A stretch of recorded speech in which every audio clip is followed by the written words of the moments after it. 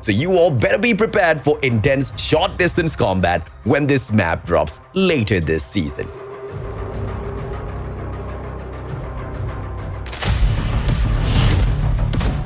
Like with most updates, we'll be getting a new gun to test out on the battlefield.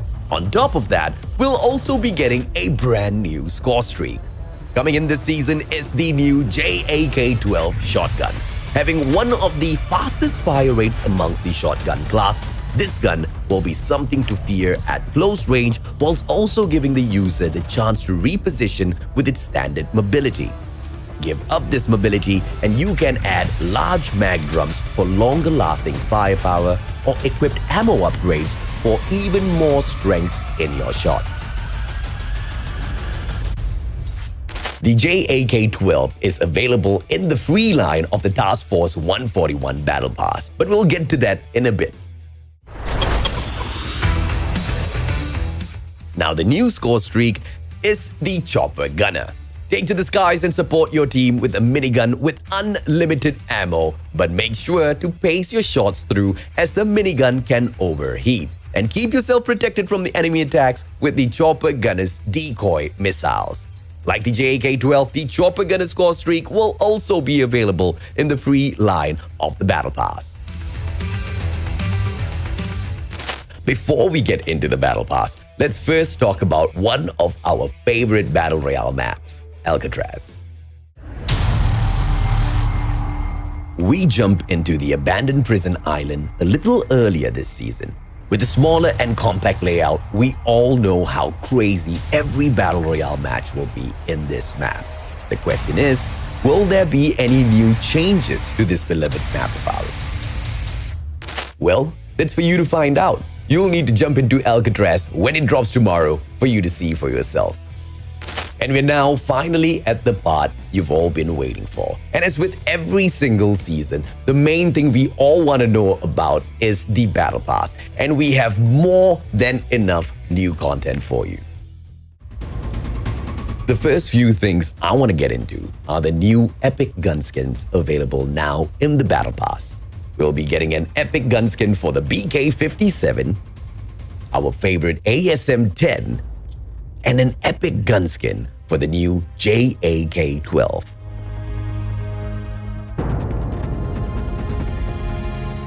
A couple of more epic gun skins are also available in this season's Battle Pass, so make sure to check all of that out. The Battle Pass also comes with 4 epic character skins, as with every single season, with members of the Task Force 141 and some other classic characters returning in new skins.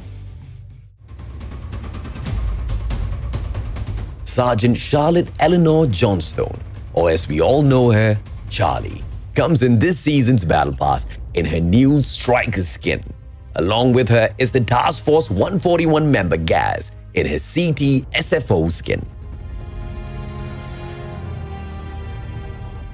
With this season's theme being the classic Task Force 141, we can't be surprised that these next 2 characters are part of the Battle Pass. Alex, the Call of Duty veteran, comes back this season in his new Hardwired skin. And of course, we can't talk about Task Force 141 without bringing up our most popular character, Ghost. The fan favorite comes in with his brand new Task Force skin, available already at the first level of the Battle Pass. We have a lot of content already available for the second season of this year, and a lot more coming for you. More characters, more skins, more crazy changes to the game that I know I'm super excited to discover with you guys all along the way. And I'm not going to keep you guys any longer. I think you've gotten enough of information here already. I'll leave you guys to jump into Garena Call of Duty Mobile to experience this new season on your own. I'll see you guys out there on the battlefield. Stay frosty and take care.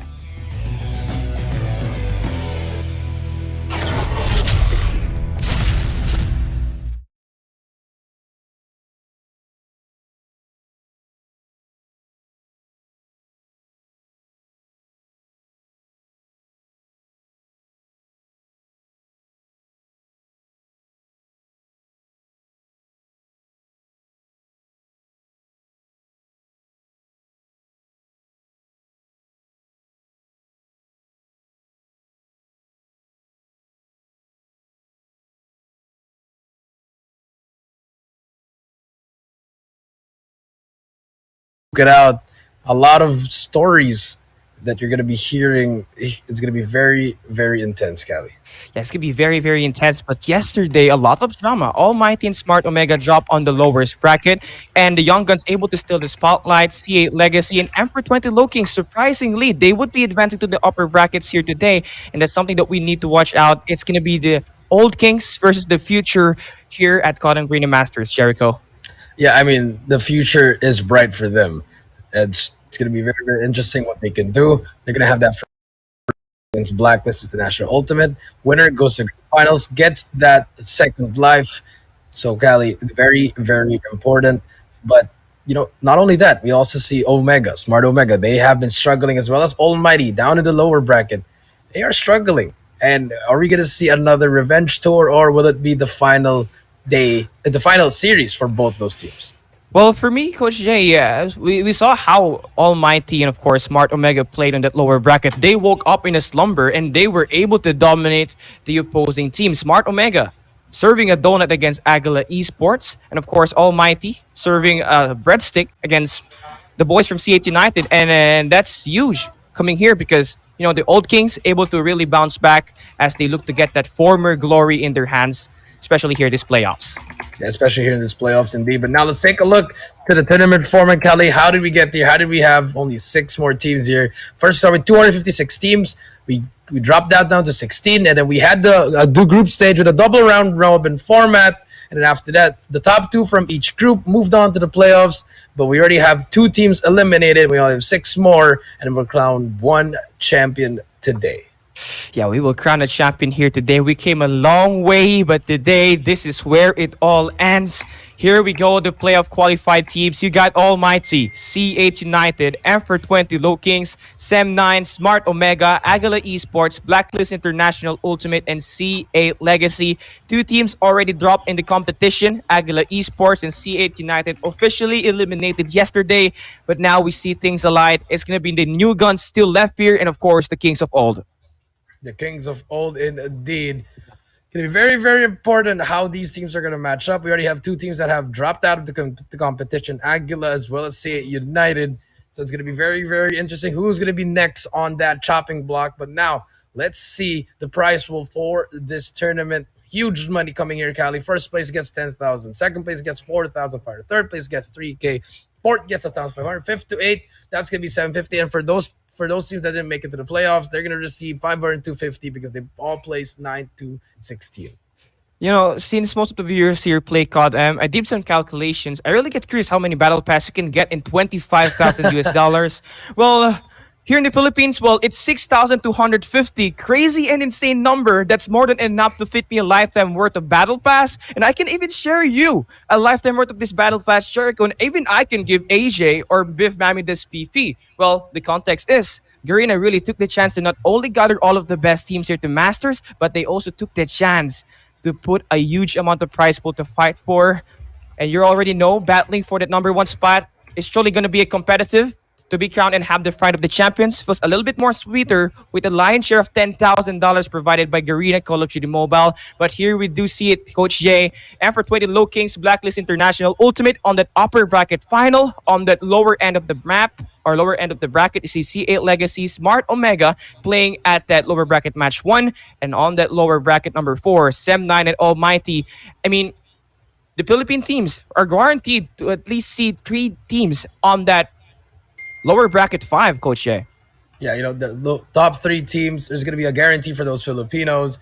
But at the same time, if you look at the lower bracket, we still have two more teams there. But but there's one thing for sure, Cali. 3 teams are going to be top 3 that are all Filipinos. And then we have Sem9 Almighty juking it out. And those for the lower bracket, that's their last life, Cali. If they lose, they're out of the tournament. M420 and Blacklist, they're fighting for that extra life in the grand finals. Guys, if you see that second grand finals, that is when the upper bracket team lose to the lower bracket in the grand finals, and then they can win. They can play another best of 5. But now the schedule for today, Cali, we're gonna start things off with Sem9 versus Almighty, and the next will be C8 Legacy versus Smart Omega, and right after that is gonna be M420 Lowkings versus Blacklist International.Ultimate. If you guys are wondering, every time the match finishes, we will be updating all the matches here, the schedule, and we'll give you guys an update.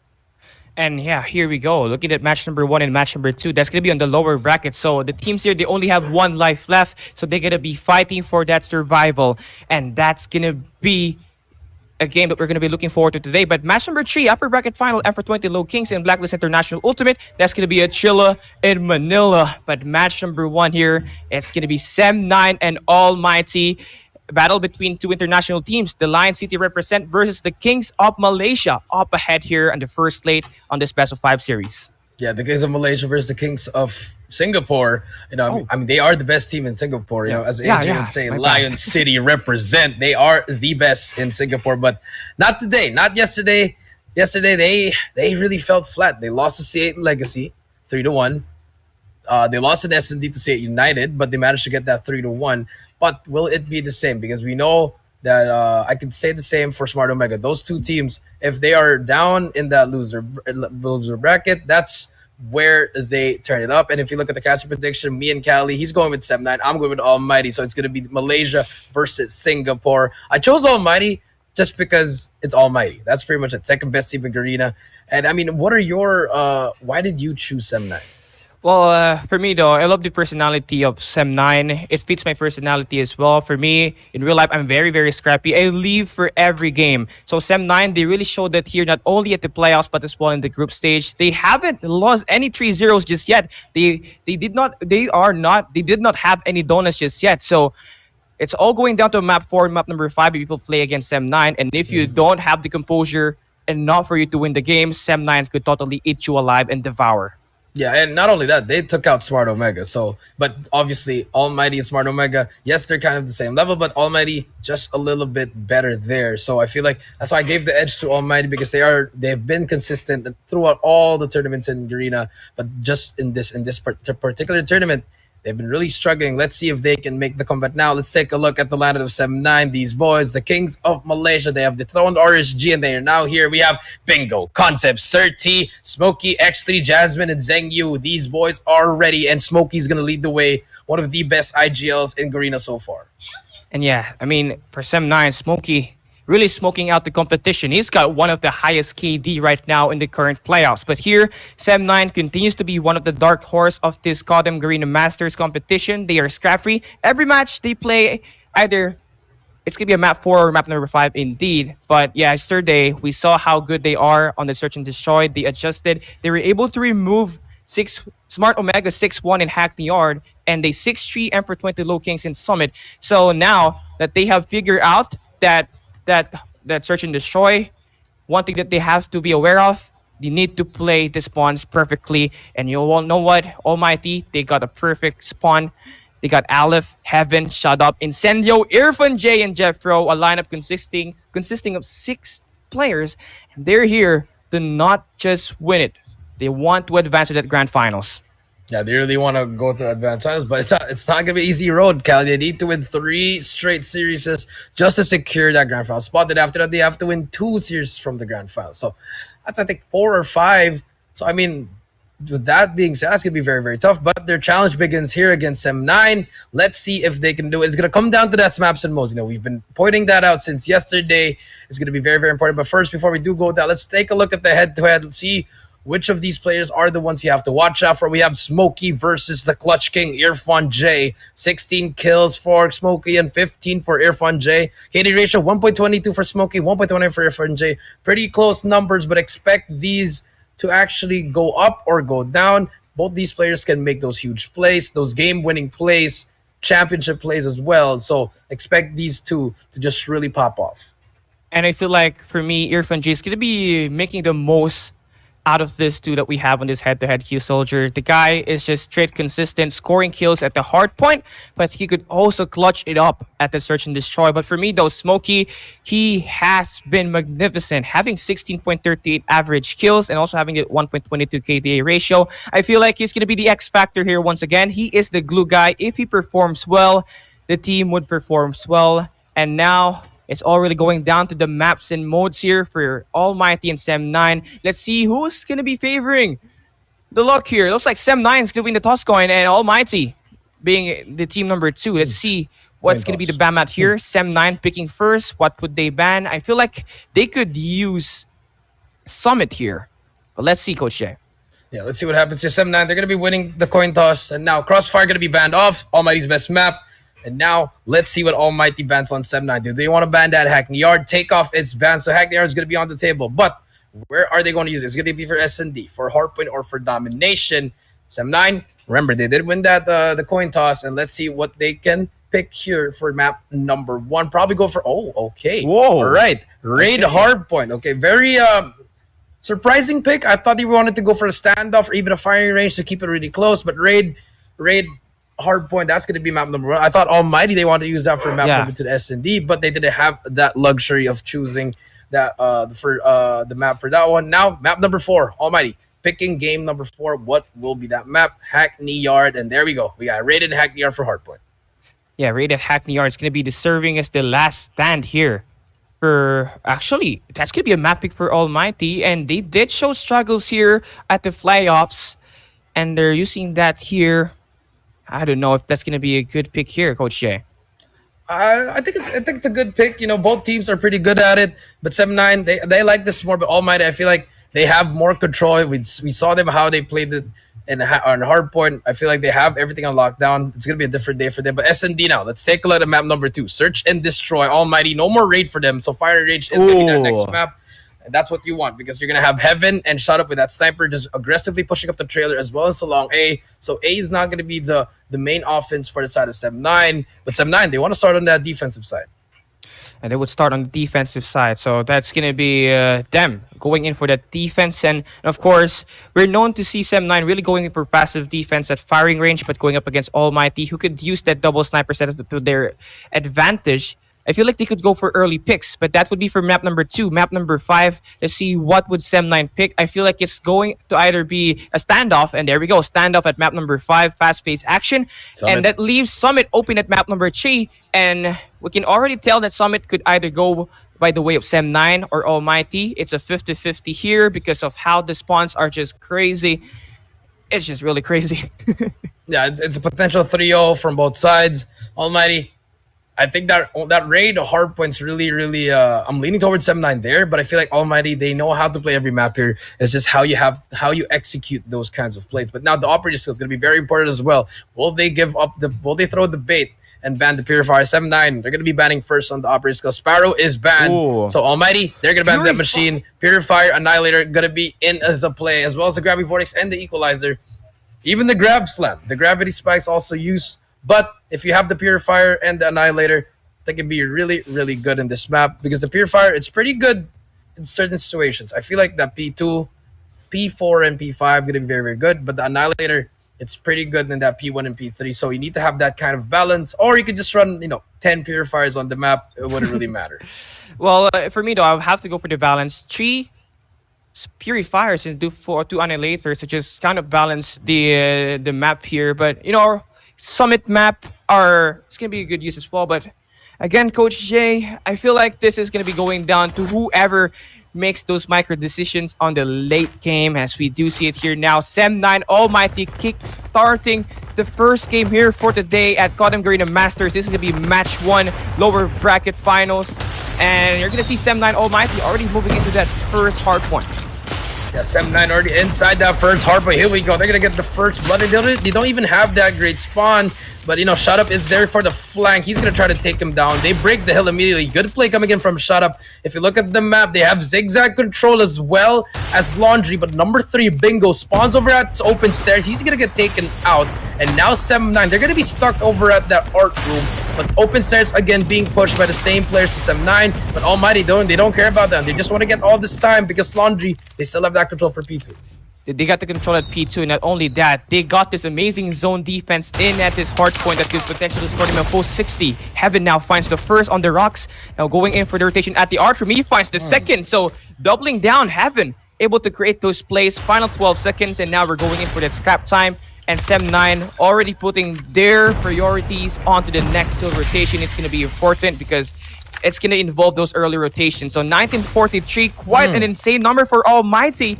And now as we open things up, can we see 7-9 power it back?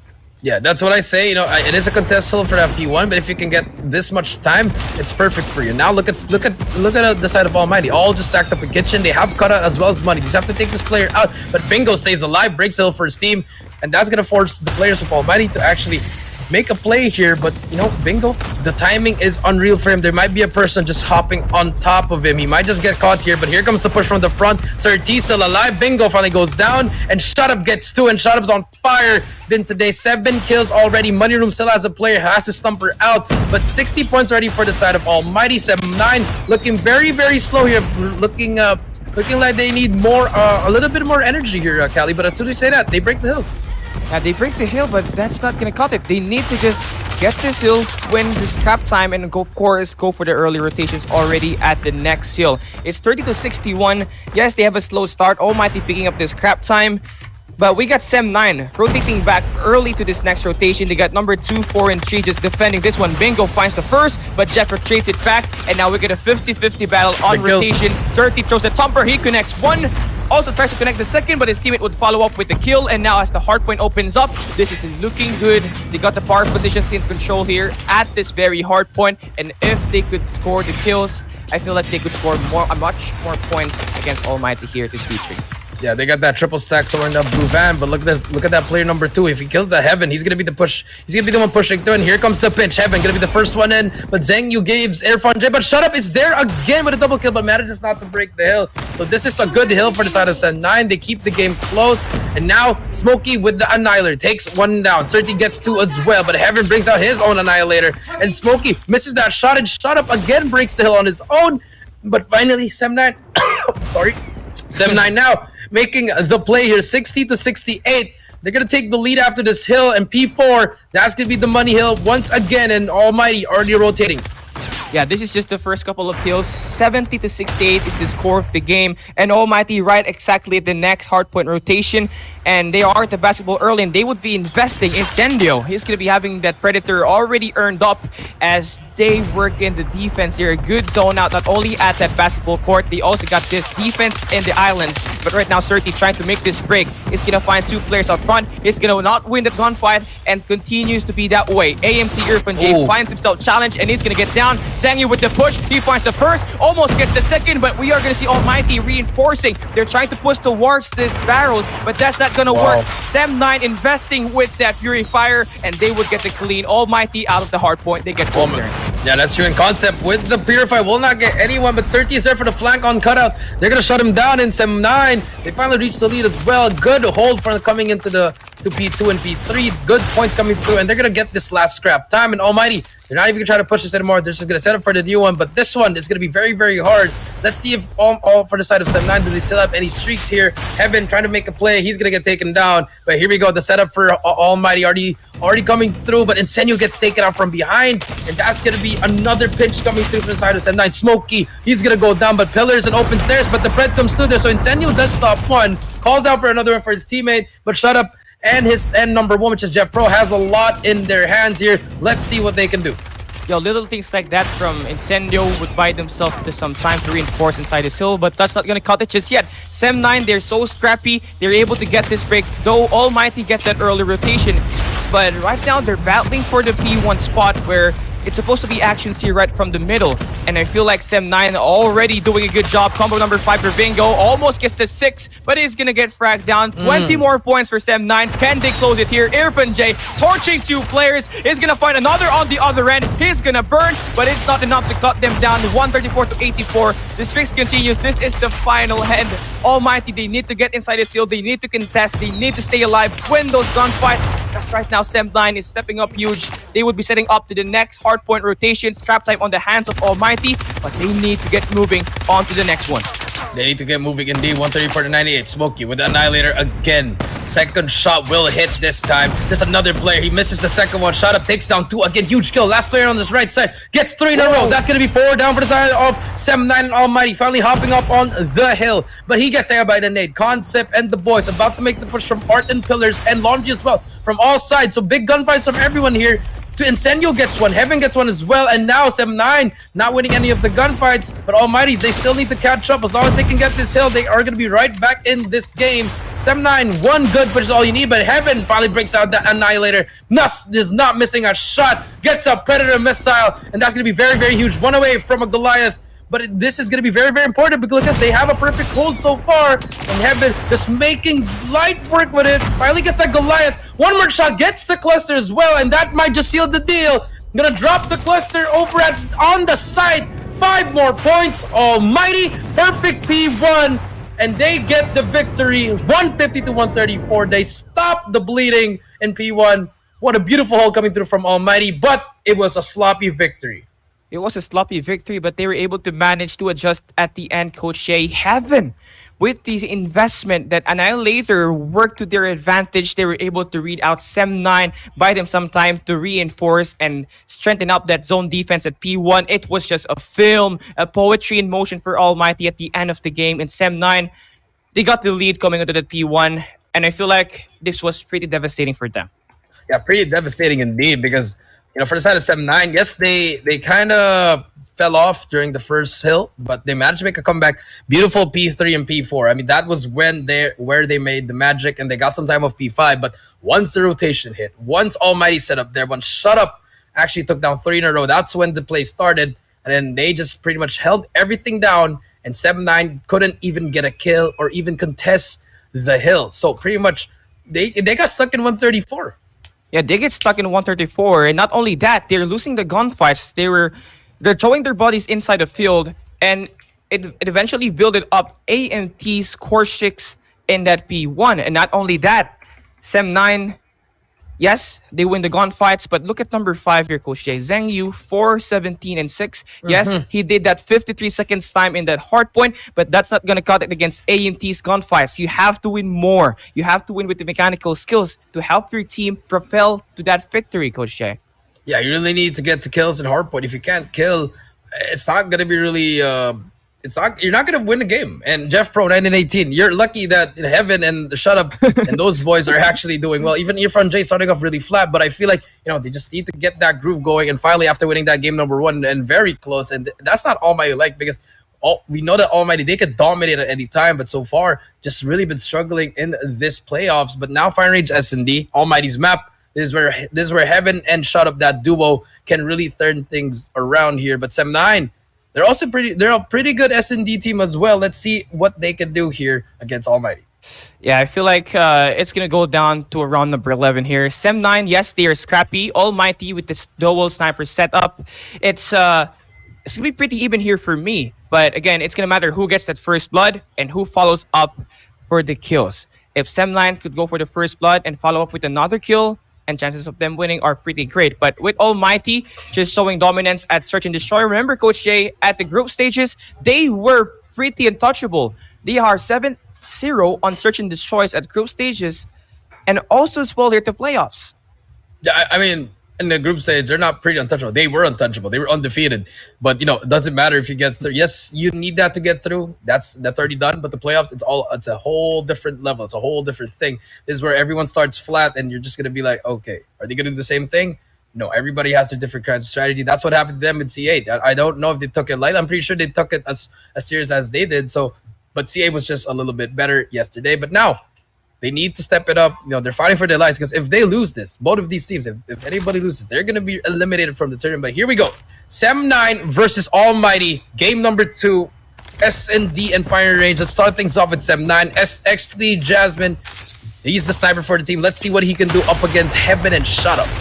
Here we go. Angle in. Oh, Heaven with matter. the shot. Smokey goes down right off instant. And that would open up his A-bomb site. So far, Jasmine not finding enough information, not getting those shots to connect just yet. But that bomb down 42 seconds before that bomb explodes. And Sem9 needs to work on that rotation and find those first picks. Yeah, first picks indeed. Retake comes through. Jasmine, going to be very, very aggressive. No threat coming through, but look at that mid-map control. Incendio, he's going to get concept out. And Sem9, they're going to be pinched, but Serti does get one. Incendio's there for the trade. Last player alive, Heaven takes 2 down. And this is the Almighty that we need. Just very aggressive, very confident in the gunfights. They have your back at each other, and they won that round 1-0. And now let's see what kind of adjustment can Sem9 do here. Well, they need to avoid getting picked by Heaven, who's got the scope. He scored 3 kills on that first round, and it could probably snowball with this man on a roll now. With this guy hot, it's pretty hard to stop him. But here we go, round number 2. It seems like they would go for a pretty default defense here. Yes, that should be enough for them to gather information at both bomb sites. And of course, information in the middle of the map. But Almighty, after a pretty fast-paced offense at the A bomb site, they look to play these things slow. Yeah, they look to play these things slow indeed. Almighty, they started with a very aggressive, and now they play a little bit delay. 7-9, they didn't fall for it. They went for a 2-1-2 defense. Middle is very open, but number 1 on the other side, which is Smokey, can actually try to pick off one if someone tries to go from mid. But Jasmine takes down Shut Up, sends him to the next round. Huge kill coming through. That's gonna stop the push there. But number 5 on the other side, you see Incendio in a very close gunfight against Sir T. Who's gonna be picking first? But so far, with Shut Up going down, that's gonna slow things down. And that's gonna slow things down here for a moment for Almighty. But now Incendio trying to win a gunfight, but unfortunately Sir T pops off, surprise, and Incendio gets sent to the next round as well. So final 44 seconds. Looks like the ultimatum for Almighty is gonna be that A-bomb push, but they need to find some picks first. Right now, number 1 in Smokey is gonna be putting that pressure on that A-long side. And now Almighty still pretty hesitant. Irfan J gets damaged, and Jasmine, having the scope, is gonna find those information, and that should be enough relayed. Now the bomb slowly getting pushed toward his A side. And I mean, Smokey, they could all push here now. It's gonna be a 5v2 now. Concept dropping Irfan J, the clutch king out. Zhang Yu trades, remove Jeffro, and Evan, only the player alive, has to play against 4 players. That's gonna be pretty hard, but he finds 2. No way, but the clock is ticking. Time limited, No time. and there we go. Clock expired, 7-9, absolute defense. Yeah, no time for them. But now, let's see what happens here. Heaven is pretty hot today. You know, we called him. We kept on saying that he wasn't really doing well, and he wasn't from yesterday, Cal. He was really underperforming. But now we're seeing that Heaven, the true Heaven, in today's playoff. Let's see if he can keep it up. Heaven with 5 kills already on his name. 1-1 though. 7-9. Good adjustment for that last round. Let's see. It's going to be the same style of setup, Cali. 2-2-1 for the side of 7-9. And Almighty, they're going to be just holding it down first, waiting for a picker. And Heaven going to try to hit those wall banks. Does he hit one? He finds one. Unfortunately, gets the hit marker. The COD gods do not approve of that shot. And now the nade's going to come through. You know, not just yet. No Shut Up, eliminations made, but Shut Up with the scope removes Jasmine, and that opens up the A side. And you already see number 4, Irfan J, leading the team there, opening frag, and 7-9 needs to go for the rotations now. 4 players gonna be there. Choke system needs to be dropped here by AMT, but the stun check from Smokey could potentially remove the player. No one's gonna pick him up. And there we go, Shut Up again, connecting. 2 kills now already inside the round. It's gonna be a 2v5 here for 7-9. This is looking to be very impossible, but if they can play for Fixer perfectly, I highly can feel that they can win this one. And here we go, Concept with a tight angle against Heaven. This 2v4 now. Oh, it's not looking good for 7-9. Concept wins 1 gunfight. Scope in hand. Tries to play with the rhythm. Number 1 already in the Americans. Trying to intercept the play. Irfan J. It's gonna snick. 1v1 engagement. Irfan J with the shot down, and Almighty claims the round number 3. Yeah, and that's gonna be Irfan J's first kill for the S&D. Now let's see what happens. 2-1. Good adjustment again from Almighty. I like it. They're just both adjusting to each other. So far for the side of 7-9, a little bit struggling there, but if they can just get that picks that they need from the start, it's gonna be very, very good for them. But so far, Almighty leading that one round. Incendio gonna be very aggressive. It's gonna be a B push from the side of Almighty, but Sir T gets one, and Zhang Yu just spraying down. He does spot one, but the pre-fire is still happening. And Shut Up just walks in there, takes him out. Sir T takes down Sir T as well. Heaven takes down Sir T, and now it's gonna be a 3 versus 2. Jeff Pro and Heaven stuck in a 2 versus 3. Look at that player, number 1, Smokey on the flank, a little bit too slow there. Jeff Pro might just get this guy on his left. Does he check? Is he gonna slide shot? He does spot Concept. The pre-fire comes through. He's just gonna keep on pre-fire Concept with the thumper. We'll try to get him, but Smokey, he should be moving now, but Heaven spots him, and that's gonna lure him out. That's gonna be a 2v2. Yeah, we got this total control here for Almighty at this back firing range. But Jasmine still in the game. He's got the scope on, and he can one-shot every player all across the map. But hey, number 1 in Smokey He's already right beside this firing range, and all he has to do is just try and surprise. Wait for Almighty to plant that bomb. But again, repositions made by both teams. They're playing adjustments every second, and that's good. And now here we go, Heaven. Finding the player on the number 3. But still managed to stay alive. I mean, 40 seconds is left. Smokey on the corner. He's gonna lose the gunfight, and Jeff Pro wins it. And we got a 1v2. It's all down to Jasmine. But for AMT, they need to plant that bomb. And Heaven, he knows that there's gonna be a player on the tunnels, but Jasmine's still alive. He cancels out the player on the bomb. He finds the first kill done. Heaven on the other end, close range engagement, uses the pistol. 1v2 for Jasmine. And at 30 seconds, plenty of time, and Jasmine getting that defuse. Wow. I thought Heaven saw him because he jiggle peeked and then he went back to the middle. Unfortunate timing there, and Jeff Pro couldn't even do anything. He got shot by the sniper. Huge clutch by Jasmine there to secure that second round. Back and forth we go. And Heaven, 7-2 though, but that was just very unfortunate, that timing. He looked at it.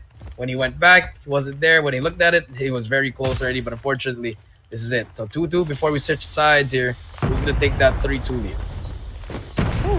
Can't really tell, but right now, number 5 and 4 on the jungles. Look at this. Number 5 in red. Incendio up on the tower. He's gonna find one with his teammate, but he's gonna get tampered out. Hitting a tamper to the face, that's not a good sight. But Jeffro able to get that response, and this 3v4 would open up this B bouncing. But look at number 1 in Sem9. Smokey. Oh!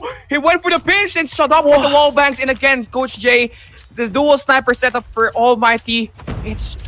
This is the winning condition for them. Shut up and Heaven playing greatly right now, and they are on pace to win this round number 5. Only one more player to take down Heaven. He's got the information, and it's all down to Zhengyu here. Bomb down, 42 seconds. Yeah, 42 seconds. Zhengyu trying to wall bang it, but 1 versus 4. What can you do? He's just keep on challenging Heaven. Zhengyu. It's gonna be the next shot. Beautiful wall bang coming through from him. Now it's gonna be 3 versus 1. 25 seconds left.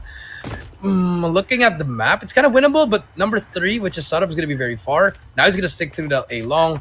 Just really have to hold it down. If you are the side of Almighty, just stick together. Double stun comes through. Will not spot anything. He's going to spot one player. Jeffro, he does get stunned, but Shut Up is there for the trade. And there you go. Almighty, they take it 3-2. And now let's see what happens on the side of defense for the side of Almighty. And Sem9 going to start off on offense. And again, Almighty, the dual sniper, continues to put into work, and that's why they got this lead. Right now, Heaven has already got 8 here. He's probably the best sniper in the Cotton Garena Masters right now.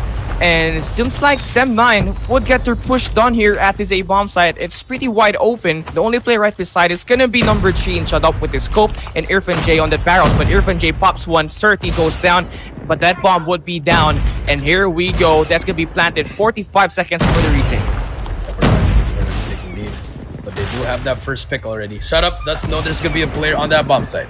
You're trying to make a play with the thumper, but here comes to retake. A 4-man push coming through from A. Jasmine does take one down. Now it's gonna be a 4 versus 4. Number 5, Incendio gonna go through the trailer. Irfan J gets one. Smokey takes out Jeff Pro. Trades back and forth. You do see Heaven misses that shot, but there's gonna be more players here. Irfan J trying to make a play. Zhengyu in concept takes one down. Heaven in a 1v2. There's gonna be 15 seconds left. He has to move here. Gonna challenge on his own. Does he spot someone? He spots one, but unfortunately gets a hit marker. The COD gods do not like that. Both hit markers! You hate to see it. It could have been a clutch, but the COD god said no. And that's going to be 3-3. How unfortunate for Heaven. I mean, that was just really unfortunate. 2 hit marks in a row. What are the odds? Call of Duty Mobile timing there, Jericho. No, it's not. It's called the COD god. Timing is different, Cali. COD gods don't like it. You're not gonna go have that. But now, Sem9, they take that round, they tie it up. Will it be the same? Will this go to around 11? Because it's looking like that's been the case here. Shut up. Beautiful lineup. Oh, that. Never mind. Delete the VOD. Delete the VOD project. No one saw that. Shut up. I will teach you how to throw a grenade. But A now. F in the chat for shut up. F in the chat indeed. But hey, even though he throw that utility, that would not connect because no one else there to begin with. But now, Shut Up wins a huge gunfight against Concept on the long range. But that bomb once again will be dropped and will be planted. But now, shut up! Gets taken by Jasmine again on another angle. That's very cheeky, but Wow. Smokey able to respond back with this kill of 1-for-1. He's got the defense locked down at the bomb site. No one can contest here. It's too risky. And the only way for Almighty to get this pushed on is through utility. A smoke could be pretty useful. A topper could be useful as well. And now the trophy system is out. Shut up now. Looking to bait the break. He's gonna get the kill at 3v1 though. This is gonna be a total workout for him. But now he's gonna push for the long A. He finds the first player, but Zhang Yu getting that kill, and they would get the lead against Almighty. Yeah, the lead against Almighty. That's very unfortunate. Almighty is really struggling in this tournament, especially the S&D. I mean, yes, they won 2 of their S&Ds yesterday, but today it's a different one. And now they won the Hardpoint, but the S&D not looking like they have it in them right now. But Jasmine, the better sniper at the moment against both of these scenes, but it's still a winnable game for both sides. Almighty, can they tie it up? Can we see them really tied up here? Heaven, after a pretty hot start at the first half, he looks to be pretty slowed down. Jasmine has the hot hands. He drops Jeff Pro with his scope, and he continues to work on the reposition. Now this time he's gonna put his eyes on this A side. He has opened up the B side, and now is looking to take over the barrels where Irfan J is currently holding at. He chose the tropo system down. No more Tompers that's gonna be coming through here. He's gonna spot the player on the other end, Heaven, trying to contest. But still, he's gonna go back down. AMT, nice defense, trying to back away Zhang Yu. But that B bomb side, pretty open right now for 7-9 to use. Yeah, pretty open indeed. And number 4, that's gonna be the one flanking. I think he's gonna spot 1. Yes, he spots Incendio. That's gonna be a 5 versus 2 now. And 7-9, if they win this, it's gonna be match point for them. Heaven and Irfan J, what can they do here? Heaven, unfortunately, he scopes out, but he takes down Smokey. Bomb is down now. Irfan J, if you can take out the other player on the other side, Heaven misses that shot again. But they have that information now. Stun's gonna come through Irfan J. He's hunting for this guy. He spots 30, doesn't quite get him. 30 gonna wrap around again. Heaven gets Concept, so 2 versus 3 now. 30, does he spot him? Does Concept spot him? Heaven goes down. Irfan J takes him out, so now it's gonna be a 1 versus 2. Can Irfan J make the play here? 30 seconds, a lot of time here. But Jasmine, looking at, he spots him. 1 in trailer, 1 at long A. Just has to point him out. No one's gonna trade it. Irfan J, beautiful. 1 last play to go. He spots him on his left. He's gonna go for it with the sniper as well. But no! Irfan J didn't have to pick that up. He had the timing with the CBR. Unfortunately, he lost that, and that's gonna be match point for Sam a 9. That was huge for Sem9, but that was devastating for Almighty. Irfan J could have won that, but unfortunately, the timing, picking up the wrong gun in a gunfight, did the undoing there for Almighty. But now we're starting to see a light. Incendio gets the first blood, but Zhang Yu able to get the respawn, exchanging the first blood with a nade. But Heaven now looking to get things going once again. Searchy is out, a 3v4 situation, and numbers already looking good for Almighty. All they just have to do is hold down this bomb sites against Sem9, who's looking to find per picks. Yeah, 7-9 looking for picks indeed. But now, Almighty, they get the lead. They get the man advantage here, Cali. 4-3. They stop the push. Now, see what happens here. 3 pushes, 7-9 just rolling up, but Heaven is being very aggressive. This is, and I feel like the momentum shifted after that clutch by Jasmine. They just kept on going with it, and now they're going to be on match point. Ooh, this is huge for Sem9 right now. Could they get this? They're going to close this map, and they're going to be advancing 1-1 on the series. But hey, the game is still not over. Almighty still having some fight in their tank left just yet. So, looks like Sem9 is going to be pushing into this B bomb site. Number 1, Jeffro. Tomper, he's holding the Tomper. And you know what we can do with the Tomper? He chose it. It's not going to connect, and he's going to find himself down. And that should be enough information for Almighty to make the rotation. But look at this. They're going to be jabbing fake B, and now they're going head straight to A. That is a pretty smart play for Sem9. Almighty. They saw him, though. Their own angle, though. And now they're going for the next... They're going for the rotation, but they're late now on this rotation, Coach Jay. Yeah, are they going to go back to B? I don't think it's going to happen anymore of a concept. Going to plant the bomb now. As a sniper. Number 5. Number 5, but Incendio takes down Smokey. Incendio takes down Zhang Yu. Last player alive. They take him down, and Almighty still alive here, 5-4. And now let's see if they can force a round number 11. All right, they got the round now. After being stuck for it for quite some rounds now. So 5-4. This is gonna be huge for Almighty and also huge for Sem9. This is gonna be the turning point. Whoever gets this win, of course, it's gonna be huge. So Sem9 still being the attacker that they are. They've been attacking pretty passively. And I believe it's about time for them to go and blitz. And that's what they're trying to do here now. Long A, 5-4, going for the gunfights. Incendio and Shut Up able to get the shot down at this long A. The back trailer is now in complete control for Almighty. The bomb would be dropped. And here we have a 3v5. Nice play, nice counterattack there by AMT. Play fire with fire on that A altercation. Yeah, actually, if Heaven did clutch that round, remember that round, Cali? Yeah. That he lost, it would have been already over. Or it would have been 5-5 already. But small mistakes. It happens to the best of us. Happens to the best of the best as well. Now, they have the mad advantage here, Cali. 5 versus 3. Jasmine with the bomb. With the sniper, actually. It's a spot one. Misses that shot, but he's going to get challenged. And that's what you have to do. It's okay. You get that one, you trade it out as well. 4 versus 2 now.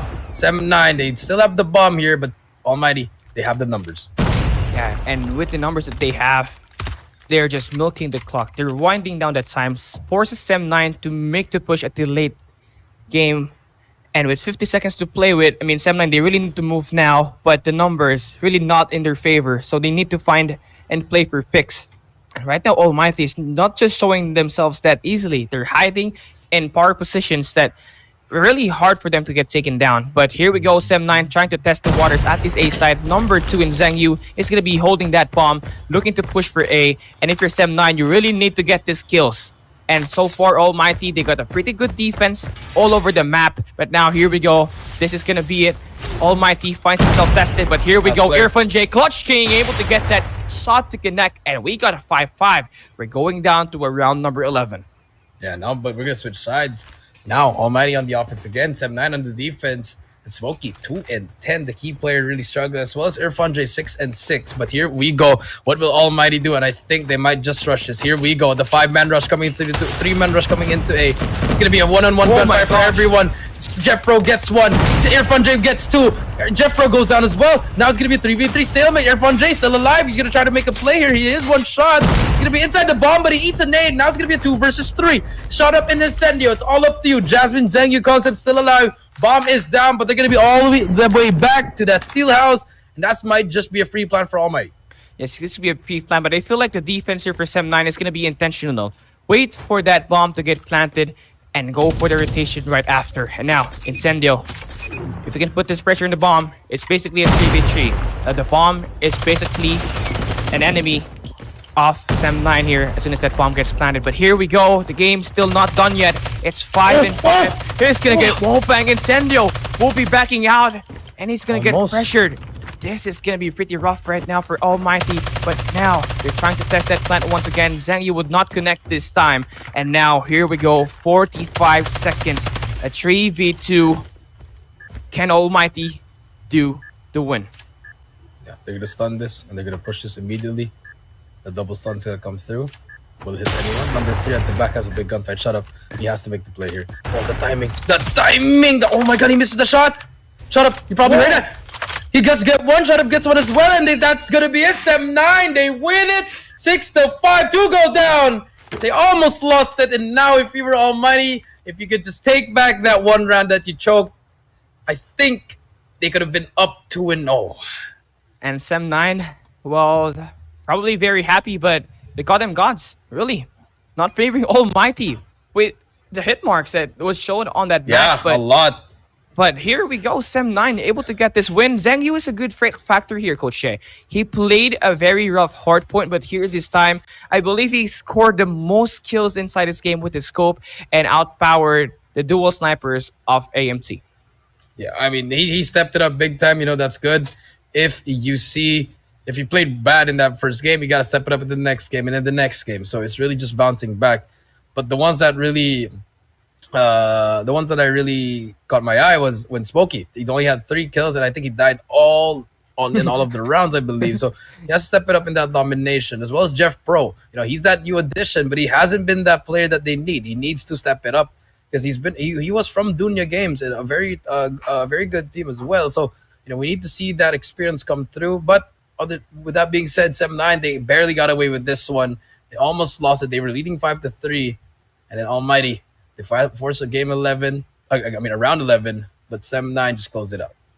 And yeah, but they could have gone both ways if only there was not a need to be at the exact point where Jeffro was standing right in front of. The guy was just down and it forced a 2v3, and AMT really having the numbers disadvantage late on the game. Sem9 really able to pick it up for trades. So now map 1 belonging to Almighty, 134 to 150. Sem9 winning this map number 2 close at firing range 6-5. And here we go. The question mark Summit as the next game. I believe it's going to be 50-50 here for this map number 3.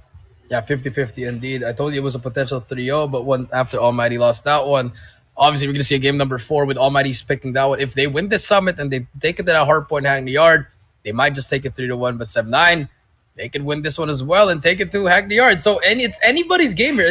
No one really has the edge here because both teams are just really great. Both teams, they want to win this. It was such a close game. And now let's see what's going to happen here. Domination Summit, Cali. I know you're going to go with Sem9. And what makes them such a great domination team? Well, what makes them really great on domination is that they were just really able to kind of be scrappy. They were really able to reinforce and defend this B flags. Out of all the matches that they have played, they win it when they win the game very close. It's either going to be 150 to 130, 150 to 144. But do you know, to your coach Jay, they're able to beat Smart Omega on that winners bracket finals, and it was 150 to 144 domination. And I don't feel like, and I really feel like it's going to be a great win here for Sem9. It's going to be a great win for them indeed. But let's see what happens here in this domination summit. I mean, Cali, it's pretty much anybody's game. It's the pivotal game number 3. You're gonna take that. And now let's see what's going to happen here. Ready, but yeah, we have. There we go. We're back. Game is hot and game is on. Almighty game number 3. Match number 3, and here's the goal third able to get the early, but tag down Oh, there you go. In play early for AMT. Yeah, that's the Jeff Pro that you need. He needs to step it up. And I'm sorry if you guys are seeing this technical difficulty. We are getting it fixed at the moment, and production is on it already. But we're just gonna keep on casting this. So, ladies and gentlemen, here we go. Game number 3. The triple cap came through Almighty already, and this is what they need. They are coming here with a vengeance because they wanted the 3-0 Sem9, but unfortunately it's a 2-1. Sem9, they get that A flag. And now Almighty leading pretty fast here. Heaven gonna get 2 in a row. Gonna get the double kill, but Certi takes him out with a shotgun. And here we go. 23 to 10 at the moment. Sem9 struggling at the start.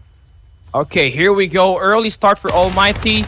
Sem9 didn't really expected that Almighty is going to be going in 100% right off the get-go. And right now, they're trying to make most of the gunfights here. Smokey now finding 2 kills already inside the match. He's going to find another down below, but he's going to lose the gunfight. And look at the defense that Almighty has put it up. Not only do they have information and defense at this A flag, they also got players at B. And look at this, number 3 in Jeffro. Shut up, making the player up front. And number 3 in Almighty, working in the pressure, things A flag. They're looking for another triple capture here. It will get watched. Yeah, another triple capture indeed. Bingo will be the first one in. You need to push with your teammates here, but he did manage to get one, but Irfan J is there for the trade. Now it's going to be just Sem9 struggling in domination. Almighty already reaching the 50-point mark, and they want to go for that one, but Certi has something to say about it. Does take down 2. But can his teammates keep going? There comes Certi. He's going to get taken out. They just get on the trades and trade Smokey. Trying to make a play. Going to miss some shots. And Jeff Pro pays for him. Punishes him, Heaven with the thumper takes him out as well. And Almighty already at that 60-point mark. They're just dominating this game number 3. Bro, AMT's gun skills are so good right now. Jeffro finding one in the corner. But Sem9 looking to fight it back. But yeah, really have to go for Almighty here. The Slayers are doing a great job keeping Sem9 away. And here we go. Heaven torches 4 players with the Fury Fire. He's going to find more as he got the spawns in check. Finding 1, gets 2 again. 6 in a row. Can we see 7? Here we go. AMT Heaven fully streak up. Using... Oh, he's going to save the Predator for last. 75 to 31. Almighty. Quite scary in his first half. Quite scary indeed. You got Heaven fully streaked out with the cluster strike as well. Still on a streak. 16 kills already just in the first half. And this is the Heaven that we were looking for since yesterday, Cali. We haven't seen him, and finally he is stepping up here in the respawns. Heaven really making sure his team makes it through. They want to end it in the next 2 games, and this is just the beginning for it. 75-31, and for the side of 7-9, they're just really struggling. Bingo goes down, Shut Up gets taken out, kills one as well. The Fred comes through, Irfan J, he's gonna trade him as well, and just like that, B just might get captured, but Irfan J not yet capping. He's gonna wait for some players. The beautiful games that's coming through from Irfan J. Does he kill? Does he take the kill out? No shot takes him out, and they're gonna be capturing B. And right now, AMT's just flaying Sem9 like a film. Every play that Sem9 pulls, Almighty finds the counter attack, and Irfan J, nice wraparound to remove concept on this middle of the control room. 86-38 right now. 7-9 looking to push here for A, and now we're gonna see some cluster strike enabled here for 7-9 on the Charlie flag, so they would not get that Charlie flag capture. And Almighty right in this A flag going in for a triple capture, and this is just Almighty showing dominance, showing map control. 96-42. We got a long way to go, but with Almighty showcasing what they can do here right now, Sem9, it's not looking good. Yeah, 7-9 not looking good, but 100-point marker. They just got throttled through this, and now it's gonna be 108-42. I mean, they just pretty much ran away with it, and now 7-9. I just don't know what they can do here. Just have to bounce back now from the next game. You know, give up. I mean, not really give up. If you can try to go for a comeback, yes, but it's looking at the score, it's pretty far away. Look at this, Heaven already having another set of score streaks. Look at this, the second cluster strike already in the match. And that really says that Sem9 is going down that easily. Almighty is securing kills after kills. Final 20 seconds, and they're gonna secure this map number 3. Almighty, if we can see this type of consistency push at that map number 4, we are gonna see them take this win. But Sem9 has to find that resolve. Not here though, but on the next map. This game basically about over. Almighty, final 10 points. Sem9 looking down the barrels of defeat. And hey, Heaven was just lighting things up here. Look at this. He's not even done yet. He's going for 31 kills here, Coach J. 31 and more. That's gonna be make it 32. Can he make it 33, 30? Oh, doesn't even get it even, but it doesn't matter. 32 kills for Heaven, 150-49. Welcome to the 50-point club. Sem9 full platinum membership. That's gonna be yours. But now 2-1. And I'm pretty sure Almighty, they could have been over it. They could have done this already with a 3-0. But unfortunately, they need one more match. And that's going to be their map. Hackney Yard, Hardpoint, and Almighty. The momentum is on them. Yeah, the momentum is on them and riding on it. And Hackney Yard, this is going to be the best way to take down Sem9. A map that you pick, a map that you're confident in winning at. And if they could show the same consistency like they did here at Summit, where Heaven just played out of his mind with 32 kills, 4 deaths and 7 assists, I don't see them having a problem at Hardpoint, because this Domination Summit, this is just plain film for Heaven. Yeah, I mean, Jeff Pro and Shut Up 70-15 and Heaven with 32. And then for the side of 7-9, it's only Bingo with 10 kills. And this is the first time we've seen against a pro team. Smokey with 7, 30 with 7, Concept with 6, Segi with 5. I mean, it's the Heaven show. Yeah, it's the Heaven show. And the guy basically did run over with 2 sets of score streaks. One for the first half and another for the second half. 2 cluster strikes just written down on this Domination Summit. And Sem9, they need to bounce back. The stats don't look good here. If you have 5 players having that negative KD, that just shows how unprepared you are in winning gunfights. Yeah, I'm winning gunfights indeed. I don't know what just happened to them, but unfortunately, it is what it is. You just have to bounce back on that game number 4, but it's gonna be very, very tough to actually bounce back from this one. But Sem9, they've been there before. Let's see if they can do it again. Hackney Yard Hardpoint's gonna be next. They like that map, but Almighty, I feel like they chose them. They chose that map for a reason. And here we go, game number 4, and just take a look at the scores. That game number 1 pretty close. Game number 2 very close. Game number 3 wasn't even near. Wasn't really even near. Look at that. Not even getting 100 points. The 50-point mark, the 50-point club indeed, as he said, Coach J, at that map number 3. But hey, for map number 4, though, Hackney Yard, it's going to be an interesting pick, by the way, Coach J, because Almighty, this is a map where they struggled. But here, I think they want something. They have something to say. They want to prove that, hey, Hackney Yard is not one of our worst map. We're here to prove you wrong. And I believe if they could take down Sem9 here, the teams would have to watch out from them at Hackney Yard. Yeah, they really have to prove themselves here. You are fighting for your life. If you are Sem9, if you lose this, you are out of the tournament. And if you are Almighty, it's gonna be your first step towards the grand finals. Both teams, they need to play their hearts out here, but looking like Almighty, they might just take this one. But Sem9, they're starting off on that good side. Let's see what they can do. Here we go, Sem9. They're gonna be getting this good spawn, so they better keep that. You already know Almighty, one of their main plays is to try and flip that, but Zhang Yu already fighting this 2Ps already. Concept moving into the warehouse. Sir T able to get down. Irfan J, they're going to be soaking all this first 10 seconds, but Almighty already working. Number 4 in shut up, looking to reverse the spawn. Yeah, reverse the spawn indeed, but Sem9, they're going to be staying at back useless. That number 5, that's not going to flip the spawn whatsoever. They're always going to be spawning there. And Almighty, they're still stuck in that P1, but they're just going to get all that time.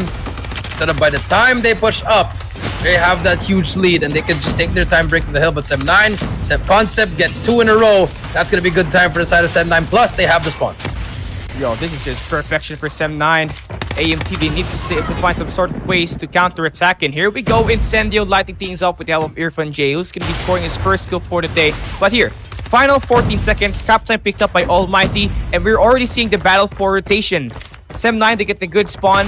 They get numbers inside this next rotation, but Almighty trying to put in all the work to try and remove the players inside from Sem9, but that won't happen. They get flushed out of the first break, and Smokey already gets 3 kills, looking to add a bit more.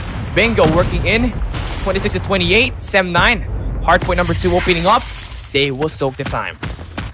Yeah, they're going to get that time, and for the side of Almighty, they're struggling to break the hill here, but they finally managed to hit the pinch here. Bingo, he's gonna take one down as well, but more players from the side of Almighty pushing through. Sir T, is he gonna get the timing? No, he does not. One more player to beat there. Shot. Incendio still alive. He's gonna try to break it on his own, waiting for his teammates here, but they need to break this one. This is huge hill for the side of Sem9. Incendio, he's gonna get taken out by the Thumper, and if you are Almighty, this just might be your last push. You should set up for that P3. Yeah, here we go. Sem9 Bingo, proving that into place as a statement. Almighty now working on this next rotation. He's gonna have 7, but he's gonna get taken down though. And here we go, 26 to 74. And Smokey working on next rotation. He's gonna get chopped down. AMT, they're working on the power positions here, but number 3 in red, that's gonna be our boy Bingo. He's gonna be working on the rockets as he finds shut up down. And this next rotation about to pop off soon. Oof. And AMT, they got the good spawn, but can they defend it against Sem9, who has been working with the gunfire? Look at this, Smokey still finding another kill here, 26 to 84.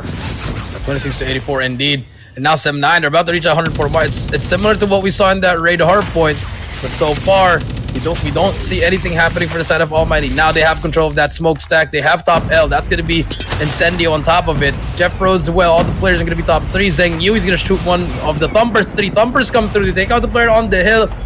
And that's all you need if you're Sem9. Just take him out if you can't get that time. But they actually did get the time and flip the spawns here. Looking like they really want to force a game number 5. Jeff Pro and the boys trying to make the play here. But Sem9 inside the hill as well. Bingo coming inside as well. And there's going to be Smokey with the Annihilator making the play for his team. They've reached the 100-point mark. And Almighty, they are forced to rotate to the next one. But Zhang Yu is there with the Annihilator. Hasn't shot first, but will he get the COD timing? He's still alive there. Gets one. And now Almighty slowly falling apart here. But let's see if they can make the comeback in this P4. Here we go, P4. You already know that's going to be a money hill. And Almighty's got stacks. But Sem9, with all those skills that they have, operators are going to get used here. I'm expecting the Purifiers to eventually flush the players inside this hill. But Irfan J trying to make this thing work for Almighty. They're trying to bounce back here. And this is the best hard point to get. And now, first 20 seconds can be soaked down here by Almighty. Heaven going in for the defense. He's going to get shredded. Surti now going in for the Purifier. He's going to torch 2 players once again. Sem9 getting that break. Yeah, Sem9 getting that break indeed. 121 to 53. Here we go. Surti with the Purifier. He's holding down that time. They want to end it here. They want to get to a game number 5. And it's looking like Sem9, they are going to force a game number 5 on S&D. But Irfan J, he takes down 2. But is it a little bit too late now? And if you are Almighty, why choose Hackney Yard now? It's just really unfortunate for them because Surti is going to burn them to shreds, but Incendio stops it. 14 seconds left, and if you're 7-9, you don't even have to push this. Just rotate back to that P5. Get ready already. Set up for your position. Just hold them down. Now, they got this thing. Hold it down. Look at this. Axis 1 Goliath already calling it in. And Irfan J is going to be the first on rotation for AMT. Right now, that Axis 1 Goliath has to be taken down. FHJ is going to cancel out damages this Axis 1 Goliath. Perfect neutralization. And now they get this spawns. The RNG favored Almighty to come and get this. And Jeff Pro now having 8 kills working on the top. AMT, they need to defend this first break. That's going to be set 9 bringing in. Smokey. No, the guy's just too good. He's got 21. Defense finding the exit kills. He's gonna go in there with the thumper. He's gonna find 2. He's gonna find 3. 7-9 Smokey on the tear. He's just going in it. And they will be forcing a game number 5. Game number 5 indeed. 7-9.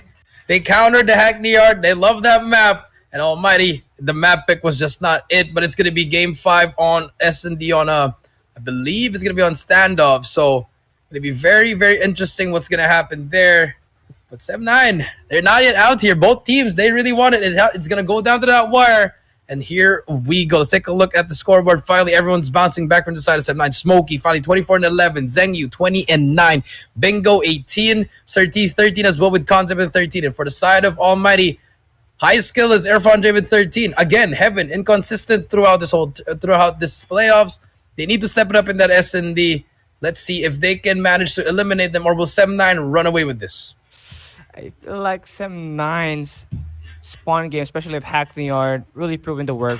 Coming into this Hackney Yard, they look totally different. Compare the style of domination to Hardpoint Hackney Yard. 7-9, they revitalized Coach Shea, and I feel like they could get this map number 5 as well. But again, you know, Almighty, they can respond with pressure, and hopefully we do see this game 5 very close, because here on the first 4 maps, we see back and forth action. Map number 1 taken by Almighty. 7-9 gets map number 2. Almighty takes map 3.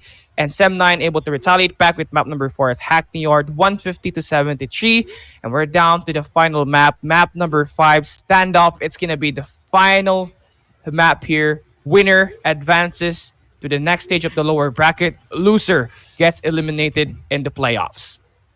Yeah, loser gets eliminated. That is true. But standoff, here we go. I mean, look at the score. You know, first game, very close. Second game, close. Third game, wasn't even close. Fourth game, wasn't even close as well. So they're just trading games here. But now, 7-9, they did pick standoff S&D here. I feel like this is going to be very, very important. Such a huge game coming through. But Almighty, they're going to be picking that offensive side. Will it matter? Let's see if they can string some rounds here. But so far, it's looking like 7-9. They got the best of that S&D last time, Cali, but it was very, very close. Yeah, that firing range was very slow pace, and they're able to manage to win. Only at the late game, their micro decision to win the gunfights and showing that God need to put them on a 2v3 with the numbers advantage. They got the win at map number 2, but same thing would happen here with map number 5. Standoff seems to be a map where it's just going to be all fast pace, but you can also turtle it up, but not that slow compared to firing range. Yeah, not compared to firing range. Firing range very small, like what you said. And now for standoff, a little bit more flexibility in this map. You know, you're gonna see a lot of these flanks from the back, probably some rushes through graveyard, or also some just rushes through the bomb site. So it's going to depend. At the same time, your snipers, they know all these spots where you could just get some nasty wall bangs. It's going to be very, very important on how they check that, when they check that. Also, the utilities, when you're going to throw that, the retakes, a lot of things in question in this S&D, especially it's game number 5. Winner moves on, loser goes home. I feel like the X factor here for both teams is going to be the sniper. And 7-9, they got Jasmine, who was able to put up 10 kills on that search and destroy firing range. Meanwhile, our boys from AMT, they got the dual sniper setup. And AMT Heaven, and of course, shut up. They need to make this thing work. There's a lot of all-bangable spots here at the search and destroy standoff, especially on that bomb site at A. So if they could work on that, I feel like it's going to turn the game around. It just might turn the game around indeed, but easier said than done. Execution is key here as well as consistency. Yes, you may win one round, but how can you win at least 3 in a row, 4 in a row, 5 in a row? You have to string these rounds, get that momentum, put that energy in the game. hype up your teammates. I know I've been saying that, but it really matters. Chemistry with your teammates. It really, really matters. You need to be coordinated as well. So for both of these teams, they have to be in their A game in the S&D. Yeah, they have to be in their A game. And again, we have to re-emphasize that whoever wins stays alive. Whoever loses gets eliminated. So it's really all going down to a map number 5 where it's going to be slow and steady. A lot of going to be strategies here that's going to be played out on this map number 5. So I don't see that the game here would be dominated. I see it more as a round number 11. But let's see though. It's up for the players to dictate the flow of the game and define history. Sam9 and ALMGHTY playing at map number 5. Here we go. Search and destroy at standoff. ALMGHTY starts as the attackers, and they're all on their way at the A-bomb site. All the way to the A-bomb site, indeed. Bingo gonna be the first one there. Jasmine takes down Incendio. Then Bingo still alive, finally gets traded out. Now it's gonna be a 4 versus 4. Heaven try to find a spot as well.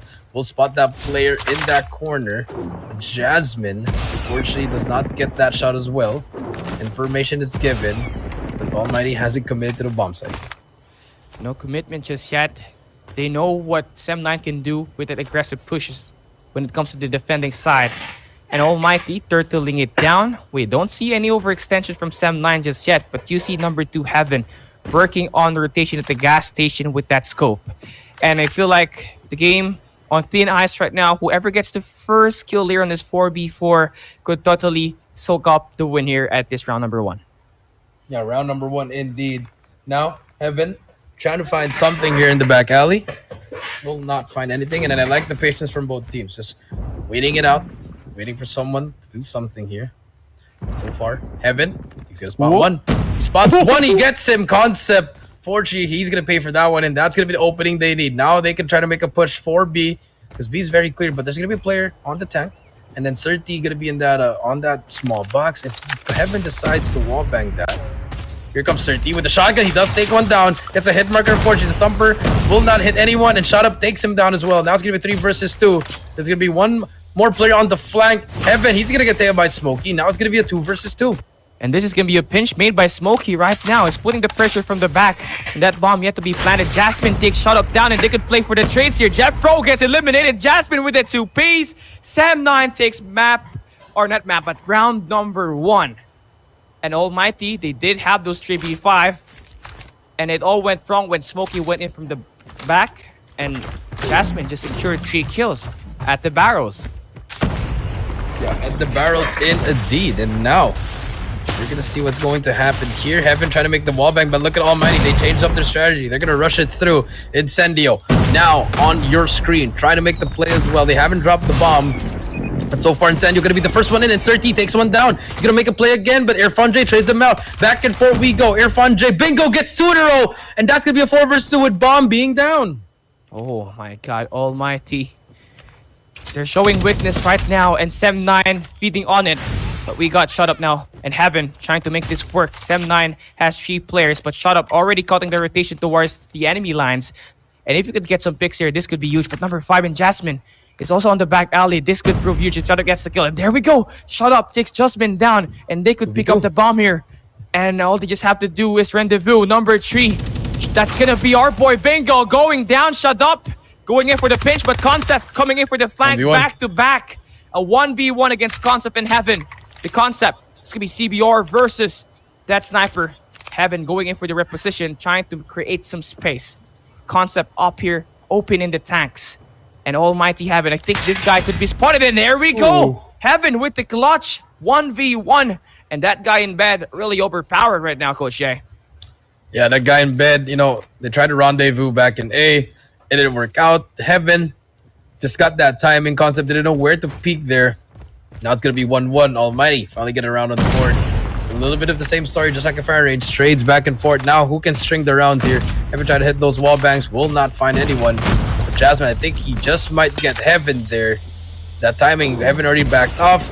Now ALMGHTY again getting that statue and tank control as well as L. But look at that. Number 4, Concept and Incendio. They are just near each other, so that might just be a big play. Actually, no. It's only going to be Concept. If he peeks on the L wall, it's going to be an easy kill, but Jasmine takes out Irfan J. Now 5 versus 4. And here we go, Sam9 once again with the first blood. They are the first blood reaper, but you already know ALMGHTY could respond to that. And all it takes is one single play that they would initiate. And shut up now. Already in the grannies. Going way deep right now. Jeffro already in. Smokey, he's gonna find one. He's gonna thumper, but Jeffro finds two players. This could be huge. Gunfights won over by Jeffro. And they have turned the game around. They now have the numbers and they could score the plant. But number one is Surti. We know what the guy can do on that shotgun. And he's gonna be here staying on the same position. Patience is virtue. He finds one. He's gonna find information all the way to the other end. And again, Almighty still have the numbers, but they're getting pressured all over the map, Coach Jay. Yeah, they're getting pressing all over the map. Indeed, number 3 on your screen at the back. Bingo, he's going to spot one. Jeff Pro with the thumper. Misses that shot, unfortunately. He's going to get taken out, but Heaven gets the trade. 1 versus 2 now, and Surti doesn't have the best weaponry, the shotgun, unless they come in close range and they have no info whatsoever of Surti. The bomb will go down, and Surti, he has to pick up a weapon here. Whew. I mean, the KRM would not totally work on mid-range and long-range engagements. The KRM is only your friend at the close range, and that bomb has been planted. 40 seconds to play with a 1v2 AMT. They got the odds of winning here a lot higher compared to Sir T with a 1v2. So this guy is going to be picking up a killer 1-for-1 to play with, and that's going to be huge here on this mid-range engagements. Right now, Almighty splitting up. Sir T finds the first player in the ground. He's dropping shot up. Heaven right on the other end. Oh my god. But no, he's going to live. But that shot triggered him. He got the information, and here we go. 1v1. Sir T with the 1v2, and that's going to be a clutch for Sir T. Dropping the final 2 players, calm, cool, and collected. Yes, sir. The COD gods were with him. The KRM giving him the 1-shot, 1-kill capability. Gives him a little bit of a smile, but now 7-9, 2-1. Huge play coming through from Sir T. 5-2. Now, Incendio 0-3 at the moment. Earphone Jake 1-3 as well. They need to step it up here. Look at this. Jasmine going to be on that same spot. Can he spot someone there? So far, that timing though. The moment he dropped down, Incendio was there. He does spot Incendio, but Jeff Pro takes down Sir T. MVP is gone. Now it's going to be a 4 versus 5. Mid being clear as well. Yellow and shot up at the back, trying to make the play. Can he find something? Hopefully he finds one. Number 4 concept already in that gas station. But that A bomb set is pretty open. Sir T's not going to be there anymore. So no threats. And they could potentially clear up the front. But now shut up here at the grannies. That's going to be Smokey. Pretty disciplined to stay at this B-bomb site. Not really overextending. And yeah, he spots the head. But he's not going to find enough information. Now here we go. He's going to find the angle, but no connections made whatsoever. It's Smokey there to hide. Concept going in for the hunt. He's going to find an information inside his gas station. But again, he's going to have 2 players right in front. Shut up needs to make this work, and Heaven going back down. The jumper would not connect whatsoever. 3v5 here. That bomb planted. 36 seconds to play around. 7-9 going in for multiple angles and going in for that retake. Yeah, 7-9. 3 versus 4 now. They got shut up. But now, let's see what's going to happen. Concept, does he spot them? Yes, he does. Heaven goes down. Now it's going to be 3 versus 3. Irfan J takes down Bingo. 2 versus 3 now. Now here comes the double push. Jasmine with the sniper. And he spot one. Unfortunately, doesn't even get to shoot anymore. Irfan J takes 3 down. The Clutch King makes a play. Now it's going to be 2-2. Such a slow game so far. Yeah, and when you play stand-up, you expect the game to be pretty fast. But with the game just slowed down like this, you already know that 7-9 and Almighty, they respect each other. And they're just slowing it down for them to gain that rhythm. Ooh. But here we go. Heaven almost removed that trope resistant mid-air. Not exactly a great shot to connect though. But here we go. Jasmine fighting information all the way to the boxes. Was not going to find none whatsoever. 2 spots Heaven's head, but that won't be enough as Heaven backs away. And now, utility is getting shown in here. And Almighty, again, playing this one slow. Yeah, playing this one slow indeed. They haven't been rushing for a while. They usually just use the clock to manage. Just find something what they can do. Let's Heaven do his thing and shut up as well. Now, Heaven with the sniper. Mid's pretty clear here. So yellow is going to be open, but there's going to be a player inside that. He's not going to get... almost gets wall bang. It's a little bit angled there, but Heaven still not finding anything. He does spot one, and Jasmine takes out Incendio. Huge kill by him. That's going to stop the push once again. And again, 7-9 with the first blood. If they get the first blood, they really have the momentum in their side.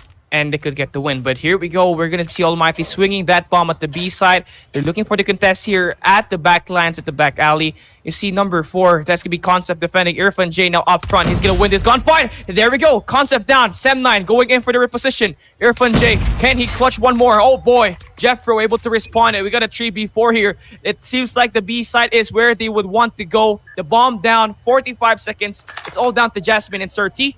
Jasmine, I think he did not spot the play on the other end. Sniper battle here. Shut up. Still not finding that information. And here we go. Final 30 seconds. Yeah, final 30 seconds indeed. Here we go, Jasmine. Spots one. Spots his head. That's information. But it doesn't matter. He misses the shot. Heaven takes down Sir T. Jasmine, the last player alive, just going to try to challenge him. He's going to get taken by Heaven again. And just like that, Almighty finally won that round. Now we're going to switch sides. Let's see what happens here. And yeah, Heaven already got 7 kills here right now. And the guy in bed just continue to help the team win here. He's got 7 here right now at this search and destroy, but Incendio really needs to turn it up. He's got 0 kills. Until now, he's yet to find any kill. And he has to work it up here to give AMT that upper edge against Sem9. But here we go, Heaven finding information all over the back alley. And now here comes the contest. He misses the first shot. Backing up, that would be our boy number 1. That's going to be shot up with his scopes as well. And Sem9 backing away. That back alley, it's just too crowded. It's too active. And they would be opting for a smart approach here, canceling out that push. And they would play in the middle of the map. Middle of the map indeed. Now, see what happens here. They're going to go back to that A-bomb site. Kind of get some information within the boxes. And if you are 7-9, yes, you got to play for picks here. But Shut Up takes down Concept. A little bit too aggressive there. The sniper can definitely take you out with one shot. 2 to 3, a minute left. And for the side of 7-9, what do you want to do? The A is pretty clear here. And Almighty, they just have to retake that if they want to try to get the round. But Jasmine gets shot down by Shut Up. And now it's going to be a 4 versus 2. Almighty has the numbers advantage here. Smokey gonna peek here, but Irfan J already pre-aim. Bomb is down. Last player alive. It's gonna be Bingo. He does take down Shut Up. 1 versus 3. But it looking like he's just gonna get taken now through the wall. Heaven takes him out. That's gonna be 4 to 2. Almighty finally winning a back-to-back. Yeah, that's going to be a back-to-back. And that's going to be the first 2-round lead that we're going to be seeing here against Sem9 and Almighty on the Search and Destroy. It was pretty close, but now that Almighty got this cushion, is that a sign that they're going to win all of this? Jeffro finding Bingo, and now it's all starting to string up together. A 4v5 here. Almighty seems to be having that momentum. They have that momentum right now, but Sir T in such a great position here, but it's a 50-50. Here's Concept. He's going to beat 3 guys in a row, and Almighty, by the power of friendship, they ended up getting that one. Going to be another player, Sir T. He's going to get tagged up. But Bomb is down already. Here comes the retake. They're going to play for trade. Smokey does get 1. Jeffro trying to get another player there, but will not find anyone. But the trades come through. Shot Up. Smokey still alive. Smokey goes down. Last player alive is going to be number 5. That's going to be Jasmine. Jasmine misses that first shot. He's going to try to go. He does get Shut Up. One more player, but Incendio is there for the trade. Match point for Almighty.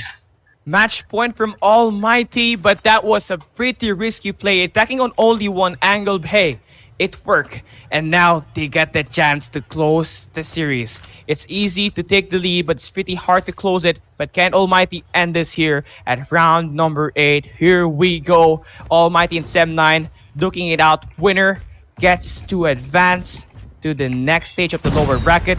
Loser gets eliminated here at Garena Masters. Now here we go. Heaven going in for the extensive push. He finds the first kill against Concept. It's going to be a 4v5. Yeah, 4 versus 5. Concept going down already. Now 7-9. They left the bomb early now. Now they have a little bit of numbers, but Bingo a little bit too aggressive there. 5 versus 3 now. And Sir T trying to find something as well, but nothing is happening for them. Sir T trying to find 1. Will not even hit a shot there. He's going to get tagged up, but Smokey does take down Irfan J. There's going to be a pinch happening here. Incendio takes down Jasmine. Last 2 players alive. What can he do? Sir T gets 1. Smokey gets 1 as well. Last player, what can he do? Jeff Pro takes him out, and that's going to be it. Almighty will move on, and Sem9 will be eliminated from the Garena Mobile Masters. Here we go. Almighty, they have woken up from a deep slumber. They will be winning 2 in a row now here at the lower bracket. They have now found their momentum, and all they just have to do is find consistency. But it had to go to a map number 5 against Sam9, the Kings of Malaysia. But hey, they find the execution, they get the job done, and it's GG's for Sam9. Yeah, GG's. Valiant effort. They took down Smart Omega, but they couldn't take down the Almighty Kings. But they took them to a game number 5, and Almighty. Sloppy victory, but they'll take what they can get. 6-3 there. And I mean, Almighty, they just need to find something, some kind of energy here, because it's just the start of the day.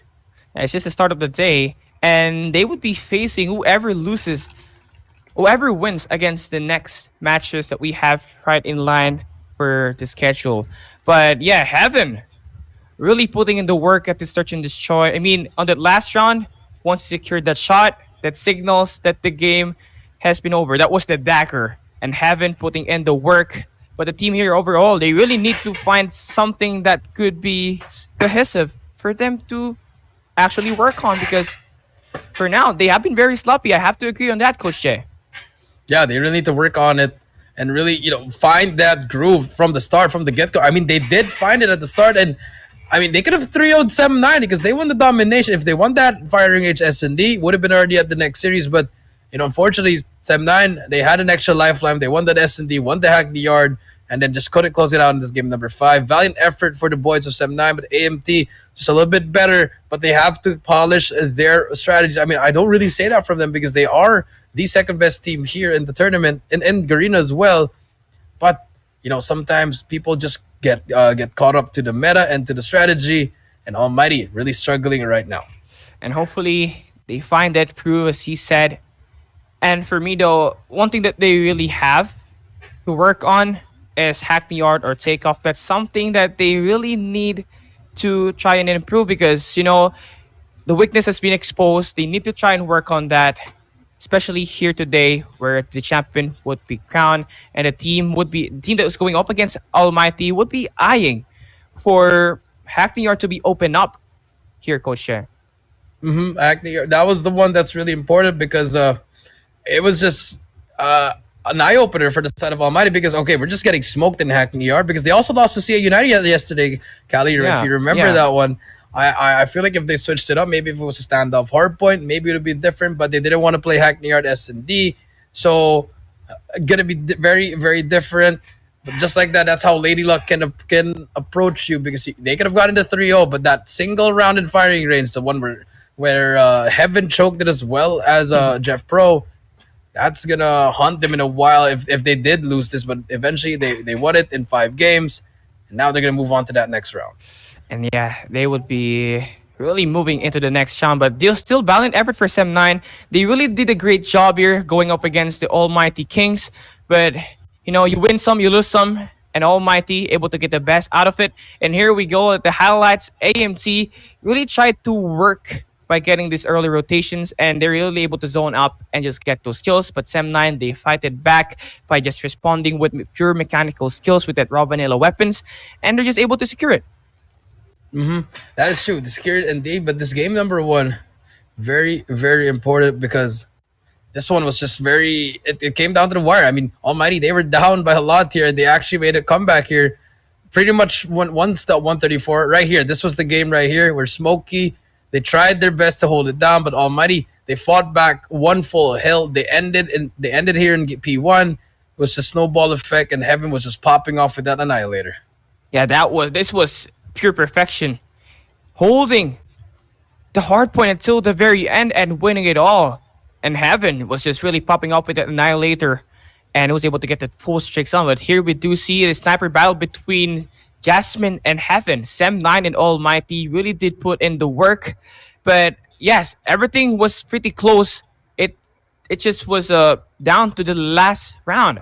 But yeah, Heaven really had a great start on the first half, and it was just insane. Yeah, it was very, very insane. This was the one right here where Jasmine, if Heaven won this one, it would have been a 3-0, Callie. But that one round alone changed the course of the series, and it had to go to a game number 5. And we also did see another time where Heaven hit 2 hit marks that could have been potentially be a clutch. But here we did see the second half start where Jasmine go on in a tear, and they were just scoring kills after kills. And Irfan J working on this 1v2. I believe he was sent down here, but Sem 9, they know what to do in firing range, and that needs to be said. Yeah, I mean that's gonna be what you said. I mean that was it pretty much. 5-3 here, and then here in the domination. This is where Almighty could have thought we could have just 3-0'd 7-9 because after what happened in that domination, on pre-annihilation, obliteration, decimation, whatever you want to name it, that's what happened in this game number 3. And 7-9, they had no answer whatsoever. Yeah, especially when Heaven would pop off 32 kills to torch you. This guy scored 2 sets of score streaks and just basically took over the game. He got 32. The second on his team's got 18, and Sem 9, the highest skills that they got is 10. And that's how dominant Heaven was. He was pretty hot right from the get-go, and they're able to score this surging dominant victory at the Summit map with Heaven just really turning on the Jets. Yeah, turning on the Jets indeed. 150-49, 50-point club. And now here in the Hackney Yard, this is where Sem 9 did... They gave a beating to the side of Almighty. They pretty much stuck it from start to finish. Never looked back once, Cali. They took control since the start. And that was just a story. 7-9 wanting to force that game number 5. They pretty much took over this game number 4. Yeah, they got the early rotation here right from the get-go. And they also complemented that with their gunfights. And they were really able to get this breaks just because they were able to build this core streak pretty fast. And it was a total team effort for Sem 9. It was just it's just business from them here. Almighty just did not able to respond. This is one of their map pick, but unfortunately they went down there pretty bad. And we didn't even see some sort of rotation at the hardpoint. It all ended on a P4. On a P5. It was really a late rotation for Almighty. Actually, no, they were rotating earlier, but 7-9 they just wanted it more. They were winning most of the gunfights there, and pretty much from that start to finish, they did it on time. And here in the S&D game number 5, this is where things started to change. Now we've started to see the Almighty of old winning back-to-back rounds, but at the start it was still kind of the same. Back and forth we go. But once we switched sides, that's when Almighty took over, just ran away with it, and now they're moving on to that next round. And yeah, Heaven was the key factor here once again. If Heaven plays well, the team plays well. And with him securing shots after shots, it was just insane. But Surti, we have to really commend the composure from the man winning that 1v2. But here, this is where things we see a lot. Almighty start to pick up their momentum with Irfan J scoring those 3 kills. And just basically, after this second half started, that's where they're able to put in the work. And that shot there from Heaven, that was the dagger. And here you do see the man, 18 kills, the soldier of the game, with 18 kills as his average kills. And of course, having the KD ratio of 1.7T, this guy is on a tear. Yeah, he is 1.7T. He is on a tear indeed. Heaven, like I said, inconsistent. He's just really inconsistent today.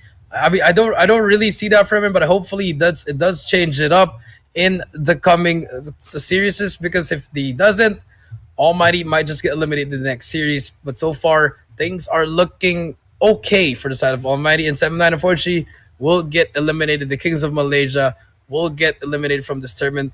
That's gonna be it for this series, guys. And after the break, we'll be having our second series, guys. So we'll be back after the short break.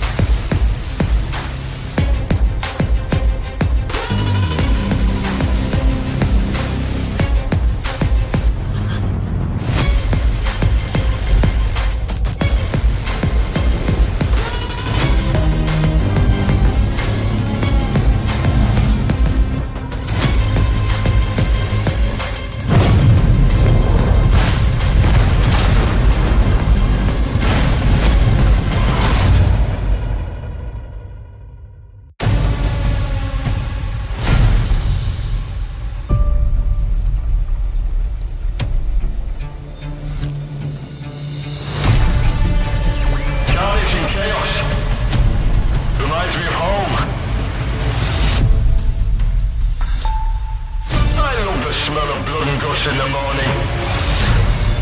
It's time for you to experience true fear!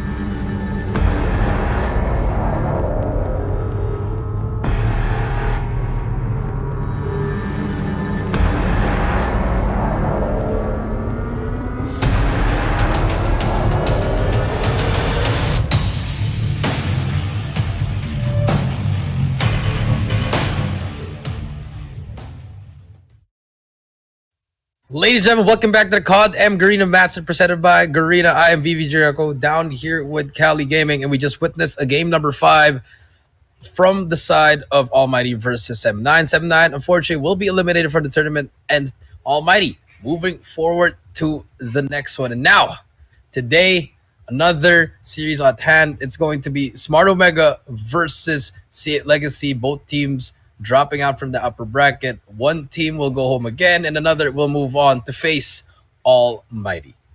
And this is going to be another great story because C8 Legacy, they are the new kids on the block, and they're looking to make a statement here once again, going up against Smart Omega, the kings of old. But again, Smart Omega, on their last gameplay at the lower bracket, they were able to get a 3-0 win against Aguila Esports. Will that be transition here today? Could it be possibly transition here, Coach Shea? Yeah, it could probably transition over here, but first let's take a look at the schedule. And now we do see 7-9 versus Almighty. Almighty taking out 3-2. C8 Legacy, Smart Omega. That's gonna be right here next. That's gonna be match number 2. And after that, match number 3 is gonna be the upper bracket final. M420 Lowkings versus Blacklist. International.Ultimate winner goes to the grand finals. And for match number 4, Almighty waiting for whoever's gonna win versus Smart Omega and C8 Legacy. And yes, it's gonna be I must say a pretty close match, I could say. I mean, C8 Legacy, the are the new power, Smart Omega, really been there since the start of the Call of Duty major tournaments. But again, this is the match 2, lower bracket number 3. C8 Legacy and Smart Omega, they only have 1 life left. Winner gets to play against Almighty. Loser gets to get eliminated in the playoffs. And right now, Coach Shea, I feel like this is really going down to another map number 5. Probably a map number 5, but we don't know. We know Omega yesterday, when they fell down to the losers bracket, they just absolutely obliterated the team that they went against.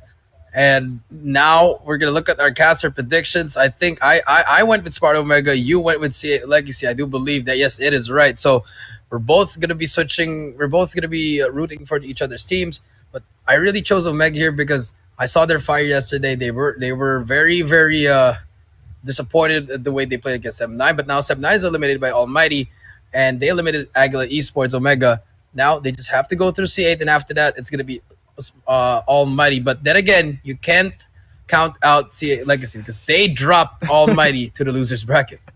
And that says a lot on what would be the potential of C8 potentially is. But one thing to be aware of, a player named Trey should be able to step up here today once again. He was the glue guy. He was the key factor in why they dropped AMD. If he can show up here once again against Omega, I believe they would put up a great fight. Yeah, it's going to be a great fight indeed. It's going to come down to the wire. Probably another game 5, but you'll never know what kind of Smart Omega you are going to get. It's going to be very, very interesting to see because, like I said, if they are down, that's pretty much when they flip the switch. You know, I like them to flip the switch at the start, but unfortunately, things happen. But here, it's the revenge tour once again. This is part number 2 for the side of Omega, but this is the line of C8 Legacy. We have Justin, Mark, HitX, Dre, Freezy, and 7. These young bloods are ready to make a name for themselves, and they did it yesterday, but now they need to fight in the lower bracket.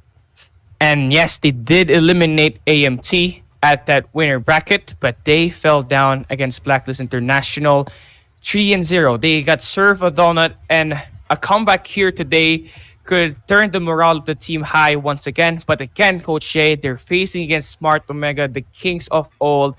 And it's going to be really hard for them to take down a team that's highly experienced. Look at this. Smart Omega, they have Crush, Idra, Jay-Z, Candy, Cavs, and Whoopi.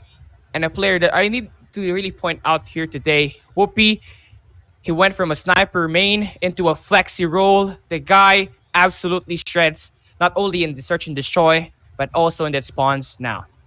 Yeah, I mean, me, AJ, Beef, and we all noticed that he was that main sniper, but he's been flexible throughout this whole tournament, being on that shotgun role as well. But the sniper, if you give him that sniper in S&D, he still hits those. So going to be very, very important how he plays today, as well as Idra, one of the best players in Garena all time. He Yep. needs to be very consistent here. And for the side of Kevs, just has to do the same thing as well. And then Jay-Z and Candy, those support players, if they can get to that rhythm, I feel like they're going to have a great time in this series. And it's just a potential 3-0. But then again, St. Legacy, a very, very young and up-and-coming team. Here is the head-to-head. We have Justin versus Whoopi. Justin with 14, Whoopi with 16 kills. But the KD Whoa. ratio, Justin a little bit up there with a 1.09 and Whoopi with a 1.06. Not a lot there because it's a team game. But these guys are the ones you have to watch out for. But then again, expect the whole team to just be there on their back, helping each other to trying to win this series. I really have to point out this. Justin really is able to really support the team overall. And if he could continue to play like this, if he can be able to find that positive KT in the spawn games, C8, they're going to be giving Omega that workout. But again, Whoopi on the other end, he's got 16.43. I mean, I have nothing to say about this guy. He's just really great at the spawn games as well as the search and destroys. Yeah, I mean, you just really have to see. I mean, these numbers, yes, they are just numbers, but it just comes down to that stage. It doesn't matter. These numbers are going to be out of the window once they start fighting again on that battlefield. And let's see if it's going to be the same or will it rise up. But for sure, these boys, they are going to try to do their best here. See, like I said, they're going to win the coin toss and they're going to be able to pick maps 1, 3, and 5 and also to ban first. And let's see what will they ban in that map number 1. Will it be Takeoff? Will it be Hackney Yard? Or will it be Crossfire? A lot of these possibilities. See, Legacy, what map will they ban? It's going to be Crossfire. Okay, good pick coming in through them. They know that Omega, they love that S&D Crossfire. See, Legacy, they want it off the board. Omega, will they ban that Takeoff? Because see, Legacy, they are pretty good in that Takeoff. And yeah, Omega really needs to remove the fact that Takeoff will be played here, but they Hackney would Yard. ban Hackney Yard. Still a great pick because yesterday against M9, they lost at Search and Destroy Hackney Yard 1-6. That was a really one-sided game. But now here we go, going into the maps that's going to be picked. C8 Legacy would be picking Purse. I feel like it could be a Summit or a Raid, but they would pick Firing Range. That's going to be a nice map pick to use, especially a mid to long range engagement. I believe the CBR4 is going to be doing all the work here. And now it's time for the map number 4. Smart Omega would be picking. And I feel like it's going to be Summit here. Summit could be a good choice, but there it is. You are right. Summit, one-sided map. They wanted to work with those shotguns. They definitely have that firepower to do. They want the CBRs as well. Jay-Z as well as Candy making the play, but Whoopi as well with the shotgun. And Kevs, Yep. you want that aggression. That's going to be that map number 4. Map number 2, S&D. Omega, are they going to go for that raid? Or they might go for another standoff? But I feel like raid is that perfect map for Omega. They really love raid S&D. They love that mid-map control. Now Omega picking number 2, raid it is. And see, like they're going to start on the defensive side. Very good picks they're coming in from both teams. And yes, that's a great back-to-back maps that's going to be played. But the takeoff is still very open. We might see it at map number 3, Domination. But again, stand-up still available for use. What map would C8 Legacy pick at Search and Destroy? Takeoff. Okay, takeoff. Standoff Okay, domination. nice pick. We are gonna see that map number 3 open up for standoff. But again, Coach J, Omega, the last time they played standoff, they triple captured the hell out of their enemy. Yeah, I don't really like this pick of Say Legacy. It's such a curveball because I thought they were going to go for a takeoff domination, but they ended up giving that to standoff, and I feel like Omega has the edge here in standoff domination, but it's also going to depend on the operator skills. What will Say Legacy ban? Are they going to throw in debate and ban the Purifier? Let's see what happens here. Say Legacy, going to ban first. Annihilator Whoa. is banned. It's good. A ban coming through. And the Omega, are they going to ban the Sparrow? The Purifier is banned. Okay, so Sparrows are going to come in here. I like this. They don't want to take the risk of actually losing the small gun, the small places to Purifier. So Sparrow, Death Machine, Equalizer, Gravity Vortex, Tempest, Gravity Spikes, all in play. You can use whatever you want, but let's see what happens here. But I feel like banning that Annihilator is such a huge thing because if you give it to the side of Omega, it's really going to be an efficient kind of operator skill for there. Yeah, I have to agree in what you said, Coach Shea, that Annihilator, we did see how well our boys from Smart Omega really put in the effort to just bring down their enemy once that Annihilator is open. But here, this time, the Sparrow is available for use. The Death Machine, as you said, will be available as well. So it's all going down to when would they invest those operator skills. And again, going into the first game here, it's going to be Hardpoint. And you already know Sparrows are going to be huge at firing range when it comes to breaking these hills, but it's also good for controlling and intercepting those plays at the rotations. And I really can't wait for this game to start because it's going to be the future Kings versus the Kings of old in C8 Legacy and, of course, Smart Omega. Yeah, that is true. We're about to load up that map, number 1, firing range and Hardpoint and firing range. I am really, really scared to it. It's about to explode. The series is just gonna go out of proportion. We're probably gonna see another game number 5, Cali. But if Smart Omega can pull away from this fire range, I feel like it's going to snowball towards that S&D because they love that raid S&D, and I don't know about St. Legacy's raid S&D. Haven't seen them play that much. They've always been playing that standoff or takeoff S&D. But from what I can tell, if Omega can win this Hardpoint, I feel like that momentum is just going to ride on them and say Legacy. They're just going to have a hard time. At the same time, experience. Omega, they've been here before in this loser's bracket. They know what to do. They know what's at stake. And for State Legacy, yes, you were in the second round of the upper bracket, but unfortunately, you did get dropped down here. Will that play a part? Will experience play a part here, Cali? Well, experience will really play a part. Smart Omega, they're much more experience on this major tournaments and State Legacy. I believe this is their first major competition and they are overperforming as a first appearance, as in their first appearance. But again, really have to say this one, experience is going to play a big factor. But if the teams can really be staying composed at the end of the games and with the micro decisions, I feel like this is going to be pretty even. Here we go. C8 Legacy, Smart Omega playing on firing range. Hardpoint about to open inside the middle of the map. But we are going to see that early control at those power positions at the trailer number 4 are already locking that in. And Omega soaking the first few points inside the Hardpoint. Yeah, $3 immediately for the side of Omega, and all of them getting just kills. C8 Legacy starting very, very slow, not winning any of the gunfights yet. Hasn't even gotten a kill here for the side of C8, but finally trying to find one. They finally get the first kill, and 7 as well. But so far, Smart Omega, clean start, but Freezy is there. He's going to take down 3 in a row, but no, Whoopi trades him out. Omega, they have control of that P1. Good time there. Jay-Z trying to make a play. Hitdex takes him down, but they have control of that P2 spawns. But Trailer is going to be given to the side of C8 Legacy. Yeah, Trailer now on the side of C8 Legacy, and you can see 7 able to really extend towards the command center already, but that Hardpoint still guarded up by Smart Omega, but our guy 7 chosen the Tomper in a carbon, remove Idra, and we got a split spawn situation for Smart Omega. They got players from the warehouse and of course towards the back. Trailer and 7 doing all the major work. He's gonna find the information, goes for the reload, and Idra takes him out. The timing is there for Smart, and they would get the break here even before this Hardpoint opens up. C8 Legacy, they pick up the scrap time, but Smart Omega already into this next rotation. This is huge. They could get this game. Yeah, they could really get this P2 at the moment, but the contest comes to Freezy again inside the hill. Will get 2 kills. This beautiful break on his own with his teammates on the back.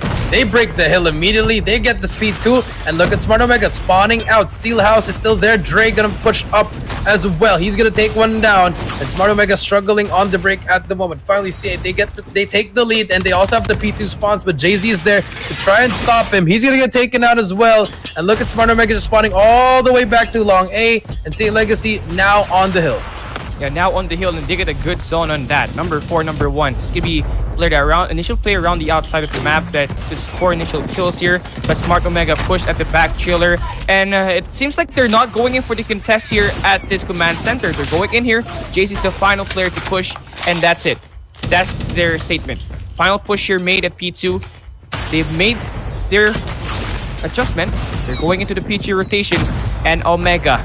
This is going to be a hard point that's going to be tightly contested, but if they can control this and lock it down early, C8 Legacy would be spawned all the way back to the where's number 4, and this could be a lot of time in their hands. Ooh. But now Crazy able to get that break, and right now HeatX trying to make the push as well, gets denied 69 to 28. Great job by Smart Omega to cut up their rotation, and they get the job done. First 20 seconds soaked up here by Smart Omega, and this is great for them as they look to increase that lead.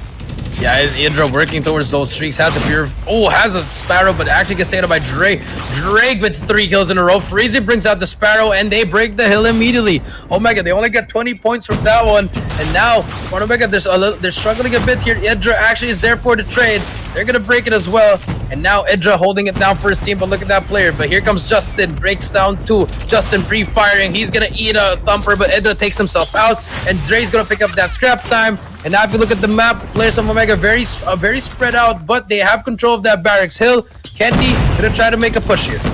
Yeah, pretty back and forth, but majority of the time here at this PG rotation would be soaked up by both ends. But now Omega battling for a spawn. Kevs wins it, and now they would be spawning their team here at this Showers. But a bit of a black spawn situation here. No players going down that at the moment. And all the kills here now garnered up by Omega. They find 3 players already, 83 to 64, Ooh. 50 seconds in this hill, and take a look at this. C8 Legacy spawn all the way back of the map, and this could be a lot of time for Smart Omega once again to collect. Yeah, definitely a lot of time for them, because they lost that P2 and a little bit of that P3, but now they're gonna take this lead. 35 seconds left, and no one's actually on the hill for the side of Smart Omega. They just wasted a little bit of 3 seconds there, but it doesn't matter. They still have control. No one from C8 Legacy is even near to contesting. This is a perfect hole for the side of Omega. Now let's see if they can keep it up. Dre takes out Kevs. He takes himself out as well. But Omega finally about to reach that 100-point mark. They made a comeback after that P2. Jay-Z gonna have engagement as well. We'll get the Hunter Killer working towards that Pred. Gonna be very, very huge if we can get that. Now here we go, is trying to work on that. Invests that Hunter Killer John, but now you see Omega Kevs now also really putting in the work here. We have not seen C8 Legacy step up in the hard point ever since that PG rotation, and something has to be made here. Something needs to be adjusted. And right now, HeatX will be the player to start to kick things off here, this P1 reset. But Jay-Z from the top, he makes it jump, and that's gonna be a whip. 87 to 117. And I mean, Smart Omega, they have been putting a fundamental clinic on gunfights and rotations, and C8 not learning from it. I mean, these guys are going down one by one, but now starting to see a light here. 7 able to intercept this spawn. He finds 2 players, but again, that won't be enough. This P1 is going to be very, very scrappy. That MP27 Dragonfire already invested, and that should put enough information for Smart Omega to use, and they're working on it. Here we go. Trailer now in the hands of Smart Omega. Yeah, trailing now on the hands of Smart Omega. They're gonna get that last P1. They're also gonna rotate to P2 and C8 Legacy. They want to force this one. McKendy gonna be the last player to pick up that scrap time. Gonna be very, very huge here. Big gunfight here. He's gonna get taken down, but 126 to 97. C8 about to hit the 100-point mark as well. But Omega, they still get that scrap. They don't want to give that time to C8. And now this P2. Remember the last time C8 Legacy, they got this hill now, and inside again is Dre. Another big gunfight. 7 watching over the trap, but the cluster strike is in. And Smart Omega, they're gonna go inside the hill. They want to block one side. The pinch comes through, but Dre's still alive. Finally gets taken down. And there we go. Smart Omega, they have control of the hill with the cluster as well. But Justin just trying to get the wall back. We'll get one, but there's gonna be 2 more players inside that hill. Justin just trying to make a play for his team. He's still alive here. He needs to break it on his own. Spots that player. They're gonna take him out. They break the hill. 6 more points for Omega. Jay-Z as well, popping a smoke, trying to make a play. Takes down Dre. Dre is down. Jay-Z overextending. Last player alive is gonna be number 4. What can he do? 7 gets 1, still alive, and no one from Omega is contesting. And no one from Omega is really contesting right now their face, but here we go, number 2 in red. Omega Jay-Z tried to make this work, Oh my picks God. on the wrong angle. He's gonna get taken down, and C8 Legacy, they have the chance. Oh my And God. 7 stepping up huge. He's popping off right now, 3 in a row. 10 more points here this next rotation. And then we're going there. But here we go, C8 Legacy, they've worked their way back, but can they end the game? 134 to 144. Omega, 4 operator skills invested. they're gonna be looking all eyes on this areas that's gonna be covering up the entries. And right now, Crazy goes down, Hardpoint opening up, and we see 4 players here trying to win this fight, and they are gonna be up and in. But this power from Indra making it work, and they would get the final break. Final contest by C. No! Crazy creates the kill 3 in a row, but number 4 able to get the pinch, but gets intercepted. C8 Legacy, they're still back in the game. 1 more point for Smart, 1 more kill to do, but they won't be pushing 2 players. A double challenge, and they get to break it at the end of the game. The micro decision favored Smart Omega at the end. Wow, that final play coming through. Freeze with the triple kill with the Sparrow. But the contest on that window, someone was hopping on that window and it contested outside. Just smart plays coming through from Smart Omega. But that was such a close game. And we are in for a series, Cali. I'm telling you, Game 5 potential is a lot here. But Smart Omega, they finally get that first one. Yeah, that's just a sneak peek of what these 2 teams can do. 145 to 150. Look at this. Close till the very end. I mean, supposed to be Omega should have closed it out on that P2 rotation at the command center, but unfortunately C8 was just too persistent to get the kills, and they're able to soak up the capture. And Omega was phased, but they managed to turn it around at the late game where it needs to be the most. They were able to end that game, and they put in all the effort and all the work just to win it. 145 to 150. Yeah, just great plays coming through from both teams. Valiant effort for the side of from the side of C8. I mean, Dre, 7, Justin, and Freezy all doing it, and HitX really struggling. But from the side of Omega, Whoopi, 29, Candy, 22, Idra, Kevs, and Jay-Z, just all good numbers coming in. And now that they have gotten that game number 1, let's see if they can keep it up in game number 2 with their map pick and raid. And I believe this raid, if they are able to get this one, it just might be a potential 3-0. But C8 Legacy, looking at the way they were playing, not going to be easy. Yeah, it's not going to be easy. So Omega, they really have to put in all the work just to get this rounds at this search and destroy. But I feel like, as he said earlier, if Omega wins the map number 1, this could potentially snowball into their hands. And I mean, we're getting there. They got the pace now correctly. They got the first win now. But at map number 2, at raid, where the snipers would be very viable when it comes to those long-range engagements, especially at that A-bomb side. I mean, Whoopi is going to be the X factor here for a Smart Omega. And of course, from C8 Legacy, Mark's going to be the player that we're going to be looking out forward to, because it's going to be the snipers that's going to be able to secure those early frags here, Coach Jay. Yeah, the snipers, you got Whoopi and Mark as well. Those players really can do something here. But it's going to be important again. They're starting on the defensive side. Will Mark be as aggressive as he wanted to, or will he just wait for the back, wait for them to get in there? And for the side of Omega, how aggressive can you be? Will you slow it down? Will you go for that mid-map control? But here we go. Game number 2, Cali. It's going to be C8 Legacy versus Smart Omega. It's going to be S&D in raid. Now we're going to start things off with Mark, the sniper for the team of C8. Let's see what he can find. If you look at the map, mid-map control again, and look at that Smart Omega. They want to get through that kitchen, because kitchen is going to be very, very open. They stacked 3 inside on B. Whoopi will get spotted, but that's going to be open in number 1. She still doesn't hear the call. Finally hit X. He turns around, but that's going to be very timing. That is Call of Duty timing at its finest. Kendi takes him out, and now they're going to be all the way back, and A is clear for the plant. Yeah, I love the intention from Smart Omega. If you get that map control at the middle of the map, you basically have the pathway to that A and that B bombs. And now they open things up with explosive 2 kills. Whoopi able to remove Mark with the sniper, and that bomb should be planted right now. But C8 Legacy is still trying to play it pace here, not really exposing themselves. But number 3 and Dre going in for that flank. And I mean, if you could score a kill here, it could be huge. But Jay-Z on the bet. He's gonna hide, but he's gonna get stumped, but still managed to get that win. A 2v5, a 1v5, and wow. I mean, Smart Omega, they got the plant, but Freezy being the last man standing. It takes a miracle to win a 1v5, but let's see what he can do. The timing. Whoopi, does he spot him? He misses that shot, and Whoopi flicks on him. Whoopi with a quick scope. Flawless round for Smart Omega. Round 1, just clean plays coming through. For Freezy, close but no cigar. Whoopi, nice reaction. He's got the late... the guy missed the shot, and once he heard that information, he was just able to really turn and find the shot. But hey, Freezy responds back here. Great angle on that art room, and with this 5v4, that's going to kickstart the boys from C8 Legacy. But do be aware of number 1, HeatX. working on behind the enemy lines already. He's at the middle of the map. They got control. And nice adjustments. Crazy back-to-back. 2 kills now. And they're pushing.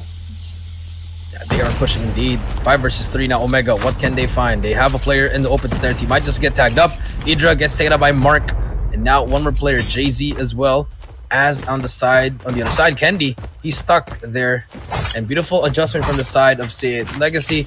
They decided to get that mid-map control. And Omega, I thought they were going to rush A because A was very clear that they only had one player. But Candy did pick up one, spots another one. So now 4 versus 2. Can he find one more kill here? Yeah, any kills coming in from Smart Omega would be huge to lower down the numbers against C8 Legacy. But Freezy has been the X factor. Right now, looking at the angle of the arc room, but Candy already putting up the player in. He spots the player on the pillars, but unfortunately, Freezy hits him first. And now Jay-Z, being the only man alive, has to manage 3 players. Needs to isolate them one by one. But C8 Legacy, they know what to do. They respect the player. And with the bomb down at this B-bomb site, they're just gonna go in there and gatekeep it and wait for Smart Omega player Jay-Z to just expose himself. And there we go. Freezy scoring 3 kills in that round. That was huge. Kill back to back to back. And they managed to come back to the game 1-1. Yeah, they managed to make that comeback. And now look at this. Smart Omega, they know that they might just do the same thing. But I think Mark, he gave the call out. And now they're going to rotate fast here. But let's see where Omega does. And look at this. The same thing from side. Like they give up Kitchen again. And that just might be a huge thing. But number 1, hit X and Jay-Z going to be in an engagement. But they give it up. And Kitchen is just very open. But Freezy takes down Mark. That's good. Takes down Candy, I mean. And now it's going to be 5 versus 4. Bomb is stopped. But Jay-Z gets the trade. He gets traded out by 7 as well. The trades back and forth. Hit X. Going to get spotted by the side of Whoopi. Now it's going to be 4 versus 3. Now, C8 Legacy. What can they find on this one? Are they going to wait it out? But so far, Smart Omega, they have to push back, but the bomb is in Tiki. Yeah, they're going to be waiting it out. But C8 Legacy, I really love the respect that they're putting up against Smart Omega. And yeah, not really overextending that much. And I mean, that's really working against Smart Omega because no one really trying to play that extendedly unless you're Idra, who has not yet found any kill just yet. Now he's going to win a good gunfight against CTEX, but no, he's going to get denied. But that bomb would be down. Nice distraction play. We got 40 seconds left, but Mark picks up Whoopi. And we are about to see the boys from C8 about to initiate the pinch, but Cavs, can he clutch this? He finds the first player. He knocks him down. But unfortunately, the trade would be there. The numbers from C8 Legacy greatly overpowered the final 2 players of Smart Omega. And there you go. C8 Legacy winning round number 3. Yeah, round number 3 indeed. And I just want to say hi to Edsel from Tyrant. Hello, thank you for watching. And this is going to be a grudge match, guys. But here we go. Round number 3. And 2-1, Omega. They had the perfect round 1, but after that, they couldn't capitalize on it. C8 Legacy, they made adjustments, and here we go. Mark again takes down Kevs. Another one. Mark takes down 2 in a row.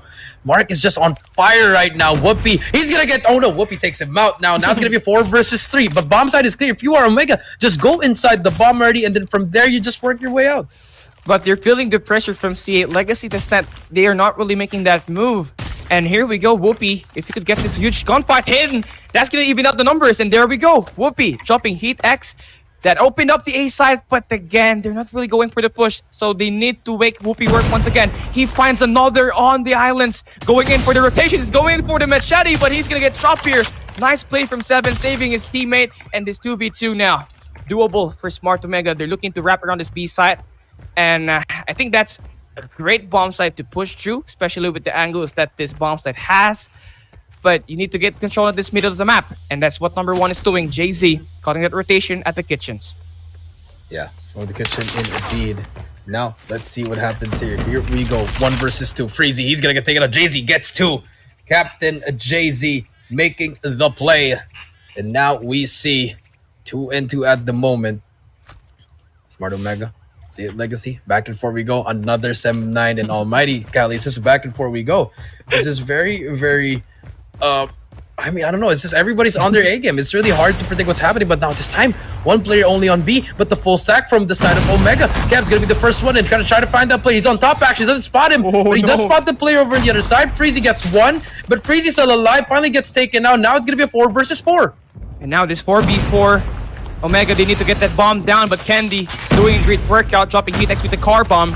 And nice interceptions play from C8 Legacy, but they need to win this gunfights. I mean, they're really good at pressuring the bomb plant here, but they need to put in the work once again, enough for them to secure this win. C87 and Dre, the last two players that's left, pretty hard to take down. So Smart Omega, they need to find a way to plant that bomb without one of them going down. And here we go, Whoopi cooks a nade. Can it connect? No connections made whatsoever, but that bomb will be planted. 40 seconds on rotation here. C8 Legacy, what play, what strategy, what angles are you going to push? Yeah, what angles are they going to push indeed? Here we go. Let's see what happens here. 2 and 2. 2 versus 2. But look at that. Double setup on Laundry. 7. I think Dre did 7. Let's see. Spot him. But Candy, he loses the gunfight. It's going to be a 1 versus 2 now. It's all up to you. Whoopi, he's going to get taken out by 7. Beautiful retake. And just like that, C8 Legacy, they take the lead. 3 to 2. Now we're going to switch the sides. And if you were Candy there, a little bit, I would say he overextended there a bit. You know, you have to play with your teammate there in the 2 versus 2. Yeah, I mean, that was a 2v2 and that bomb was planted. All they just had to do is milk the clock. But, you know, Candy, he took a big risk, but unfortunately, the reward was not given as they find themselves down here by 1 round as we switch the sides. But same thing would happen here, though. This time, we got this role switched up. You get C8 Legacy now being the attacker. Smart Omega going in for the very aggressive defense. You see Jay-Z, the captain, already in the art room, is going to pressure that driveway. And if you could score some shots there, that's going to be huge. Yeah, it's going to be huge indeed. Now, let's see. Offense. It's going to be inside of C8. They haven't picked up the bomb, but look at how near Kebs is. Kebs! Oh my god, the timing is beautiful there. Kebs, as soon as he wanted to get in there using that snake movement, he's going to eat a thumper. The noob tube comes into fruition. A little bit of laugh there, but now 5 versus 4. Say Legacy, they're just waiting, and I think Smart Omega, they really want to push this, but the patience is key here. Whoopi, he might just get taken out here, but Mark, the timing doesn't spot him. Unfortunately, reloads. He's going to get taken out, and that equalizes to a 4 versus 4. And Whoopi already having 7 kills. Nice play for him to even down the numbers here. We get a 4v4, and Candy in Omega, he's gonna have that control at the middle of the map. So as soon as C8 Legacy dared to push at this A-bomb site, the quick reinforcements, the quick pinch could happen. So this is going to be huge. Number 1 and number 3 and number Dre, he's not gonna check the corner, and Jay-Z able to sneak 1 kill there. And now C8 Legacy's push into 1 spot, and Smart Omega about to wrap around it. And here we go, Idra putting into work. Yellow 1-for-1 finds the first. 1 player left, and that's gonna be on the swimming pool. Can Idra takes the swim and try to remove the flare, but no, Candy is gonna remove Frizzy. And there we have it, 3 and 3. And again, looks like this game going down to a round number 11. Everybody's just on their A game. Adjustments after adjustments, rotations after rotations, highlights after highlights, and luck after luck. Yeah, luck after luck indeed. Now, here we go. Ladies and gentlemen, 3 to 3, back and forth we go. I mean, so far, nothing is happening. But look at that. The entry into A just pretty fast by C8. You know, Omega, they want to give it up. They always like playing this retake on A, but here we go, Whoopi with the nade. We'll try to find something as well with the DLQ. Mark trying to find that jump spot. We'll back away, but bomb is going to go down. Freezy as well in the arches. We'll back away in the cutout. Freezy spots 1, but Candy doesn't even get a shot on him. He's going to get that first kill. Freezy just going all out. He gets 2 in a row before he goes down. Now it's going to be a 4 versus 3. This is good rotation played from C8 Legacy, but somehow Smart Omega able to cut down the numbers. But here we go, a 2v2 now. Jay-Z able to step up with a thumper. 20 seconds to defend. That's plenty of time for C8 to work with. And now Dre able to secure the first kill. Jay-Z has to make a move. Desperation call. Dre able to put up that 2-piece to bring C8 Legacy that lead here. And yeah, I mean, at this point, I'm expecting Smart Omega to win this next round, Coach Jay. I really expect them to win it. Maybe just win like 3 in a row here or something. But so far, Whoopi gonna be here on that A side again. C8 Legacy just turtling at the back. Doesn't want to push through here. Whoopi trying to find something. Will not spot anyone at the moment. But if he wants to go for that timing, if he stayed there just a little bit more, Cali could have gotten that kill. Well, our boys from C8 Legacy now. They're trying to collect themselves here. But now they're back. Here we go. Whoopi, he's gonna have the information, but unfortunately, as he pulled the trigger, none would connect. And final 1 minute and 20 seconds. It seems like our boys from C8 Legacy pushing in at this A-bomb site, but won't be able to get the first frag. It's gonna be a 4v5. And Smart Omega, they got 3 players at this B flag. If they're putting in the work, he drops Freezy. And right now, C8 Legacy not in a friendly place whatsoever. Idra about to make the push here. Tomper is out, able to damage, but not going for the kill. Last player. And Idra able to put that 2Ps. All they just have to do, find the last player. Kevs wins this one close. Dre go down 4-4. Smart Omega wins round number 8. At round number 8. Now 4-4. Who can string up the next 2? Cali, it's looking like it's going to go down to round 11. Omega, they really want to win this to a 2-0. Say Legacy, they want to tie it up, but look at that. The rush coming into A. Omega, they want to play for that retake again, and Whoopi's going to call out the whole team. Idra's going to call out the whole family's here. Rotate, rotate. And now C8, they want to go through this one. Kitchen, Freezy already inside as well. One of the most aggressive players here for the side of C8. But look at that number 1. Look who's flanking at the back. Idra gets a hit marker. Does he get the second kill on him? Yes, he does. Doesn't even get the bomb down as well. Now it's going to be a 4 versus 3. Mark does get 1. But now Omega, the flank is just going to be there. Does he take him out? He doesn't spot from behind. You hate to see it. Jay-Z still alive, but he does get 1 before he goes down. Whoopi gets Mark. Last player alive is going to be Dre. Inside, he does spot him. Whoopi going to try to challenge him as well. Here comes the double chow from the side of Omega, or we'll just wait it out. Well, they're just going to be waiting it out. But Trey, it's going to be a player that we are going to see put in the work here. He can clutch this up at 2v1. Dre has 8 kills at the moment. 2 players from Smart now making the rotation now at this staircase. Caps checks the corner, he drops, but then Whoopi with the trade. A 2v1 play to perfection. Nice trade there for Smart Omega. And not only they get that kill, they also have that match point. 4-5. 1 more for the win. They now have taken the lead against C8 Legacy. Could they end it here at round number 10? It could end here. Match point. Here we go. Hit Smart Omega. Finish it. Or will we see around 11? Whoopi again with a sniper. Very aggressive. Doesn't want to go for that poolside. And for the boys to see it, they're going to wrap around to the other side. Hasn't really chosen anything, but they're moving like a pack of wolves. They just want to stick together here. And Jay-Z might just have that best timing here. This is such an important round for the side of C8 and for Omega as well. Jay-Z is so close. Does he get spotted? Does hit X challenge? Oh my god, he spots 1! The help is there! Jay-Z is there! He's gonna take him out! No 7 trades up, but Kev's is there for the trade! Now, 4 versus 3. Bomb is down as well. They're gonna get pinched. Candy gets 1. And it's up to 1 more player. And that's gonna be it! Smart Omega taking 6-4! 2-0 in this best of 5. And one thing that worked there from Smart Omega is that 2-1 defense with our boy Jay-Z defending that art room right from the start of the search and destroy right until the end on the defense. They're really able to put the pressure for C8 Legacy to plant that bomb at the A side. And there you have it. Strategies really won over Smart Omega against C8 Legacy. Yeah, Smart Omega and C8 Legacy. I mean, everything's been close, Cali. You know, it's not like, you know, Smart Omega's dominating. It's just they're just simply outplaying them in those important moments, Cali. And I feel like in those important moments, that's where the experience come into play. And that's where Smart Omega shine the most. Down on the late game, that micro decisions, that's going to be the intangible that you can teach is going to be there for Omega. And they secure this win. Whoopi with 11 kills. The guys smoke with this scope. Oh, wow, that rhymes. But yeah, Whoopi going to be the game changer. But one thing to be aware of, Jay-Z scoring 9 kills at this and being able to open up that final round and get that win surely will give Smart Omega that edge. They now have a 2-0 lead on this best of 5 series. They have a 2-0 lead, 1 away for the 3-0. But Cali, remember what happened at Hardpoint was very, very close. It came down to the wire, but the next one going to be very interesting. It's going to be standoff. And Omega, we've seen them play in standoff, and they are very, very scary in that kind of map and in that nomination. So I feel like C8, they need to step it up there. But unfortunately, they did lose that game too. Backs against their wall.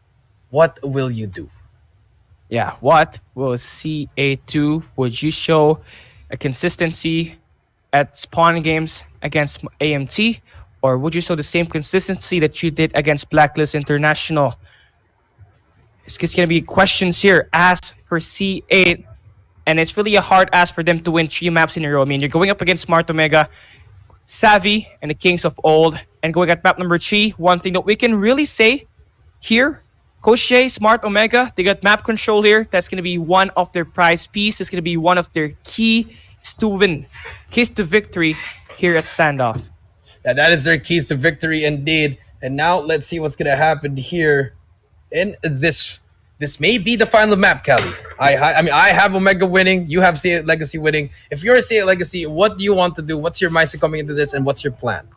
Well, I'm gonna just basically treat this map number 3 just like a reset.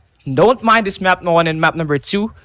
Make map number 3 as just basically round number 1 and work your way from there. I know it's quite hard to ask them to win all this game, but you know, C8 Legacy, they have done the impossible. They have beat out AMT, and I feel like for domination, they just basically need to take what Smart Omega can give them. They need to win the gunfights first and work their way from there on the map control. Yeah, they just need to get that map control indeed.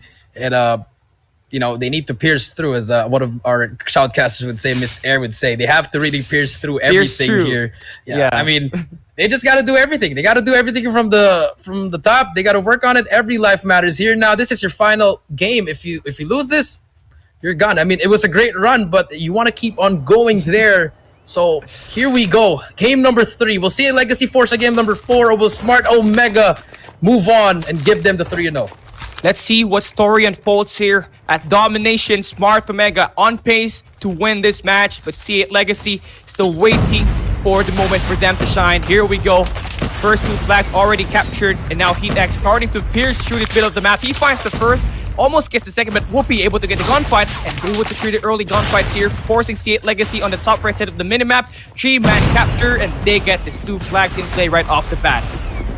Yeah, 3 players off the back indeed, but here we go, ladies and gentlemen. 5 and 4 Omega, they get the double cap at the start. Now let's see what happens here, ladies and gentlemen. 10-7, and Omega starting off very strong, you know, but look at C8 Legacy. They're gonna try to go for the overextension immediately, but Omega, they don't really care about that. They're just going for the distraction gameplay. Look how many players of C8 Legacy went back to that flag, Cali. Yeah, I mean, and that's just basically a great read from them. If they push towards the Charlie flag, number 5 in Idr could just basically take them out. And here you do see them recuperating back. They're gonna go in for the push here, the trailers and the tractors, and they would actually get it. And now Trey able to put in the influence here once again at this B flag. No players from Smart actually getting the trade, and there we go. C8 Legacy. I think that play going back to A made that B flag capture to work.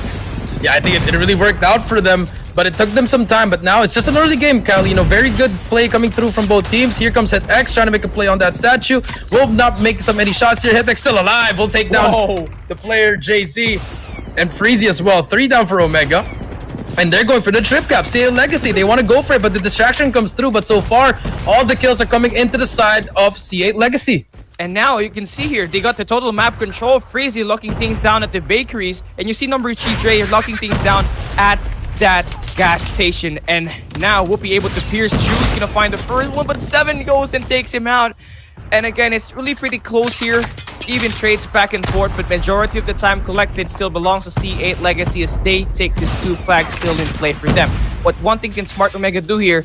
Overextend towards the enemy lines and just work from there. And here you go, Kev's doing and putting all that work. Now trying to distract the players of C8 Legacy. He's gonna put influence inside his A flag. And that should put the attention of C8 here at this point. There you go. 2-man hold, they're trying to flip the flag.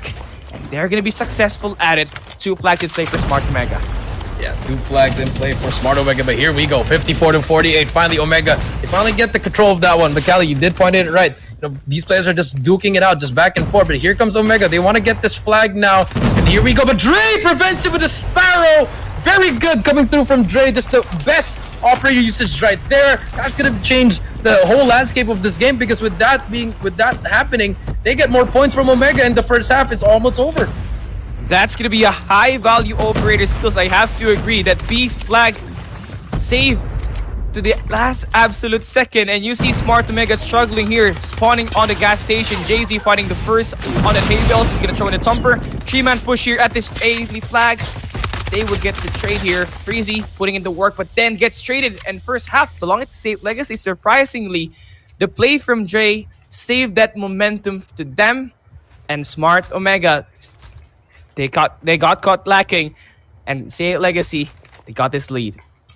Yeah, they got this lead indeed. And now, round number 2. Will Omega fall or will CA Legacy win this? Here we go. 75-59 start things off. We have Candy. We'll get one in the middle. And Omega again. Strong start again, Cali. They're going to go for it. But 7 with the Sparrow will prevent it again. The Pred comes through. But will it find anyone? Yes, he finds one. But here comes the reset. No one really has captured it yet. But Freezy has that Sparrow. Will not find anyone yet. He's going for the push. And they're also going for the cap. They stop Edra. And they stop 2 more players. And C8, they're about to capture B. And they have captured it officially, but not just yet. Saved to the last absolute second. Nice play there from Omega, getting this B defended. And that M27 Dragonfire from C8 Legacy not really able to really help them at all, because they're not able to get this B flag. And nice defender by Smart. But again, here you do see it. C8 Legacy having number 3 collect that defense at this B flag, and now they would put 3 players to get that capture, and that influence would be enough for them to get these 2 flags in play. But Smart Omega able to take them down. They would respond back with 3 players on their own, and they're trying to respond back by giving C8 Legacy their dose of their medicine, but it would not work. And C8 Legacy, nice response again, back and forth here. It's all going down to the game. Yeah, it's all going down, but never count out the comeback kings. Remember, they are known for that one. But here we go. Here comes the start. Candy will start it off. They're going to stop it through one more player in that B flag. They're going to pre-fire him. He's going to get taken out. One more player in ALMGHTY taken down. And B is going to be very open if he wins this gunfight. But no, Freezy takes down Kebs. But it doesn't matter. B is going to be captured. They have it now. And here we go. Smart Omega finally capturing down 2 cap. Very winnable in this side. Whoopi takes down Freezy. One more player to beat in Graveyard. That's going to be Dre with the Gravity Spice. Might be able to use it, but it doesn't matter. The KRF one-shot capability. And now Omega, they can still win this with a 2 cap, Cali. Yeah, they can win this one as long as they get to defend that. And Omega putting really all their attention and only here at the middle of the flag. But they would also put their attention at the grannies. And this is going to be great position. But Dre, Justin, and of course, every player from C8 scoring all this kill. They're going to be cutting down response. And now Dre putting all the work, buying the team some time. Gravity spikes to the face. But Candy would get flagged down as well. C8 Legacy responded back by smoking the front of the second floor and then managed to get this B flag. What a work of wonder. And Omega, they find themselves trailing here. Can they bounce back? Idra now putting all the work, gets tagged down. C8 Legacy on the power position. Scabs up on this back alley. He finds one and now looking for that play at this Charlie flag. They give up. C8 Legacy, they're going to be giving up this Charlie flag. They don't have any players there located with, but MP27 Dragonfire invested. But I for sure think that would not work. Trophy system would cut it down, but Dre chopping in the thumper. This guy is on a roll. 20 more points for C8 Legacy, and this is gonna be game. Smart Omega looking lost right now in the battlefield. Somehow C8 Legacy, they snowballed everything now to their hands. Kev's final beat of work finds the first on the bakeries. Not it over. Not it over. The B flag in hand. They would get the reverse. All they need is this Charlie flag. Thumper to the face at the window. No connections made whatsoever. Kevs, he gets 2. He has a cluster. Now, here we go. Justin is gonna be the one. He has a cluster. Gotta drop the cluster in the warehouse. He's gonna be able to put that. Our boys from still not done. A little bit too late. The cluster strike is there, but Whoopi is sticking down nowhere near. Smart Omega on the Charlie flag, and C8 Legacy buying those time. Nice defense, but can they work it up? No. This is it. This is the end. Smart Omega. They would not find themselves back at the Charlie flag. This is good. They take him out from C8 Legacy. And there we go. Coach J, C8 Legacy. Final bit of work. Hitex drops 2 players. He drops another with a Sparrow. And there we go. So close. 150 to 132. Close, but no cigars. What would Warden said. That's going to be such a close game. And that's what happens there. You know, we thought Omega, they could have gone in it, but if they held that 2 cap just a little bit longer, probably could have changed the tides here. But unfortunately, they take it. But now, they finally got that first game. But it was such a close one, Cali. And now game number 4, Omega's map pick. Can they win another one and force a game number 5? I highly feel that they could force a match number 5 here because C8 Legacy, they have the potential to win spawn games. With Dre back in here putting all the work by just putting all his attention at this OBJ. He helped his team. But again, we really have to give credit overall to the team. 7 with 22, 15, and 10. I mean, the 2 flag capture late in the game eventually snowballed, and they get this victory, Coach Jay. Yeah, they get this victory in indeed. Now look at the score. I mean, 7 with 22, Dre with 17, Freezy with 24, HitX with 13, Justin with 19.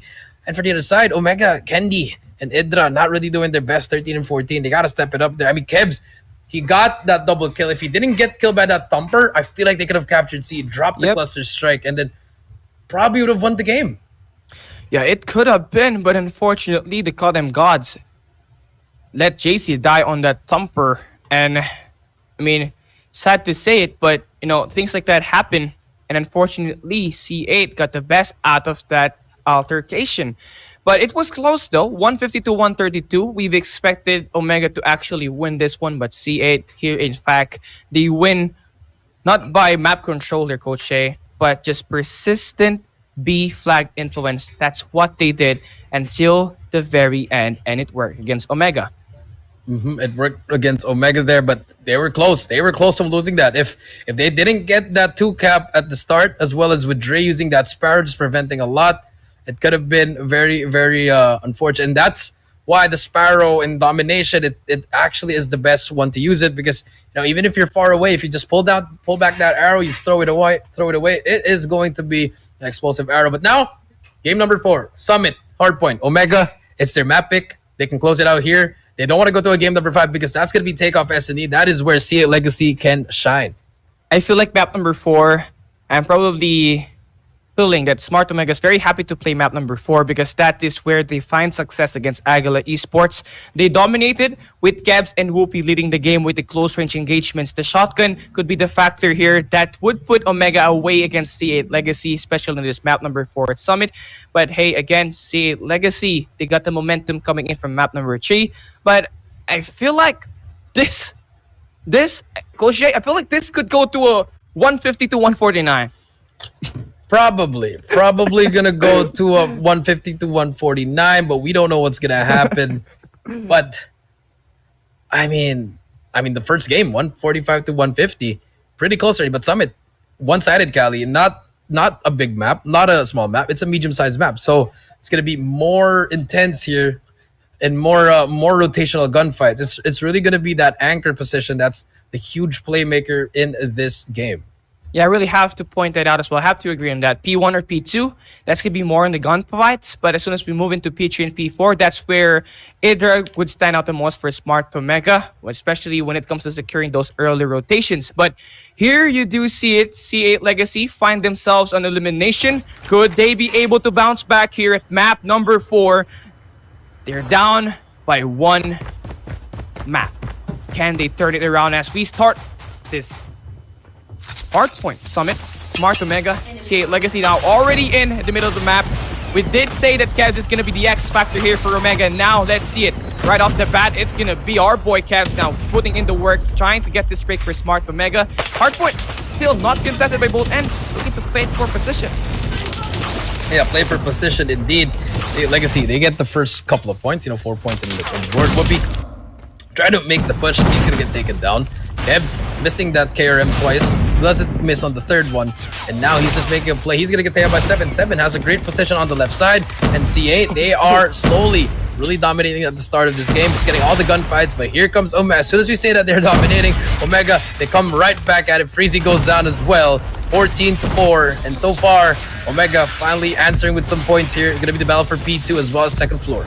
Yo, Smart Omega now already starting to feel the game. They got this bar position locked in inside this P1, and not only that, they got the green spawns, which should be the good spawn here for the next rotation. So all in all, they are starting off great, but C8 Legacy, they would be soaking majority of the time there from C8 against Smart Omega, 19 to 17. Pretty close though, but now this Hardpoint about to pop up soon, and with 7 up on that second floor, he's gonna be having control all over this green spawns, and there you go. Hardpoint popping off, and C8 Legacy doing majority of the time here. Can we see Smart Omega come back here and get that break?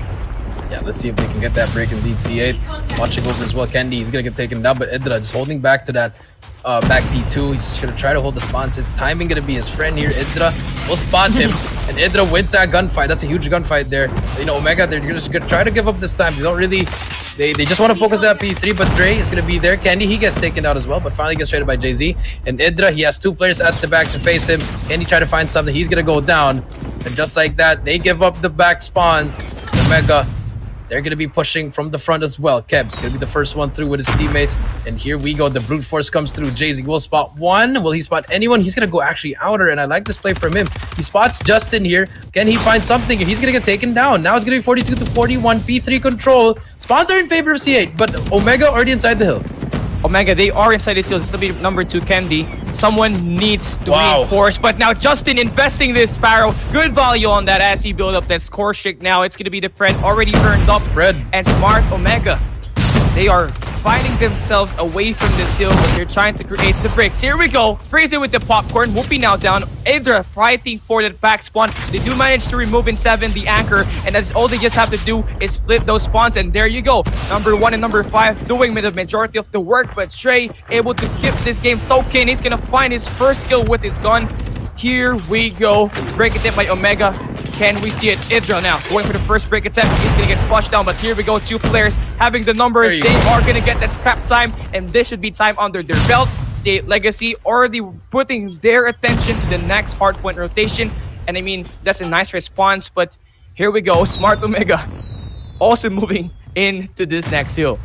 Yeah, Jay-Z has that Sparrow once he can use it. But the timing, the trophy takes him out. That is so unfortunate. 70 to 64, and Jay-Z, that just went to waste. Unfortunately, Kev's is still here. He brings out his own Sparrow. We'll get a kill here, and the break might just happen. He takes down 2, takes down 3. Can he take down the 4th player? Yes, he can. And that's going to be the break for them. Beautiful break coming through from the side of Smart Omega. And Justin using that Dragonfire. Will it be used here? Because you need to have brute force here, Cali, instead of using the Dragonfire. And yeah, having a 4v5 on the gameplay, yes, it's gonna be hard, but now he's gonna be canceling it out. But that should be enough. I mean, that's gonna be giving you information as a team. Find and eliminate the players that's gonna be located inside this hardpoint. But you know, you need to win the gunfights, and here you go. C8 stacking up the numbers here inside this hardpoint. Justin has a threat in hand, could use that here to break the momentum of Omega, but they would not use it just yet. C8 trying to really fight for it. They would be spawning right beside number 4, number 3, number 1, spawning right beside. This is gonna be the Call Gods favoring the guys here in blue, and they would be able to surround, but Candy looking to come in with the response. He finds 2 players. This could be cutting down the numbers, but hey, scrap time picked up by C8 Legacy. The game just happened so fast. Back and forth we go. Here comes the middle of the map. Reset opening up. Smart Omega got a good power position, but Trey looking to pierce through. Yeah, pierce through in the 94 to 86. Here we go. Candy will spot one as well. Working towards some streaks here on a 3-kill spree. Has a Dragonfire. Not going to be very useful. But so far, Smart Omega, they have control of it. Candy does go down. Dre going to try to push through. There's going to be a Cryo Bomb. He's going to eat a Thumper as well. The Noob Tube comes into fruition. 105 to 86. Freezy as well. He's going to eat a shotgun. And here we go. Omega on that second win, Cali. They like the second rotation. They like that reset. And here they go.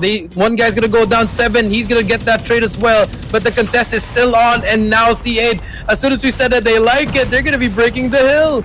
And a pretty back and forth. Everything is just going in the hands of C8 and also in the hands of Smart Omega. That's how close this game is. This P1 now, time collected by C8 Legacy, but as much as possible, Smart Omega, they're trying their best to just try and put away the time that C8 Legacy is gonna collect, but it's all going down into the final P2 and P3 rotation. Here we go. C8 Justin's got the Sparrow in hand, potentially find the player on the corner, and that's gonna be a good use. Green spawns now for the side of Smart Omega, and Justin able to get the hang out of it, trying to predict the spawns. He's gonna find 2 players already, and here we go. The Fred missile. Here we go. It's gonna find 1, and Hardpoint opening up. We're gonna be seeing a Blood Bat inside. But Trey able to keep this hardpoint in their hand.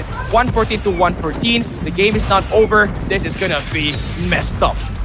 Yeah, messed up indeed. 170 to 116. Contest is gonna come through. Dre at the back. He's gonna get taken down. Smart Omega players just pushing through. They finally break the hill. But there's one more player at the back at P3. Do you go for it or do you go for the time? No one's gonna win on this hill. But here we go. Number 2. That's gonna be Candy. He's chasing that player 7 all the way to the back already. But Dre's in the back. Whoa. He's gonna drop his Sparrow. No, he's not actually. Just going for the KRM. But there we go. They give up that time. Smart Omega, they want to play for that P3. And that's gonna win them the game. Here we go. Freezy, unfortunately, has the CBR, wins the gunfight against Jay-Z, but the anchor is still in the hands of Omega. Candy takes him down, and there's gonna be Kevs inside the hill. Can you stop them? Justin, they're gonna get that scrap time. So 140 to 129.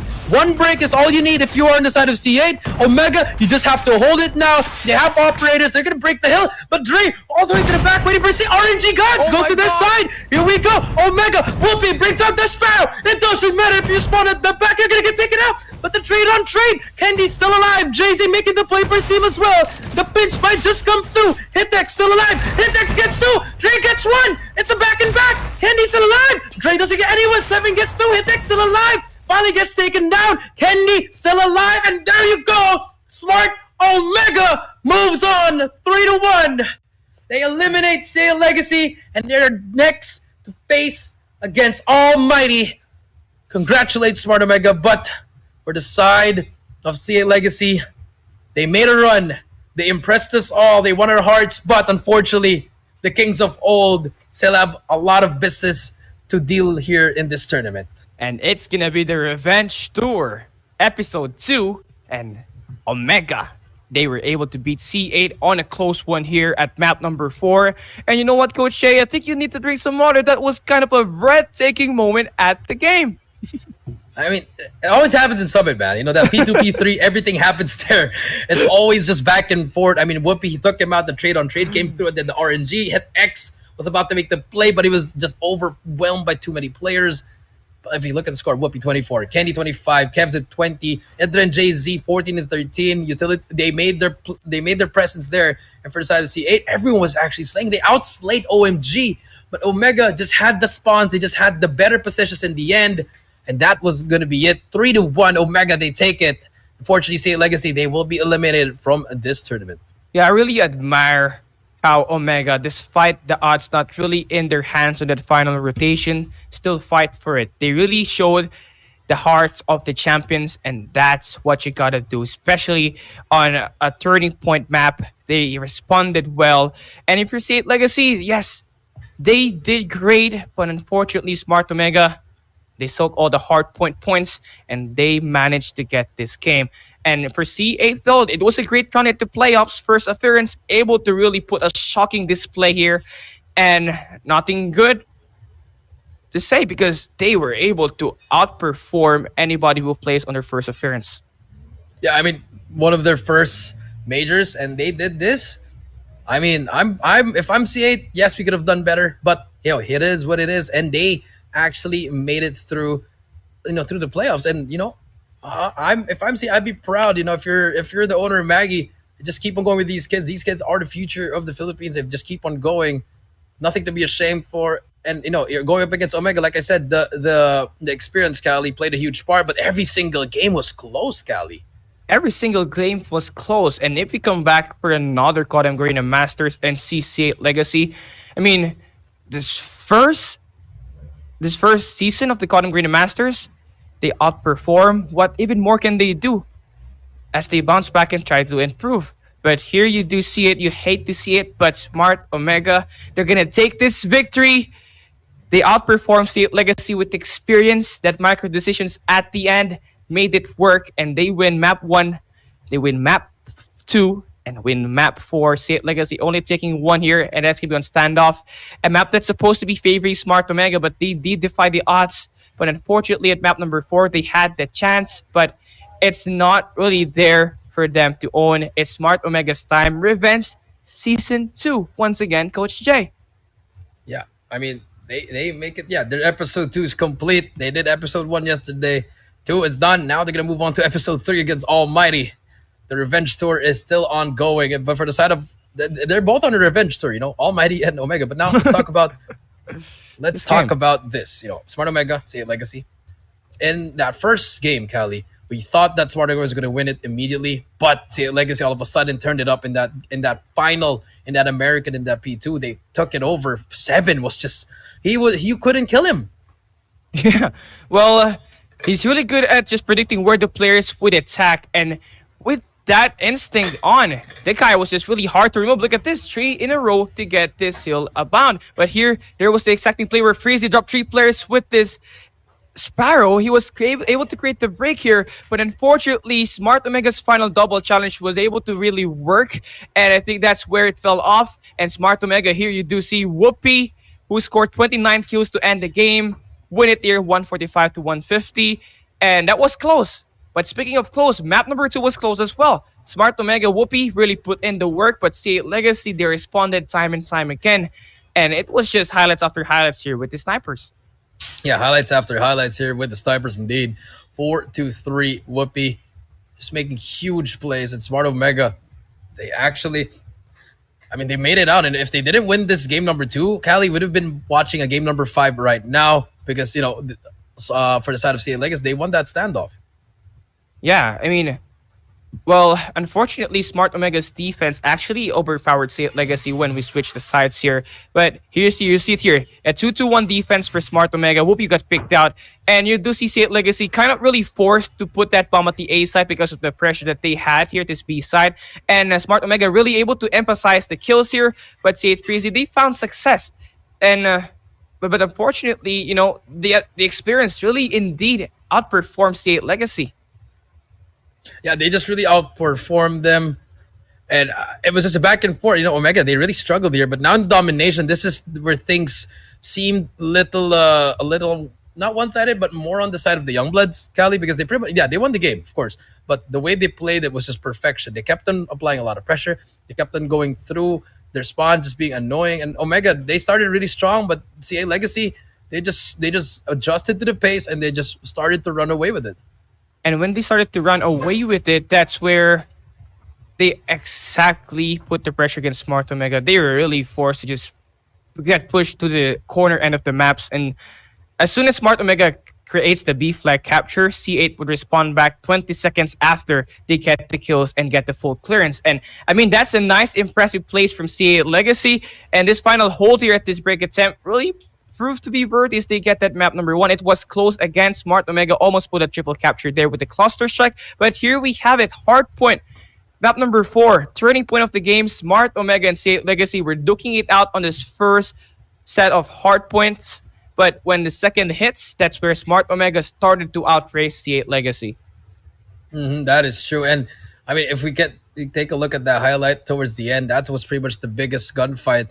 I mean, there was a blooper here, with Jay-Z, that Sparrow. That's so unfortunate that Sparrow took him out with a trophy. I'm like, you hate to see it, but Kev started things. He really started the play there as well with Candy. But when that P2, P3 rotation came through, it was pretty much every single player on that map pretty much just wanted to get that spawn. They were just all pushing at the back, Cali.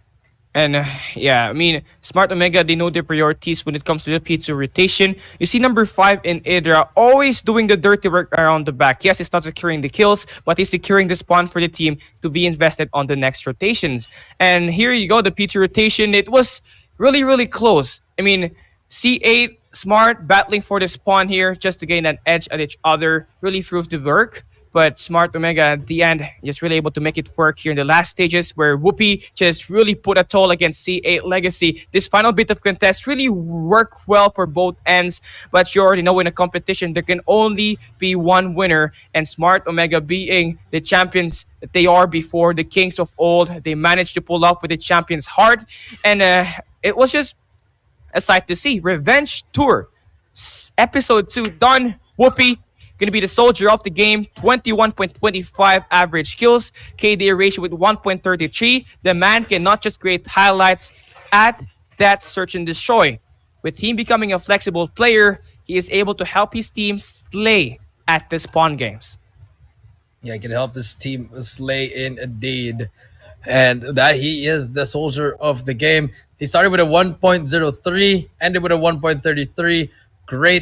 Great KD now. I mean, he just played out of his mind. I mean, it's Whoopi. He is one of the best snipers in the Philippines as well as one of the best flexi players here. Now let's see if they can keep it up. But after this, when we come back, guys, it's going to be time for the winner's semifinals. Blacklist International.Ultimate versus M420 Lowkings. We'll be right back. Whoa.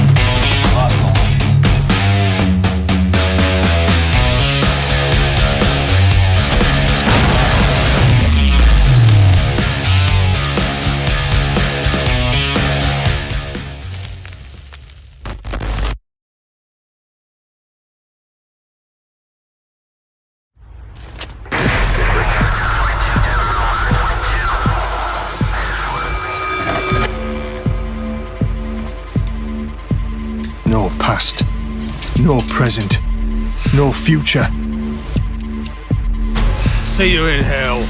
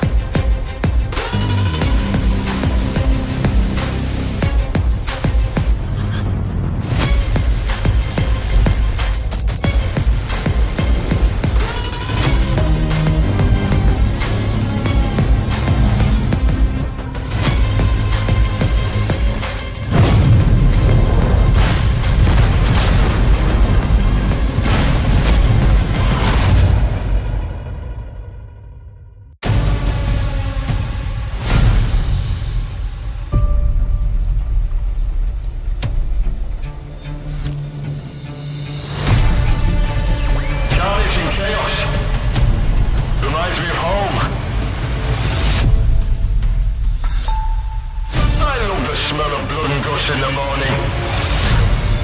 It's time for you to experience true fear!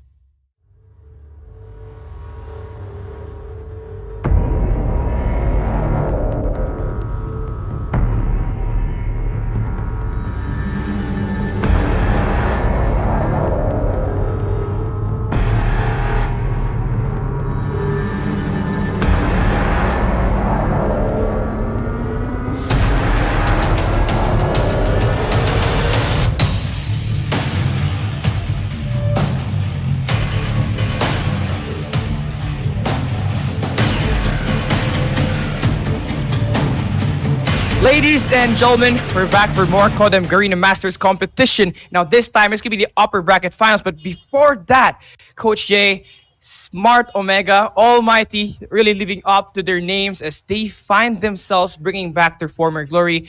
But here we go. It's going to be our boys, M420 Lowkings, and the Codem Eastern Champs, Blacklist International.Ultimate. By the way, I'm your host, Kelly Gaming. I'm down with VVV Jericho, and we can't wait to bring you guys this action. Yeah, I can't wait. Indeed, this is going to be an intense one because whoever wins this will get that extra life advantage in the grand final, secure a spot already. So it's either going to be the Blacklist International Ultimate team or will it be the M420 Lowkings? Both teams have been impressive. We know Blacklist can do this, but M420 came out of nowhere, shocked the local scene, went over to the international scene and here in the Garena COD, in the COD M Garena Masters, and now they're one series away to secure their spot in the grand finals. But first, let's take a look at the schedule. What we had so far, we already have 2 down. And now let's take a look. Now our first series, 7-9 versus Almighty. Almighty taking it to 7-9 in a thrilling 5 games. They end up eliminating 7-9. Almighty moving on. C8 Legacy versus Smart Omega. The last series, we had Omega taking a 3-1 to C8 Legacy. They bring down C8 Legacy, eliminate as well. And for our match right now, it's going to be M43 Lowkings versus Blacklist International.Ultimate. Again, winner goes to grand finals.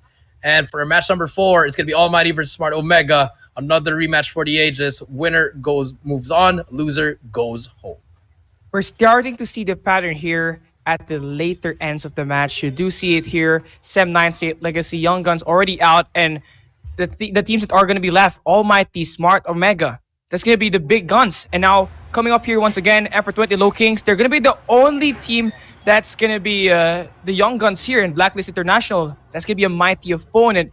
And let's see if they could put on a show here against a team that eventually had a flawless run so far on this competition. Here in the playoffs, Coach J, 3-0 every game mode, every series that they have, and they have the cards all over against our boys from Emperor 20 Lowkings. Yeah, that's true. They really have to work on it. And let's take a look at our caster prediction. You went with the Lowkings. You know them very well. I'm going with the Black International.Ultimate because I predicted that they were going to win the Eastern Champs, and I still predict them winning this whole tournament. So we're going to go with that one, guys. You know, me and Callie, we haven't been on the same page on the predictions. We really want to go and have an intense matchup. But so far, we are, I think I got 2-0 on you, Callie. That pains me the most. But this is about to be the one that's going to sting you the most. But hey, I'm just kidding. Emperor 20 Lowkings, yes, they're going up against a mighty competition in Blacklist International. But I believe they can scratch this team. They got the same personality in the early stages of Blacklist International when they're playing in Team Ultimate. And Emperor 20 Lowkings, they're really great at improvising plays. PJ and Yopi going to be the key player here for the day. If they play well, the team play well, and they could potentially fight this giant that they're going to be facing, Blacklist International. Yeah, I definitely agree with you. But now let's take a look at the line of the M420 Lowkings. These boys, I mean, they're just making a lot of noise, Cal. We got Bulalo, Klo, Luffy, PJ, Raph, and Yopi. Every single player here can actually just turn the game around. I'm just excited what they can bring against Blacklist International.Ultimate. These boys being coached by the great Olea, formerly from PDR. You know, just being under that guidance. Olea, you know, making a name for himself as well, being one of the top coaches in Garena. Really proud of him. But can they dethrone the Kings? Yeah, I mean, Emperor 20 Lowkings, they are the gatekeepers, but with the performance they had yesterday, PG and Yopi's micro decision at the late stage of the game proved that they're more than ready to make or take on the challenge that they would be faced with. It's going to be Team Effort here today, and now they have to face the Ultra Challenge, the king that sits on that throne, Blacklist International.Ultimate. This is going to be it. Jabin, AG, Yobabs, Yato, Tin, Scared. With the addition of Yobabs and Tin, the team is so depth in that firepower. And there you go. Blacklist International.Ultimate getting ready. And yes, they are expected to win this one. And it really says so with the performance that they have in this playoffs. Yeah, I mean, they really have to. They really want to make a name for themselves. Even though they've already did, they just want to prove something that they can pretty much win every single event if they want to. That's that championship mindset, the Mamba mentality. Just no mercy for anyone. They don't care if they're your friends. They're just going to win. They just want to go in here, prove a point to everyone that they are the best. They can go back to back as well. But might be the strongest challenge that they can face because they've gotten double 3-0 so far. But now, this is going to be the most important one because if they lose this, they're going to go to the losers bracket. But looking at the head-to-heads, Yopi, 19 kills, Scared with 16, and he has a higher KD by 0.6, and Scared with a 1.51. I mean, pretty close numbers. And both these players, they are those game changers. They are the dirty players. They are the ones who, as I would say, the Swiss Army knife, Cali. Pretty much the all-around player. He can do whatever they want. They can make an impact every time they are on the map. And I really have to commend these two guys being the playmaker. Every now and then, when the team needs them the most, they're going to be stepping up. But here it is head-to-head Q Soldiers. I feel like Scared, he's going to have a lot more support than his teammate. And I feel like for PJ and Yopi, I mean, for Yopi here at this point, he's got a way better stats against Scared. And I feel like if you could put up this good consistency, it's going to be a pretty exciting match that we have here for the day. But now, here we go. It's really all going down to the maps and modes. Individual stats does not matter if you don't play to a map that you're going to be great at. But here you go. Blacklist going to win that. Lady Luck on their hands against Emperor 20 Lowkings, so they would be able to ban first. And for me, if I'm Blacklist, I would want to ban that takeoff. Let's see what they would ban here. Right now, let's see it. Hackney Yard going to be taken off the map. Blacklist International.Ultimate. They're going to ban that Hackney Yard. The Lowkings, they're pretty good at takeoff as well. But Blacklist, they want to ban Hackney. Okay, they just chose the lesser evil because Blacklist is also good in takeoff, Cali. So both these teams really like that takeoff map. Lowkings, they might ban that standoff. Let's see what they're going to ban. Ooh, I mean, if I'm me, okay, standoff. You got it All on right. correct. So, all right. So we got takeoff open. Blacklist International, they would be picking first. And the boys, Blacklist, they really had a good time against C8 United on takeoff, but they could also pick Fire Range here at map number 1, but let's see what they would pick. And basically, for Blacklist, they could play any map, but there you go, takeoff. That's going to be a 50-50 battle for me, though, because Lowkings, they find success as well on takeoff yesterday, Coach Jay. Yeah, they did pretty well here, Lowkings as well as Black International.Ultimate, but Blacklist, they want to show how it's played and they want to take it into takeoff. That's going to be game number 1. I like it, just putting all the bets here, just doing everything that they can. And now Lowkings, what are they going to pick for map number 4? It's going to be Summit. Okay, one-sided map if they want to go for that map number 4. So I like it coming through from Lowkings. They're both just picking those maps where they're very confident in. And now the Lowkings, they also have to pick that map number 2, S&D. Are they going to go for a raid? Are they going to go for fire range or even crossfire? A lot of these maps are still available. Fire range, it is going to be the one. But Blacklist, you better watch out for Yo Bob's that sniper. He's going to be roaming around flanking with a sniper, so you better watch your back. Yeah, Blacklist, they got a very aggressive sniper in Yo Babs. And I have to agree, the guy can just plain out really do highlights after highlights with that scope. But now it's time for Lowkings to pick map number 5. I feel like they could open up raid and open up map 3 at crossfire. And there you go. I'm starting to see the pattern now. This is going to be a map number 5 for me, Coach Jay. but hey, ban operator skills, it's going to matter here the most. I'm guessing Purifier and Annihilator will be banned. There we go. Annihilator banned. Sparrow banned as well. So Purifier is open up. What do you think about that opened up, Coach? I like it. I like it. If it does go to a game number 5, Blacklist, they have the advantage on that raid. But for Crossfire, Crossfire, I'm not really a fan of this map. But I feel like both these teams, the first 3 maps, it could go to anyone. But Annihilator and Sparrow being banned, Purifier in the game as well. So it's a perfect storm, Kali. It comes down to the execution, to the coordination. A lot of these things we have to consider in Cali. I'm just excited. Who's gonna go to the grand finals? The Eastern Champs versus the Lowkings. I'm ready for this. Let's get it. I'm really ready for it, but we're going to be seeing a lot of highlights here, a lot of free takes, especially at this take-up map. You're going to see a lot of open entries here, a lot of multiple angles getting pushed here by both ends.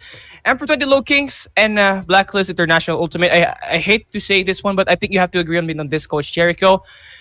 They have the same personality. They're both good at improvising in every situation that they're put in. So it's already going out to the matter who's going to start strong and who's going to end it strong as well. Yeah, that is true. Start from finish. You have to execute right from the start. You need to have that championship mindset, Cali. It's Championship Sunday. And this is it. This is it's just like a teaser because we're not in the grand finals yet. But this one, whoever wins this, again, you make it to the grand finals, you get an extra best of 5. So that's already huge. You already have a lifeline if you lose that grand final. Obviously, you want to finish it immediately. But here we go as well. Before we do go start, we do have something for you guys. We have a milestone that we have to hit, guys. We're going to show it right here. Production's going to give it to us. And if we do hit that milestone, actually, we already did hit the milestone, guys. Hip Hop Spray. I don't play COD M, but Cali, definitely, it's a pretty nice spray. I think that is Seraph using the Annihilator, if I'm right. That is the code, guys. Don't forget to spread it out to everyone. Don't forget to redeem it as well. Thank you for all your support, guys. Don't forget to like, share the stream. It's gonna be a grudge match, and it's about to start in a while. It's about to start in a while, but us having this 2-minute delay, actually, I do play COD Mobile, so I'm gonna be putting this code right now on and redeem it. But hey, ladies and gentlemen, we love the support. We need more because the games that we are going to see here today, it's going to be tough. The amount of talents that we are going to see here is unparalleled as we are about to start this upper bracket finals. Again, I have to say it again, I have to emphasize that whoever really wins this one, they are going to have that one live. They got the plus one live on that winners bracket finals. So, final guess here goes Shay. What would be the outcome? Would we see a 3-0? Would we see a 3-1? Or would we see a 3-2? I gotta go with Blacklist, bro. 3-1, man. That's my call right there. It's not even gonna go to game 5. I mean, no disrespect to the Lowkings, but hey, Eastern champs are Eastern champs. Well, yeah, you have a point. Eastern champs, they are indeed. They have the experience to back them up. But M420 Lowkings, they are the gatekeepers. Now they have the strength to push that door open. But the people, the man that's waiting them at the front at that shown, it's gonna be Blacklist International.Ultimate, and this is gonna be it. A boss fight for M420 Lowkings, and this is gonna test their game. Actually, are they up and going with M420 Lowkings, or no? Are they able to pair well with the Blacklist International, or are they a tier below? And Coach Jay, really can't wait for this game to start, man. I'm so excited, but I really trust M420 Lowkings to take this win and scratch Blacklist International.Ultimate, because Blacklist, they haven't single loss, no loss just yet. Basically on the playoffs. Yeah, perfect 6-0 at the moment. They brought down State Legacy. Now they're gonna go through this one. So, I mean, I'm just excited to see what's gonna happen in this takeoff. If the Lowkings want to prove something here, they could probably take this one because maybe they have that sort of edge. I'm just really giving the edge to Blacklist International.Ultimate, experience-wise, the clutch gene, veteran leadership as well. So all these players, they know what they can do. They can just pop off at any moment. For the side of the Lowkings, yes, they can pop off, but what happens if it's very close now? Who's that player who's going to make that play? Who's going to make that call? Do you have that clutch gene in you? And this is where we're going to see if the Lowkings have what it takes, because so far, they've been proving a lot here. They've been beating a lot of these teams, Cali. So this is their toughest challenge yet. Yeah, they're really able to beat a lot of teams, but they had to do it scrappy. They went in against Agala Esports 3-2 on the best of 5 series. It had to go to a map number 5. Barely wins it. But, facing up against M9, who was able to beat Smart Omega, they win it 3-1. So does this mean, this begs the question, is M420 Lowkings actually better than Smart Omega since they beat Sem9? Yeah, Sem9 just pretty much, they kind of shocked us, from the group stage. And also at the side of the couple of days in the playoffs, and it's just very, very. This tournament's been very, very crazy. Just a lot of upsets, a lot of ups and downs for all the teams, and I'm just really excited what to see here. And I just want to give a shout out to all these fans here that's been waiting. We just do have some technical problems here, but we're gonna get over there. Shout out to Abby Diaz, aka Flacco. Hello to you, and here we go, ladies and gentlemen. This is it. Game number 1. Black International.Ultimate versus M420 Lowkings. Hardpoint in takeoff. Cali, take it away. Here we go. Fasten your seatbelt because we are in here for a ride. M420 Lowkings and Blacklist International.Ultimate already duking out Jabin against the first control at this staircase. And now they're going to get the P2 control. Also, the scaffolding done well as well. Then working in the workout, drops 2 players already. And now they get full control in the middle of the map. M420 Lowkings still nowhere to be seen. Yeah, M420 Lowkings nowhere to be seen indeed. But now here we go, 11-3 at the moment, just first initial gunfights, and we do see that experience coming out from Blacklist. They just want to really win that gunfight. The confidence is flowing through it. And for the side of the Lowkings, a little bit of a slow start here, but so far they are still here. Still an early game, Cali, and now we do see the Lowkings finally getting the kills that they need, and that just might be the momentum boost that they need. But Black International.Ultimate, they have control of that scaffolding as well, so P2 gonna be very important. But number 5, that's gonna be Yopi already at the back.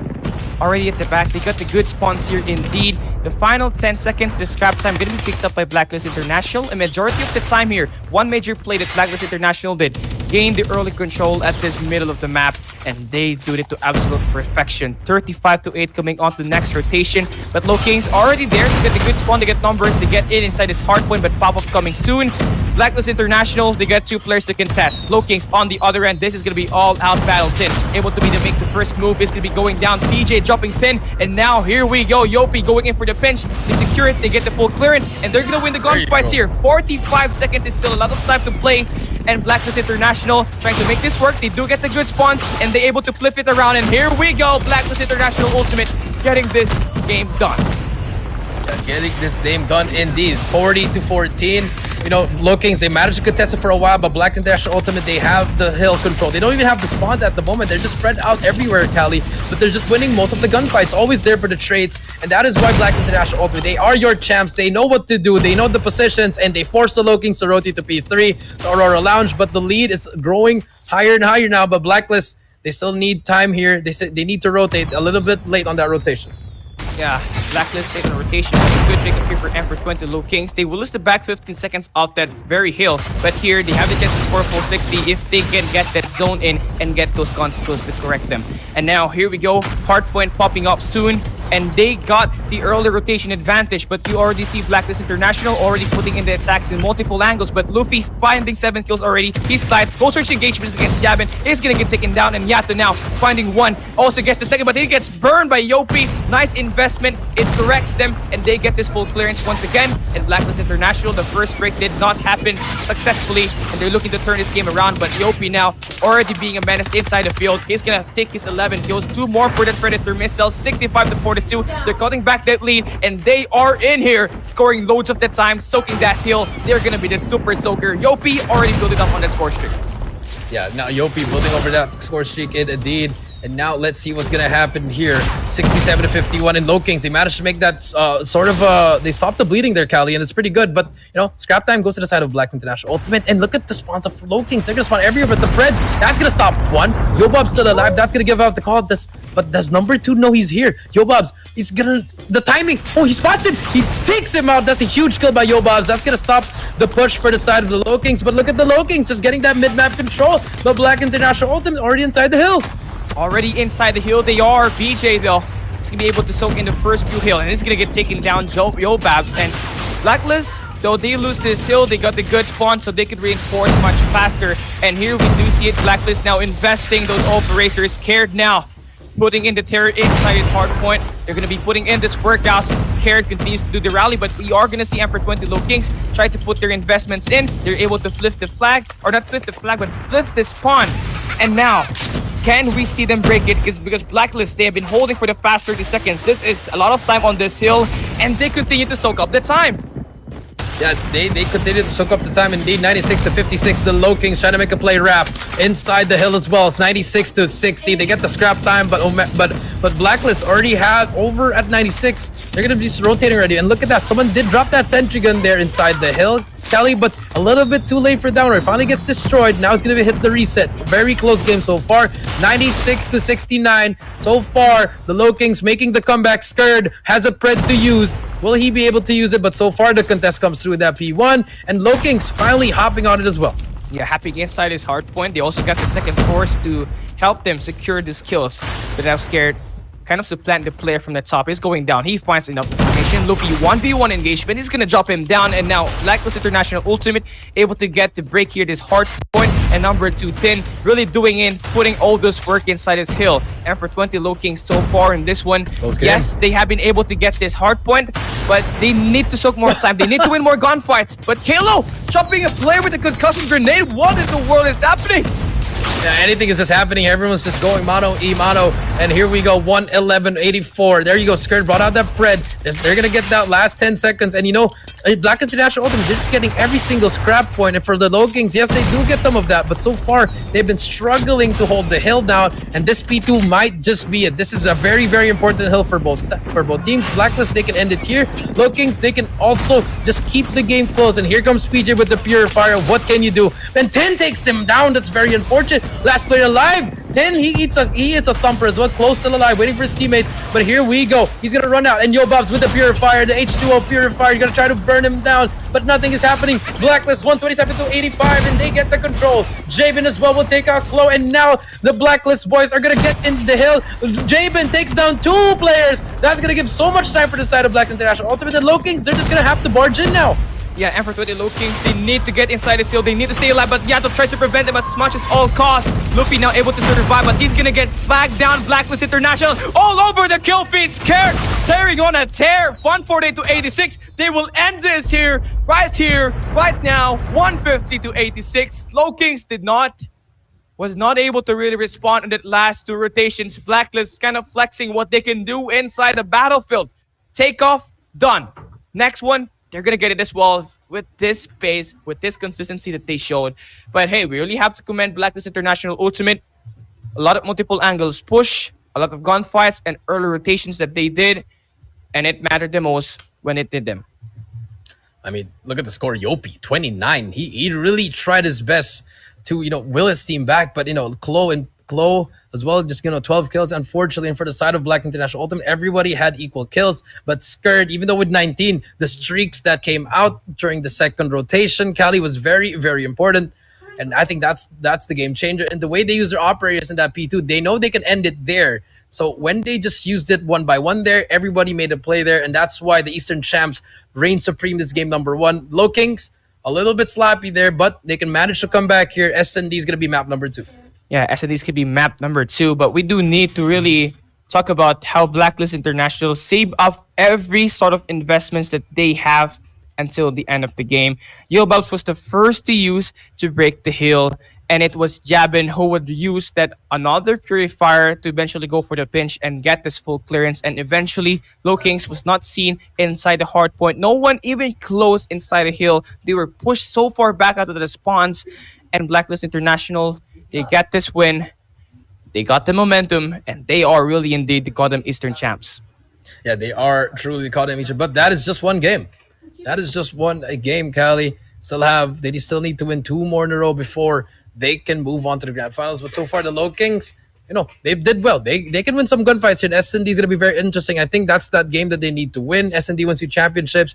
Whoever brings that home might just be able to do a lot there. But at the same time, if you are the Lowkings, it's going to be firing range. You pick that map, that's your map. But the Black International boys, you can put them on any map. Yeah, I mean, I think you have to agree on me on this as well, Coach Shea. Blacklist International Ultimate, they got total map mastery. Whatever map you put them, they can turn on the jets and just burn you down. But hey, it's going to be a map pick for Emperor 20 Lowkings. They did win a match against Aguila Esports at firing range where they dominated Aguila 6-0. Maybe that's why they picked this map. Maybe this is where they're the most confident at winning and taking down Blacklist International. But yeah, I mean, it's going to be 60-40 here. Well, I have to go for Blacklist, judging from that first pace, but I do love for Emperor 20 to prove me wrong. Yeah, that is true. I mean, SND in firing range, we did see what happened to the side of ALMGHTY and 7-9. It went through a game. It went through a round 11, I mean. And it was just because of the aggression from both teams. Everybody was just adjusting back and forth. I mean, if you play slow and the other team plays fast, that's going to be another story. But if you play fast, if both teams play fast, it's just going to be like a TDM. Everyone's just going to go out and all out and have a war. But the delay pushes in fire range hasn't really worked out for a lot of these teams. It's always been just rushing, always been just trading. So I feel like if you are the Lowkings, you got to pull out something off the hat. Maybe get that trader control immediately, prevent them from getting into A, because A is a hard side to retake. B is a little bit easier because you have a lot of that cover at the lower spawn, Cali, but you also have to watch out for those snipers with them having unlimited range, Cali. And now, here we go. We talk about the bomb sites. Now we talk about the game. Here is our map number 2. Blacklist International, they got 1-0 in this best of 5 series. But Emperor 20 Lowkings, they need to win this one to tie up this series. And now, first half opening up. It's going to be Blacklist International being the attacker they are. Let's see where they're going to put that bomb first. It looks like the A side is where they're trying to go. Yato now pushing through. It's going to be damaged by the Thumper. And that should be enough information for Emperor 20 Lowkings to gather. And they should go for the rotation now. Yeah, they should go for the rotation indeed. But Black International Ultimate, A is the clear side. They can just drop the bomb immediately. And Luffy, trying to hit that shot, will not get anything so far. But Yato takes down Raph. That's going to be a 5 versus 4. So far, they have that man advantage. And for the side... Oh, Yato, what? Whoa! What is that shot? Beautiful shot. Jabin on the flank gets absolutely flicked on. Chloe takes down Skirt. Now it's going to be a 3 versus 3. The flank is open. The trailer control is in their hand. Yato takes down Luffy, and Yato with 3 kills on his name. Just going hunting here. Chloe trying to push into trailer. They give it up, but the back-to-back is going to be there. They have to work together. PJ trying to take down one. He takes down Yo Bobs. Now it's going to be a 2 versus 2. Both have 1v1s. Yato and PJ, they make the retake, and the Lowkings secure that first round. And there you go, the mechanical skills. Isolating every player, Blacklist International.Ultimate was put into a 1v1 situation, though it's a 2v2. And I'm for 20 Lowkings. I really love that play. And I love that retake. They did not have the numbers earlier on, but with the gunfights that they won, Blacklist International.Ultimate, they go down at round number 1. Now here we go to round number 2 though. We are gonna see the same plays, but AG with the popcorn dropping Luffy. And man, early 4v5 once again. Can Emperor 20 Lowkings turn the game back here once again? Let's see what happens here. They do lose that gunfight again. They get the first pick. There's going to be a player there. That's going to be Chloe. What are you going to do? He's going to get 1. He's going to get 2 before he goes down, but the trade comes through. Yopi gets scared as well. Now it's going to be 2 versus 3. Jabin will try to make a play here. It's all up to him. Yobabs goes down. 1 versus 3 here. Jabin, what can he do here? He does know there's a player in A and over at the barracks hut. So, let's see what happens here. And PJ shuts him down to Endo. Woo! Well, the Jabin freight train is gonna get stomped. And for 20 Lowkings, surprisingly, Coach Shay, having a 2-0 lead against Blacklist International. And just taking their time. Yeah, I mean, they're playing this one like a film once again. But, you know, if you're Blacklist International, you've lost 2 rounds now. You gotta find that adjustments. Let's see what they're gonna pull off. Yeah, let's see what they're gonna pull off indeed, Luffy. Trying to make the play here. Will not spot anyone. But so far, things are just slowing down now. The Blacklist International, they could have gotten those 2 rounds, but you know, the trades, Chloe. I mean, how do you let him kill you with that sort of range? You know, you were 3 players all shooting at him, but everyone was just struggling there. That first round as well, the retake. Unfortunately, but Yoba spots him, that timing. Give that call out as well. Yato gonna be near the side. He's gonna eat a thumper. And now Chloe with the nade. He's going to try to nade that side, but Yopi on the back will take out Skirt and Jabin. But there comes Yobabs. 1 versus 4. Now he does manage to get 1. Can he clutch up? He spots 1 at the back. PJ goes down. 1 versus 3. Yobabs in that zone already. Let's see what he can do here. 1 versus 3. 2 players in trailer. 1 player on that barrels. Yobabs, what can he find? Brings out the CBR. Can he find someone here? Look at this. The trades are going to come through. But Yobabs, he has to switch to that CBR. He did hear someone shoot there. So he spots one below him as well. The challenge comes through. He gets he doesn't get him, but Chloe with the holder will hip fire him. And now 3-0, the Lowkings taking it to the boys of Black International.Ultimate. And the defense, the strategy for Emperor 20 Lowkings, keeping that A bomb site open, pressuring this B flag to force Blacklist International to only have 1 bomb to push. And the audacity for them to do that here against the Cotton Eastern champs, totally working. Look at this. Blacklist International trying to ego challenge. They have lost 3 in a row at this bomb site, and they still dare to put on a show. Yato being the first man in line. And it seems like they get this pretty bomb open up. And as soon as that bomb gets planted, Coach Jay, it's highly possible that Emperor 20 Lowkings would work for a 5v5 rotation. 5v5 rotation indeed. But now bomb is going to go down. Now Blacklist, they finally executed it right. But there you go. Yato takes down Luffy again. Again, they get the first blood, but they've been losing the rounds here. Blacklist International.Ultimate, they just have to hold it down. Number 1 on the other side, that's going to be PJ, going to be rotating around Steelhouse. Now the retake is going to ensue here. Yato, he did see 2 players. He gets 1. Raph takes down Skirt. 3 versus 4. Manaver still goes to the side, but Yopi is there in front. He's going to be baiting his teammate. Javen will tag him up, but there is AG for the trade. 2 players coming through as well. AG, it's a thumper. 2 versus 2 now. The retake might just happen. Yato misses that first shot. Chloe takes down Yobabs, and Yato goes down, and again, the Lowkings are retaking perfectly. M420 Lowkings, the gunfights, the strategies, the instincts, they have it in them as in this game right now. Blacklist International.Ultimate, though they have found themselves successful in every map. Here they are taking a nil, and for 20 Lowkings just putting them right now down. And this is gonna be the final round. If we don't see Blacklist International get any rounds here, Lowkings, they're looking at the 6-0 pace here. Never count out the champions, Kylie. Never count them out. This is a map for the Lowkings, and they're doing it right. If you want to make a statement game, this is the statement game right here. Black International Ultimate, they're going to stick to what they know, which is going to be that A bomb site. Is he getting aim assist through that wall? That is unbelievable, that shot. Unfortunately, Yato will get tagged up actually by the nade. Bomb is down now. Klo gonna try to hit that wall bang. Yato again with that sniper. I believe, yes, Yato's a great sniper, but if you let him hold at least a CBR or a Kilo, I think it would have been better. Yopi takes down AG. That's gonna be the first kill that they need. Here comes the coordination. The play comes through. And Yopi gonna be the first one in the fight. Raph takes down Skirt. They take down Javen as well. 2 more players. That's gonna be Luffy trying to punch Yato as well.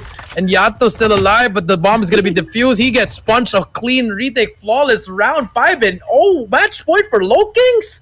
Yato. Wait, Coach Shay, hold on. 5-0. Is this real? Is this real live? Well, Luffy just punched Yato's face. He got a black eye, and that should serve it. I mean, we are going to switch the sides, though, so maybe this should start a spark for Blacklist International. Oh! Luffy! Luffy with this slide, dropping Yato down, and we got this 4v5 right off the get-go. And Lowkings, they know that the B-bomb is open. They could totally take that, but let's see. Blacklist International's defense need to find a pick to equalize the number of the game here. Luffy gets tagged, but not enough for him to go down to low HP. He's gonna get recovered, but Lowkings pushing through the A side. Scared's gonna be there to help defend. And there you go, Jabin retaliating back. A 4v4 stun check here. With a 4v4 up ahead. It's gonna be a long battle here. It's just 6th round. But can we see Blacklist take this one? They're gonna be working on a plant here. Lowkings, 45 seconds. A 4v3 retake. Can we see Blacklist extend the round?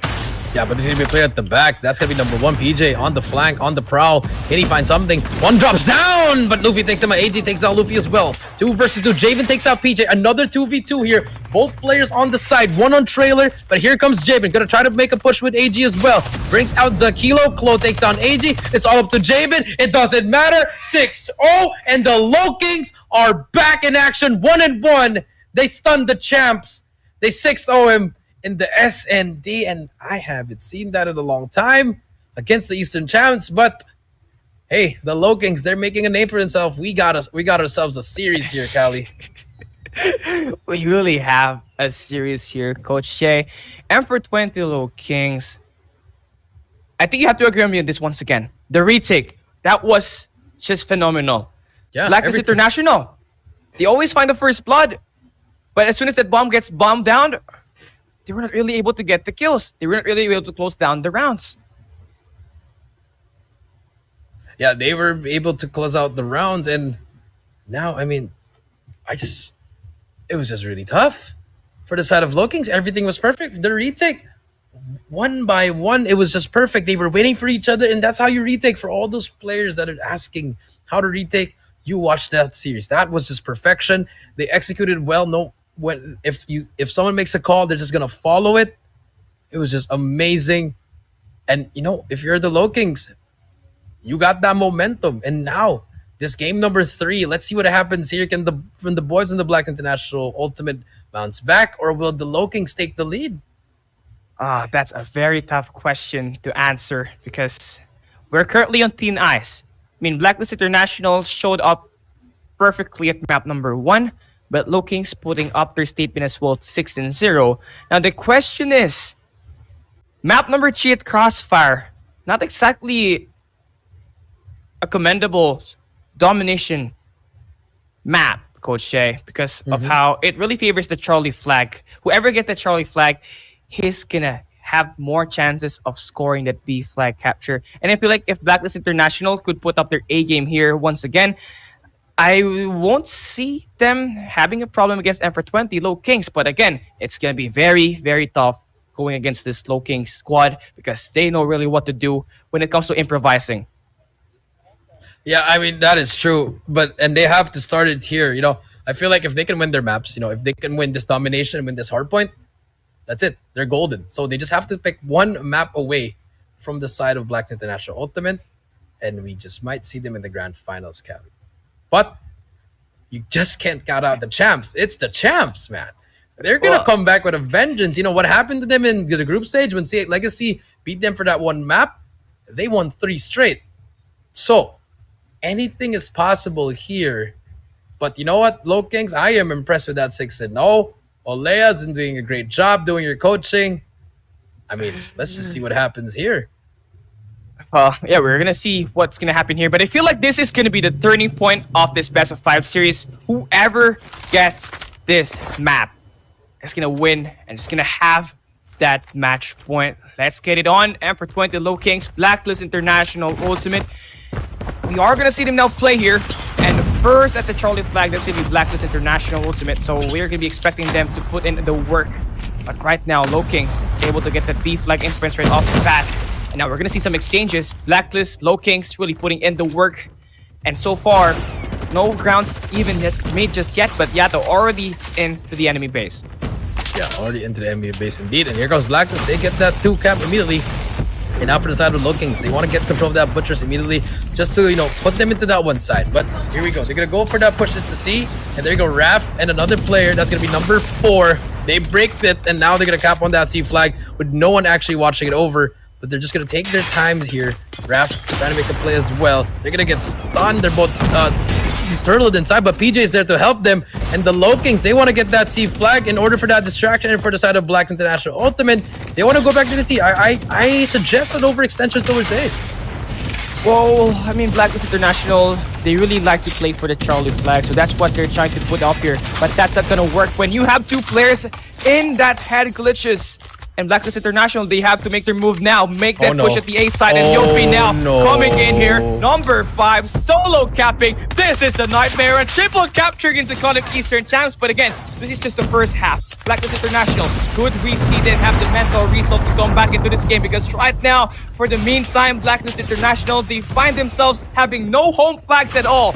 34-25. It's looking good right now for Emperor 20 Lowkings. Yeah, looking very, very good to start. Just get that lead at the beginning. They finally got that the triple cap. The last stick is gonna go to them. And here we go, 42-25. They finally stopped being Blacklist International.Ultimate. So far, a little bit, they're struggling a bit here. After that play coming through by the Lowkings, it made it happen. They gotta start winning the gunfights here. And the Lowkings, they have that momentum. The Sentry Guns already dropped on B. They're gonna defend it as well. But the International boys are gonna go inside there as well. Capture B, but no, Yopi is there to get the trade. 53-30. The first half looking like it's gonna be on the side of Lowkings, but Scared still has some streaks, still has a Pred as well. Can it matter? 56-32. Cali, these Lowkings are really just turning it up, and Scared drops the Pred inside that Sentry Gun just to destroy it. But there is Rap with the Purify, but Yato is there for the trade. Getting flashbacks. We are going to see Emperor 20 Lowkings just really put on a show here. Blacklist International, they're going to get that Charlie. But right now, Lowkings, they still got this B flag. 2 flags in play for them. And Yopi burning, freezing everybody he sees. A triple capture once again. We have not yet seen any type of this dominance just yet. And Emperor 20 Lowkings just doing Blacklist International.Ultimate like this. What's just happening right now? Momentum. That's the momentum. Mental's kind of broken, but the champs, they gotta get back that. They gotta get that mental back in, composure. But here we go. Second half. Let's see what happens here. The Lowkings leading by a lot here, Cali. Let's see if they can try to make a play. Raf's gonna try to make some plays there across the stacking up the players, but one player did get through. That's gonna be number 4. Yobab's already on that B flag, but he might just get punished here. But Yobab's gets 1. Yopi gets the trade. Yato right behind him, but more players from the side of both teams just trying to get control of that B flag. Klo with the Purifier, and they're gonna drop a Pred as well. He spots one, but the Pred doesn't take him out. 80-44. Luffy has his teammate here, and they take him out. And finally, the Lowkings, they're about to capture that B flag, and the Blacklist International.Ultimate team struggling to find something here. Here we go, 2 flags in play, but Blacklist International, they could initiate a pincher number 3 now, about to get that influence inside that B flag. Luffy, the one to defend, he's gonna find one with the kilo. Already's got 3 in a row, but Yopi now putting in the work, try to reposition inside this B flag. He's gonna get taken down. Big kill. Yato, he's gonna have a good kill, huge kill to put that B flag now on the hands of Blacklist International.Ultimate. And Yato is on it there, 3 in a row, 12 kills already inside this game. And Blacklist International, they find the composure to go back into this game, and they're taking that Butcher's control, and they're looking to push here to Charlie flag. Yeah, they need that flag. They need that flag to just, ease that pain. But look at that, number 4 and 8. Trying to win that. That's a big gunfight there. Whoever's going to win that, and Tin takes him out. Another player comes through. That's going to be number 1, PJ. He stops it. So they can just go for the A flag. But number 5 spawns right behind him. Scared. He's going to try to chase that player. Luffy with the Dragon Fire. And the 2 players from Blacklist are actually capturing C now. And now it might just be a trip cap for the international boys. And yes, they do. Here we go. But B is being taken by the side of Lowkings. It's a back and forth. 102 to 72. Black International drops the Pred and doesn't take out anyone. That is very unfortunate. You hate to see it, but they're prevented. Yo Bobs is there. A sentry gun is down there as well. But now B's being captured, and Black International.Ultimate trying to make the comeback here, Callie. And they're trying to make that comeback. They're giving Emperor 20 Lowkings their dose of their medicine, and another triple capture locked in here by Scared. Nice play back and forth. Blacklist got every point in control.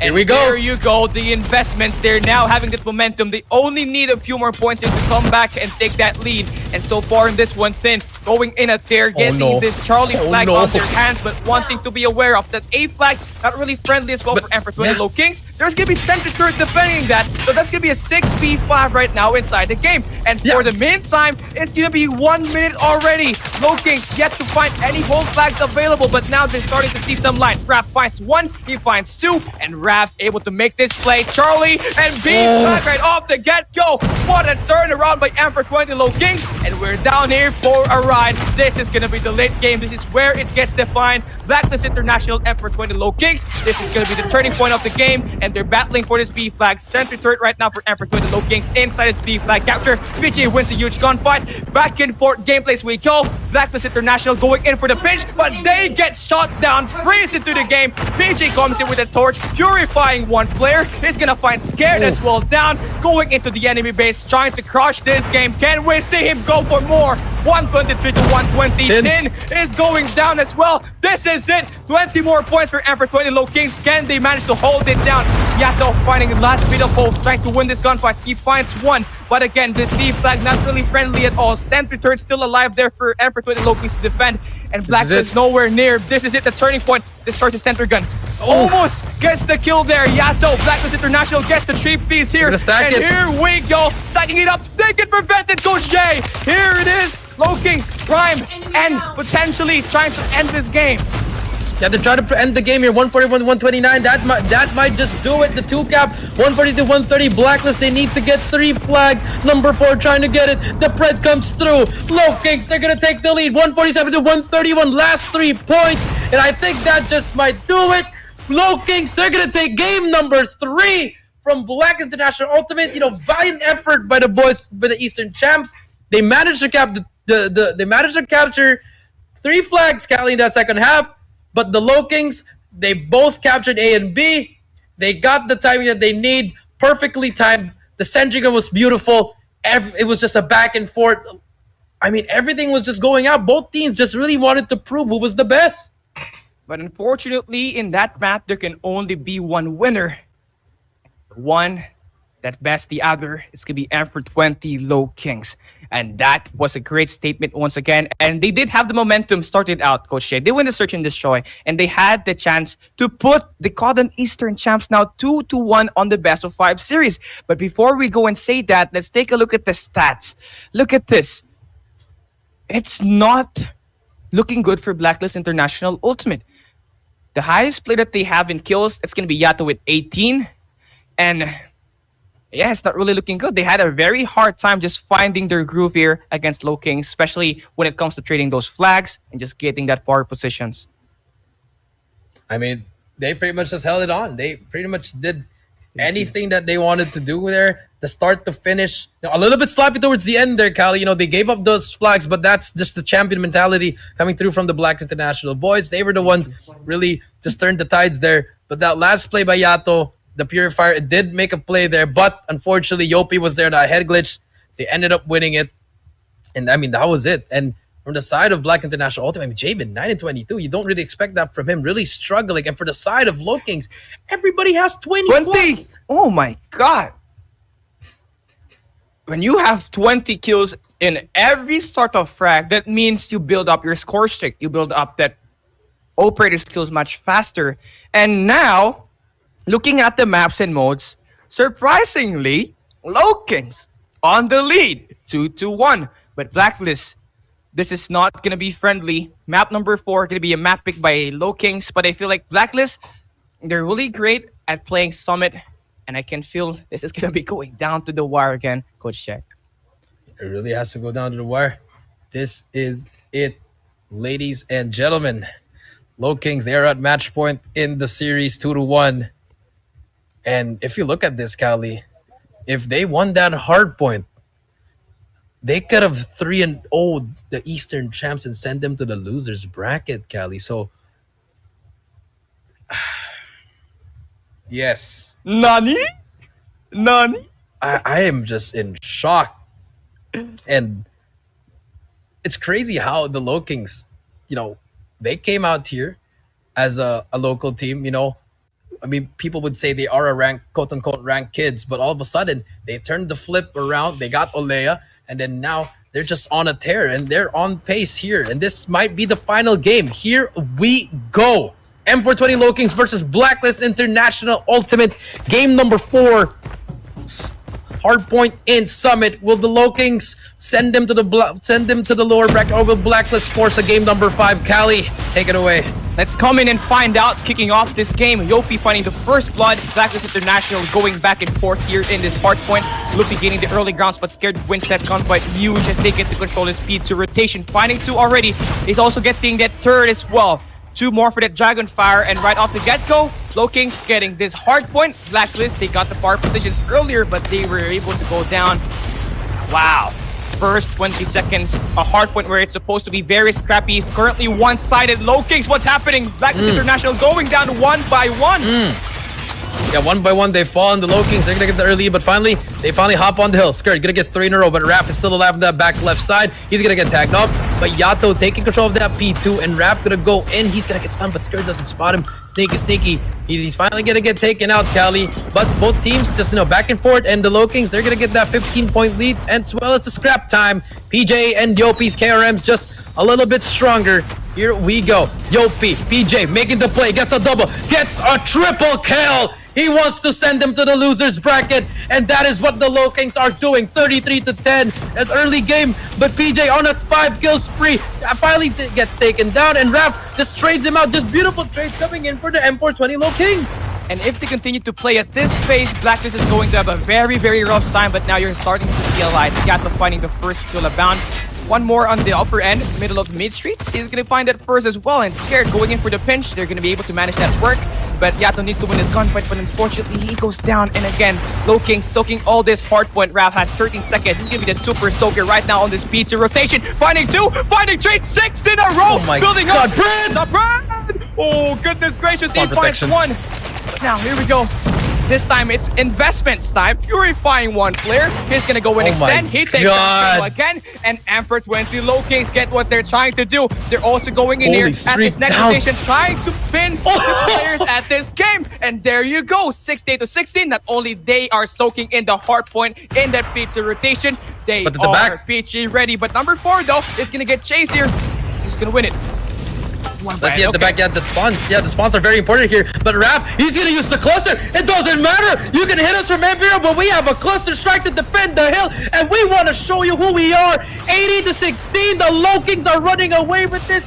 The champions have no answer. Javen from the back. It doesn't matter. You send 1 more, we'll take you down. The Lowkings, the Purifiers are out, and they are just running away. They want Black International.Ultimate to go down the loser bracket. 10. What can he do? Nothing. Javen contests the hill. Farley breaks hill for a while, but for how long? Look at the players of Lowkings just at the back, pushing through 1 by 1, and look at the Blacklist International players. They can't do anything because the lead is so big. They need to go in.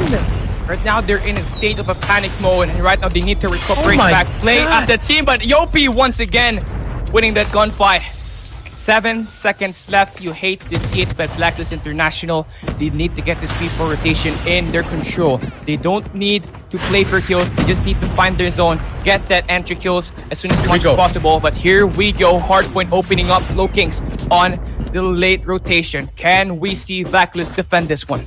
Yeah, they have the early rotation. Here we go. PJ gonna be the first one at the back. We'll push them through, but they two go down. Jabin and Yobab. So the skirt gets a big two-piece. That's super huge. But Yopi takes him down. That's a triple kill from him. Tin inside. What can he do? He does take one down. Can he find some more for his teammates before they push through? Tin just trying to stay alive. Klo, he's gonna take him out as well. Yobab's now. It's his turn with the Purifier. Finally reaches that 50-point mark, and the Blacklist International boys finally getting inside the hill. 110 to 60. They need to hold it down, and so far, they are holding up pretty well, but the spawns are going in favor of the Lowkings. They need to just slow it down. But, you know, the boys from the Black International.Ultimate Cali, they invested all their purifiers here just to get that time. Very, very useful. But if you are the Lowkings, you have your purifiers for the next two hills, so it doesn't matter if you use it here. Just keep it close. But now, the Blacklist International team, they have a little bit of a cushion here. The lead has been broken, but now the P1 rotation is going to be very, very important. Very, very important indeed. This is going to be the turning point of the game. Here we go, Lowkings. They start off with a great rotation, but Blacklist International able to get that break. But once again, Lowkings trying to overpower with gunfights, but they're going to get taken down. Yobab's fully straight up. He's got the cluster strike That's up important. and ready, and that's going to be important on that P2 rotation where the open entry is going to be open. But here we do see it. Blacklist International, they got a strength to turret right exactly in the middle of the map, and this is great time under their hill. This is just gonna be a pretty back and forth. Pretty back and forth indeed, Cali. And you know, Lowkings, they started to slow down now. Black International, they're right behind him. They're about to take the lead as well as tie it up. 1-1-1 to 109, but the contest comes through. Here we go, the Blacklist International team. They have the tie. They take the lead, and now they are just gonna run away with this one right now. And the Lowkings, they're starting to lose one of their gunfights. Cali, they haven't scored a point. Jabin finally stepping up, two-piece on his own. The cluster strike is ready for that P2. 125 to 111. If you are Lowkings, you gotta rotate now. But the Blacklist International team, they managed to make the comeback now, but can they close it out? Now the Lowkings, they're finally about to catch up. But remember, the streaks are going to be very important here. Are they going to bring it out here? Is Yobab's going to bring out that cluster strike? Here we go. It's going to be important, very indeed. And now here it is. Speaking of the devil, it's going to be the cluster strike open in that P2 rotation. But again, we have to talk about Blacklist International. They need to put in the players inside this field because it's only Jabin that's gonna be inside. No one is very near in this hardpoint, and Lowkings, they got the investments, they got the purifier in their hands, and this might be the last hill. This might just be it. 20 more points soaked up here by Blacklist International. They get this pick, and they will be up here one by one, but somehow Jabin remains to be alive. The Jabin freight train gives the hope alive for Blacklist International to push at map number 5, and there it go. They got 5 more points there. Effort 20 Lowkings. Final contest. This is the game. This is the ultimatum. Not yet done. Back with their purifiers, but the game will be set. Comeback. Blacklist International. Oh my Ultimate. God. Why they are the cutting Eastern champs? They come in here having a late game, but they came swinging and they win at the late game. They choked a 90-point lead, somewhere in between that number. The Lowkings, they had it already, and then after that, that P4, they reached 1-1-1, and then after that, they couldn't score anything anymore. And the Blacklist International Ultimate team, they pretty much was calm, cool, collected. They were like, okay, we're down by a lot. It doesn't matter. Let's just work on ourselves. And after that, oh my goodness. That was just greatness that we witnessed, Coach Jay. Greatness from Blacklist International Ultimate. You see on that screen, they were not laughing. They were not celebrating. They're there to remain calm, collected, and cool.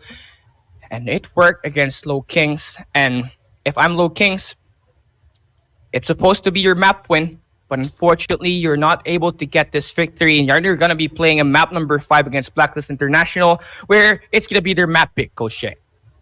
Yeah, I mean, it is their map pick. Here we go. Whew, map number 5, Cali. It's going to be Essendion Raid. Out of all the maps, it's going to be my favorite map. And here we go, Cali. I mean, Tin, he went 11 and 25. But it doesn't matter. If you have Scared, Yato, Jabin, and Yobab's popping off for you, more than welcome to just go negative. But obviously, he has to step that up because, yes, you guys made the comeback, but I mean, it was just very unfortunate. You can't go down that much. And the Lowkings, they had it. It was there already, Cali. It was right there. The place to go to the grand finals. But unfortunately, they lose the hard point. And this is it, Cali. Oh, God. Game number 5. Winner goes to the grand finals, gets that extra life. Loser goes down to the loser bracket. Cali, this is intense. can't even really speak right now. I don't know what story is gonna happen here at this map number 5. But one thing we are sure of, Blacklist International.Ultimate, this is their map pick, and they are pretty successful at this map. And you know, I'm very happy to see that Raid is gonna be the map pick here for Blacklist, because that's gonna test Emperor 20 Lowkings map capabilities. Are they gonna be good at a map where Emperor 20, or are they gonna be good at a map where Blacklist International.Ultimate is confident at? Would that be the story, Coach Shea? I mean, the story is, can Blacklist score a round? That's gonna be the number one story. I know it's their map pick, but in S&D in game number 2, they couldn't even do anything. They were getting the first bloods, at least 3 first bloods at the start, but after that they just keep on losing one by one. But now here we go, game number 5, M420 Lowkings versus Blacklist International.Ultimate, S&D and Raid. Winner goes to the grand finals, loser goes to the losers bracket. And here we go. Callie, we're gonna start things off with the Lowkings. You know, they choked that game number 4, but you know, you gotta reset. Both these teams have that top tier composure. They both deserve to be the grand finals, but there can only be one, Callie. There can only be one indeed. And now here we go. My arms are heavy. Knees, weak arms, spaghetti. But here we go. First block, Kalo jumping in Yato. That's gonna be a huge win. 5v4 rotation right off the get-go. And you see Blacklist International, they're in a point where they have no point on return, because as soon as they work in that rotation, they're gonna find themselves intercepted as this middle of the map. And for now, one thing that Blacklist International can do is try to play perfects. But right now, Lowkings defense is really commendable because they're not showing themselves. Yeah, they are really showing themselves here. 5 versus 4 now. They got that first pick on Yato, so there no more aggression for a while. So far, 5 versus 4, just waiting it. AG has that bomb, but look at that. Look at Lowkings, the patience. They're not gonna move. They're not gonna get away from their position. We'll stick here until the next round comes through. That's just patience right there. You can't teach that. Skurd, does he spot that player on the right? He doesn't. But 35 seconds left. They don't have much time anymore, Callie. They need to move. You really need to move now. Looks like they're trying to intercept a play here at this B-bomb site. Kalo is in a very good position to intercept players at this middle of the map. And here we go, PJ, adding a bit more inflict on the damage that has been already done against Blacklist International.Ultimate. The defense now, this B site now open up. Yobabs finding the first skill. He's going to be the player that we're going to be looking forward to today here. Scoring all those skills, soaking all those time, and now Javin able to step up. And we got a 3v3. Nice play from Yobabs, dropping Luffy. That's going to be huge. Now they get the numbers. They also get that bomb down. They also get the bomb down indeed. Now we see 3 versus 2. PJ at the back, he's gonna get taken up by Yobabs. Last player alive is gonna be Yopi. What can he find? He's gonna get chased from both sides, but he's just gonna go for it just because he knows someone's gonna be behind him. Yobabs trying to make a player on his own, but AG takes him down. First round goes to Black International.Ultimate. Finally, they get around in this series in the S&D. Let's see if they can keep it up. I love the composure there in the first round. I really love it because though they were down by 1 player right off the get-go, managed to get that play to work and wrap around the speed bomb side, and Lowkings find themselves down. So now we do see some start of loophole here for Lowkings. That B bomb side defense pretty soft, and someone needs to harden that one. But that was T-Set, 5v5 rotation here. I mean, Blacklist, I love the pace here. Not really going in for power positions, not really going for the aggressive plays, but now that the smoke has been out, here we go, Yopi going in for the damage, but not enough to secure any kills. Yeah, not enough to secure any kills at the moment. But they did find that information. Blacklist, they're going to play for that retake. Yato on this side of the map. But PJ, is he spotted? He spots Yato, actually. But he's going to try to challenge him. But if he does challenge him, Yato just goes in there. Just aggressive confidence there. Yato spots another one. Ooh, almost lost that gunfight as well. But 4 versus 5, Skurd. Does he check that left corner? That timing! But thankfully, his teammate was there. But Skurd actually took out one just before he went out. Yopi now trying to hit the flank. Does he spot the one at the tower? It doesn't matter. Yopi takes him out. Luffy takes out AG. 2 versus 3. 2 versus 3. You got 30 seconds, Lowkings. You got to put your time and effort to maximize the efficiency of how you put up the kills and how you defuse that bomb. So far in this one, Yobab's able to put the pressure on that window. He's got 4 already. This guy is hot. And you don't want them to stay hot. Here we go. Jabin finding Raph down. Luffy able to get the trade, opening up the staircase. Going into the bomb site. but the clock is ticking. He has to find 2 players and defuse that bomb, and I believe this game is about to be over. Yobos finds and gets 1, but I mean, Luffy, this is gonna be it. Jabin, nice defense. That bomb exposed at the right side of the bomb site, and it's pretty open here in this middle of the map, and that's how they secure the kill. Yeah, that's how they secure the kill indeed. And now, the Lowkings haven't gotten around here, but Black International.Ultimate, I told you, S&D raid, that's their bread and butter here. So Beef would say, now, Lowkings haven't find the struggle. They're struggling here a bit. What if we try to find something with that snipe? So far, nothing yet. And Zigzag's gonna be that #1 place. Is Yopi gonna go for that bait? Because if he does go in there, 3 players from Black International are gonna be there watching over you. Fire coming through from Skurd will not get anything. But here we go. Skurd trying to find something. See, gonna make a push here, but so far, nothing yet. Skurd on your screen. That's a big gunfight on the left. He spots him though, but it doesn't go through the wall. Klo, oh, he just gets away there. Skurd, he spots him on his left, but Klo is there to be a decoy. Beautiful, beautiful play coming through. 5 versus 4, but bomb is down, and PJ gets Jabin. Now it's gonna be 3 versus 4. And now Yopi, lost in the clouds, able to intercept the players way behind the enemy lines, going in for the pinch. He drops AG. He finds another player on that laundries, but Yobab's able to secure the kill in the art room. Yato making the play here at this laundries. Close range engagement, but still, it's gonna be Blacklist International winning the gunfights. PJ, close range engagements. He finds Yobab's a 1v1 Yato on that heady. 18 seconds to play with. He's got that turn on him, and he's gonna get that kill. Locked in, Blacklist International 3 in a row. Looking to do the same thing here against Emperor20 Lowkings. Could we potentially see a 6-0? But right now, Emperor20 Lowkings, they've been looking predictable with that defense. Yeah, they've been looking pretty predictable, but you know, the Lowkings is very unfortunate. 3-0 now, Black International.Ultimate. They are doing what they're doing in that game #2. Switch of sides. So far, the Lowkings struggling on this defense. What kind of adjustments do they need to do, Cal? Well, for me though, just take that mid control. You got Yopi there already, so maybe try to put your players at this B bomb side, force that rotation at this A side, and maybe work on the 5v5 retake. Lucky enough if you got the players, but you have to now pushing in. He's got a corner on him, and he's gonna win the gunfight nonetheless. A 4v5. And Blacklist International, this is gonna be a problem. They got control exactly in the middle of the map. They got access to A and B side, and they're looking to test the waters here once again at this A bomb side. Yes, A bomb side indeed. Excuse me, but now 5 versus 4. Bomb is down in A, but here we go. Cloak. Find something here. He's gonna get taken down by Skurd. Small mistake so far. And here we go. That's gonna be another player. Finally, they take down 1. 3 versus 4. That's the beginning of the retake. But look at the players of Black International. They have everything covered. But open stairs though, not covered. That's gonna be a smoke there. And both players have a 1v1. Luffy takes one down. That's gonna be another player. Luffy finally gets taken out. Last play like Raph, what can you find? 3 players of the Blacklist just finding you. He does get destroyed by Yato, and that's gonna be 4-0. Well, 4-0 indeed. Blacklist International.Ultimate, they're really on their element right now. They have bursted out, and they now are on their A game. And so far in this one, Yopi, really off to a very rough start. Having 1-4 in that kills and deaths. Right now, he's got to get this thing up and going. Here we go. Yopi finds the first one. And finally, for the first 4 rounds, we see our boys Emperor20 Lowkings getting that first blood. And now, we do see it here. Blacklist International really turtling it up.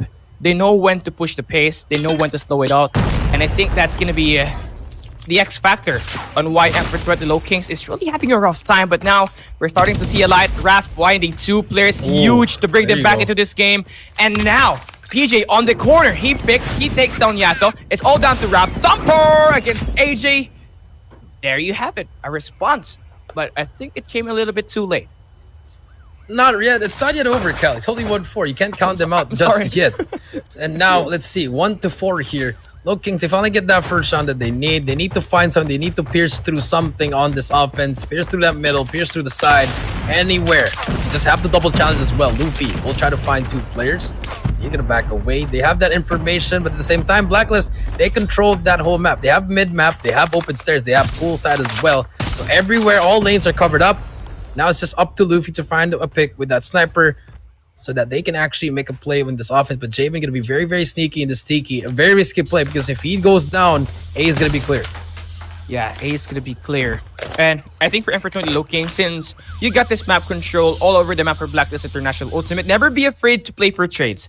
I mean, it could work because since you got the mechanical skills to back you up, it could potentially really work. But again, 1 minute about to pass by here, and Lowkings now deciding to make a push here. AG on a really cheeky position here at this circle. He gets spotted, and he gets the turn against Luffy. And this is going to be a 4v5. Art room control for PJ. Now Smoke is in control. It's going to be lost in the clouds here at positions, and this is a great way to counterattack Lowkings. They're going to be backing away, but now here we see it. AG still working on the play. He extends too much, and there we go. The game is equal 4v4. Yeah, 4v4 now. 35 seconds left. And they take out the bomb carrier. That's going to be bombed down. Yato trying to spot another player down on the right side of the ramp. He's going to take him out. Klo goes down. 4-2. PJ, what can he find? He spots him. Yato takes him down as well. But Raf at the back, they will all turn around. They're probably going to win this round, Cali. 18 seconds left. Raf doesn't have enough time. He does get one, but there's going to be 13 seconds left. You need to rush now, and look at them just running away. Even if he does get this third player, this next player, Yatos are all the way outside already. Ooh, here we go. Wrath trying to make this work. This is going to be, again, Blacklist International Ultimate getting this victory, and they now have that match point advantage. Only one more win, and they would be advancing to the grand finals and would relegate M420 Lowkings down to that lower bracket. But can we see some fight here left for M420 Lowkings? The game is still not done until they reach 6 rounds. But Blacklist International having all this momentum in their hands, they could potentially end this year. Let's see and find out. Yeah, let's see and find out. Blacklist on the match point, but Money Room. See that player number 2. Does he have that timing on number 5 as well? Javen as well gonna be stuck through. There you go. Skirt takes him out. Yato spots another player, but he's gonna get that by Luffy. Skirt takes out Yopi. PJ takes out Skirt. Trades on trades. Bomb is down over at poolside, and it's in a very, very bad spot, Cali. But look at the Black International players. They're not even pushing through. They're just holding those off angles. But Javen gets thumpered from a very far distance, and now it's gonna be a 2 versus 3. Oh boy, AG. He's got the timing. He's gonna find the first player. He knocks him down, but Luffy with the trade at 2v1 now. It's all down to Yobabs. We know what this guy can do, especially when he's put into situations. Now, it's time for him to shine. At 2v1, the bomb will get picked up, and I believe Lowkings, they're gonna plant that bomb at this A side. They're not that afraid. Yobabs he's got 5, and now we are gonna see the bomb down. Can we see this game end, or will Lowkings extend another round? Kalo. Timing. Posting Chu. The timing's not really there. But 35 seconds, there's still plenty of time. Who's he gonna pick first? He's gonna pick the player at this bar. But now information pinch coming through. Kalo with the magnificent play. And there we see it. Lowkings 2-5. They extend one more, but how far can they go? Yeah, how far can they go? They can't lose anymore. 2-5. Black International Ultimate. Let's see what happens here. Now, on the offensive side, low-key. They're going to try to go for the play. Luffy in the middle. We'll get that, but will not find anything. He's going to get that information, though. But he can just blow up that car right now. He can actually get a kill with that thumper. Yato with the nade will not spot anyone. So far, the defense is just there for the side of Black International. But like I said, they always control mid-map and raid. That is what they're doing. Both teams actually did that in both defensive sides. But Javen, as you can see, on that Tiki again. And here comes Lowkings pushing through. Javen, he might get caught here if he doesn't tuck in. Here we see it. Luffy firing all the shots, but yet to connect. Number 1 in PJ. About to expose himself in the middle of the map, trying to get the eyes. But here we go. Oh, the timing for Luffy. Unfortunately, does not get enough time for him to pull that trigger. And there you go. We see Blacklist International Ultimate still getting this 5v5. Japan gets wallbang, and that's gonna be huge. Smoke's now on the window, and they're gonna be turning it on. But Yato gets that kill to trade it back. First blood exchange, and we are gonna see Blacklist International Ultimate going down at these barrels. Nice play there from Rap. Pick one and reposition. But here he finds himself down because Yato goes in for the wrap around distributor situation. but the bomb yet to be planted. They need to extend the pressure. And again, AJ going in for the flank. 1v1, Kalo wins it. 30 seconds left. The bomb planted. Extend to the 40 seconds. 3v2 here, Coach Jay. Yeah, 3v2, 35 seconds left on the clock. Yo Babs will spot one player, will not get anything from him. But Yato, I think they might just go for this one because once Yato comes through, it's only 25 seconds left. Yo Babs already inside the site. He can actually just... Oh, do it. Yo Babs, actually, Yato gets one. Yato just pushing through. If he gets Klo, unfortunately, Yo Babs, he's gonna get taken down. It's all up to Yato in a 1 versus 2. He spots one. One more player behind him. Does he have enough time? 5 seconds left. No time remaining. Luffy takes them down. And the Lowkings extend their life 3-5. If Yo Babs actually just stuck the defuse there, they could have been in the grand finals. In my opinion, I know it's a 50-50 play there, Cali. But now we do see the game is still not yet over, Cali. The game is still not over. And yeah, I have to agree on you that Yobabs could still defuse, but it was just too risky for them. But here you do see it. Really have to commend Luffy that's able to open up this A-bomb side as he secured that first kill on that last round. But they need more from him. They need more from everybody. They need to step up as a team. They need to play cohesive. And Blacklist International sticking to their pretty default defense, controlling that middle of the map that has been the bane for Blacklist International.Ultimate and Lowkings. Still trying to find that way. Yeah, let's try to find that way. 3-5 Lowkings. What can he do? Yato in the middle. Can he spot something here? And now they are going to find something. 1 minute left, EOP. But AG as well in the blue van. Every gym just wants to slow it down. No one wants to make a move. 50 seconds left. Now the game. This is going to be the turning point. Luffy takes AG down. And that B side very open. But the game is still not over here. Scared takes the trade, taking down PJ. Smokes on that laundries. And Lowkings is down in numbers. And this is going to be the time for Blacklist to slay number 3. That's going to be Yato putting in the work. He's going to find his 15th kill for the day. But that bomb would be planted at 2v3. No, make it a 1v3 now. The numbers are not inside of Lowkings. Blacklist International going in for the defuse. And this is going to be it. Blacklist International survives until the end of the game. They would be advancing to the grand finals, dropping Lowkings to that lower bracket. Yeah, beautiful. The comeback came through from the Black International boys. You know, they lost that S&D 6-0, but they also lost that domination. And that comeback in Hardpoint came through. That game 5 came through as well. 6-3. And for the Lowkings, just they need one more game to close it out. And like I said, the hardest thing to do is also to close out. And at the same time, S&D wins 2 championships. Unfortunately, the S&D that they won was game number 2. It wasn't game number 5. And Black International.Ultimate, they are securing their spot in the grand finals.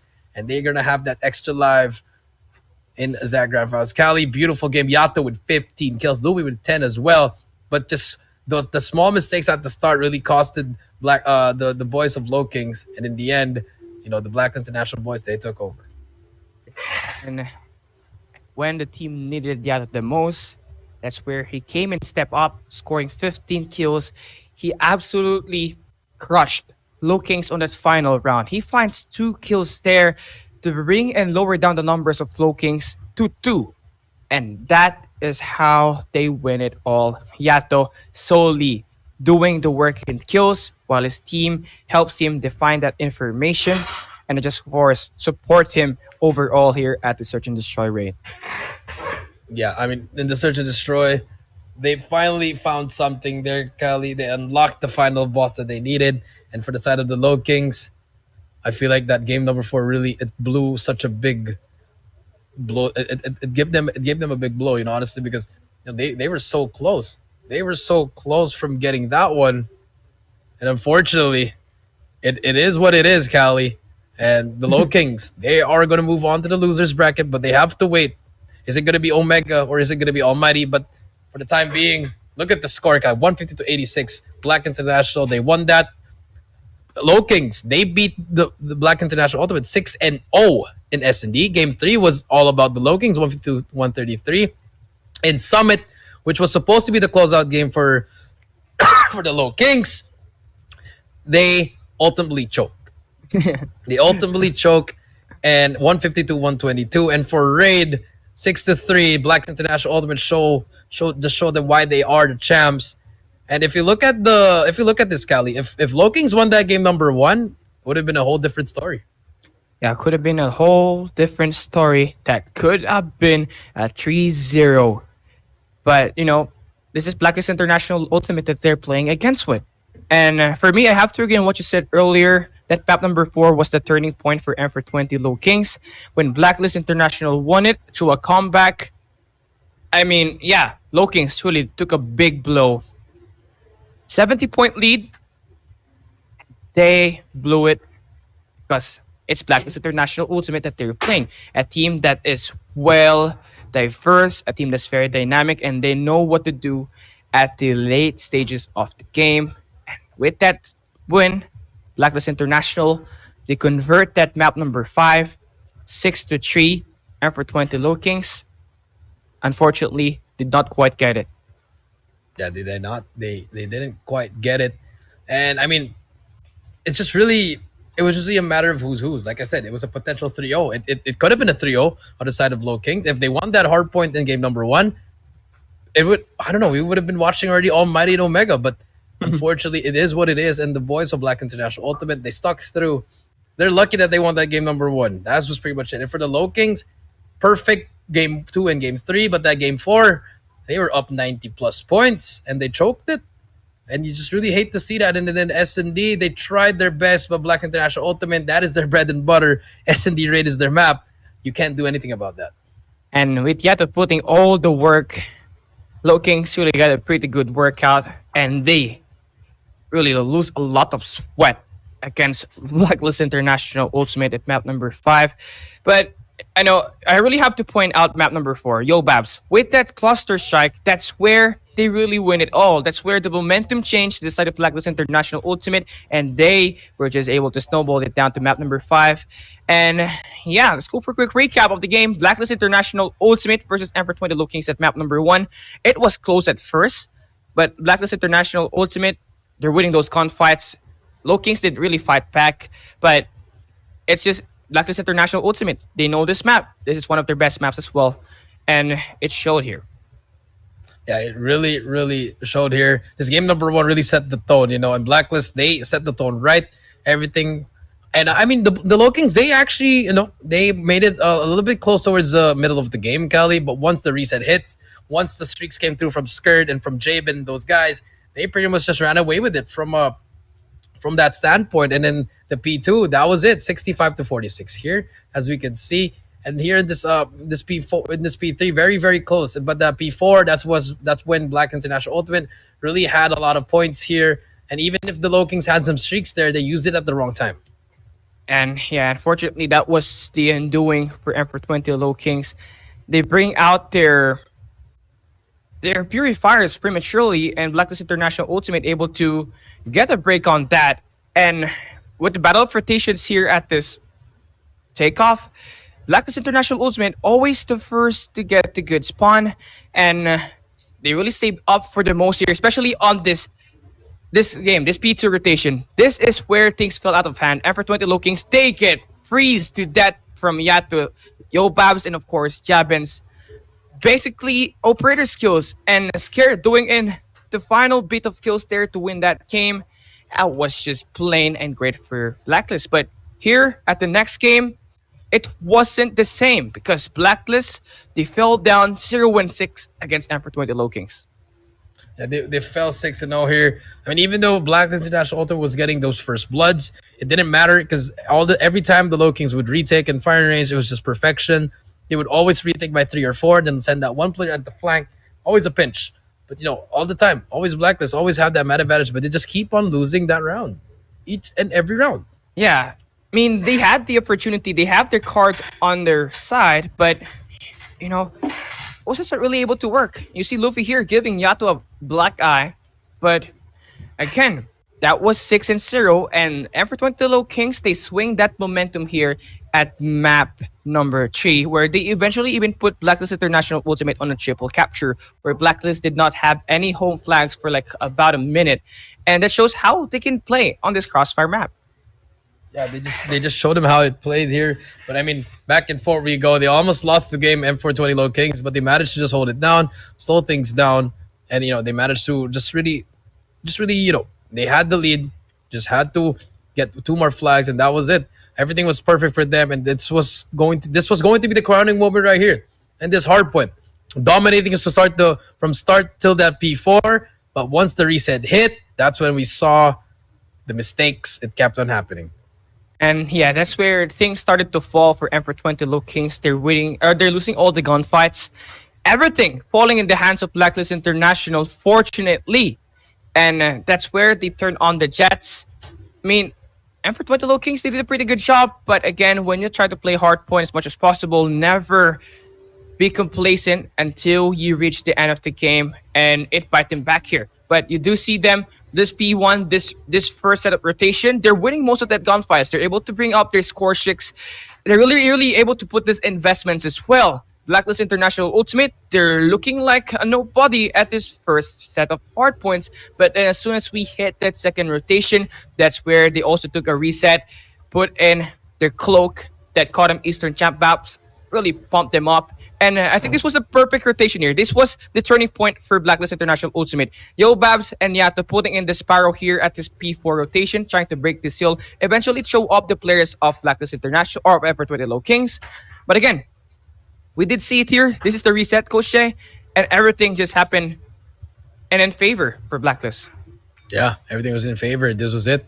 That P2, it came down to the wire. It didn't matter. Blacklist International Ultimate, they had it. And then finally in game number 5, it was the Blacklist International show. Yes, Low Kings, they had 3 rounds there. But unfortunately, that was going to be it. Blacklist, they took it 6-3. They almost made it 6-0, but they finally broke the streak there with this first round. They could breathe, but then again, it's just hard to come back in S&D. Once you see that score, it's 5. It's really hard. You need to be perfect, literally be perfect in everything. And this was the final round right here. Luffy, he was gonna get wrenched, and Yato is our soldier of the game. 16 kills, 1.27 KD. Man is built different. The man is just really built different. And do be aware of map number 5. Blacklist International Ultimate, they're only having single-digit kills, and this guy scored 15 alone, and that solely brought up the momentum to swing to Blacklist International Ultimate's favor, and the squad just able to snowball it here at Raid, and that's gonna be your soldier of the game. He is really good at it. I mean, he's gonna be a player that we're gonna be looking forward to at that grand finals. And Coach Jericho, we have seen we have seen our first grand finalist. That's gonna be Blacklist International Ultimate breaking the code and winning it here. Yep. And now, Emperor 20 Lowkings, they're not yet done. They have a score to settle on that lower bracket, but here it is the Cotton Green Masters. Upper bracket already done. We're gonna be seeing this game, Coach Shay. Yeah, we're gonna see this game. I just want to say thank you guys for watching this first 3 matches. That's gonna be it for me and Callie. We're gonna have Beef and Mustacho take over starting the next game until the end. So that's gonna be it for us, guys. Thank you for watching, and we'll be back for a short break. And when we come back, it's gonna be AJ and Beef. Hi, Miss Air. Yes. Is it done?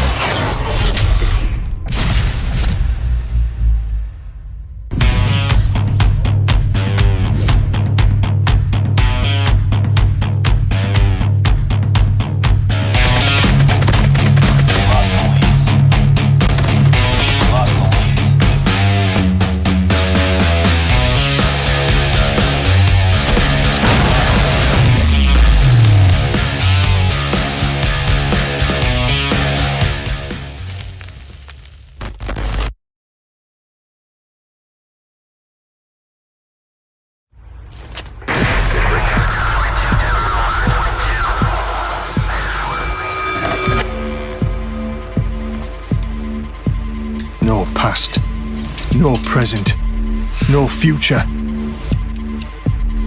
See you in hell.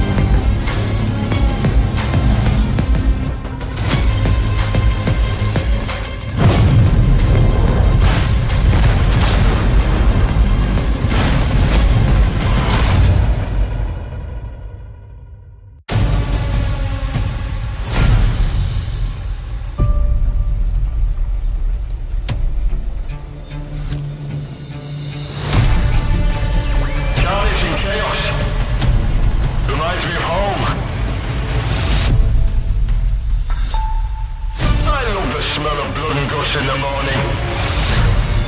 It's time for you to experience true fear!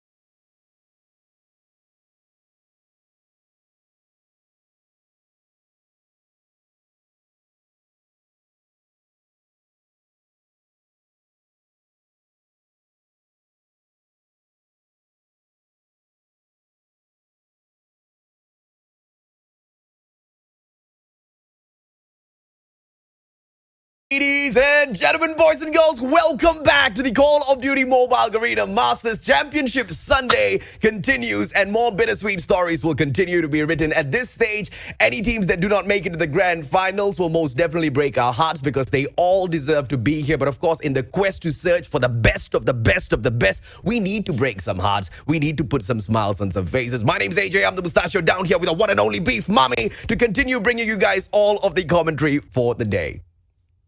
I can't believe we're down to the last day, AJ. We've been going through the group stages, day number 1 here in the playoffs, and finally, day number 2, 3 matches done. It has been absolutely crazy. Game number 5's upsets.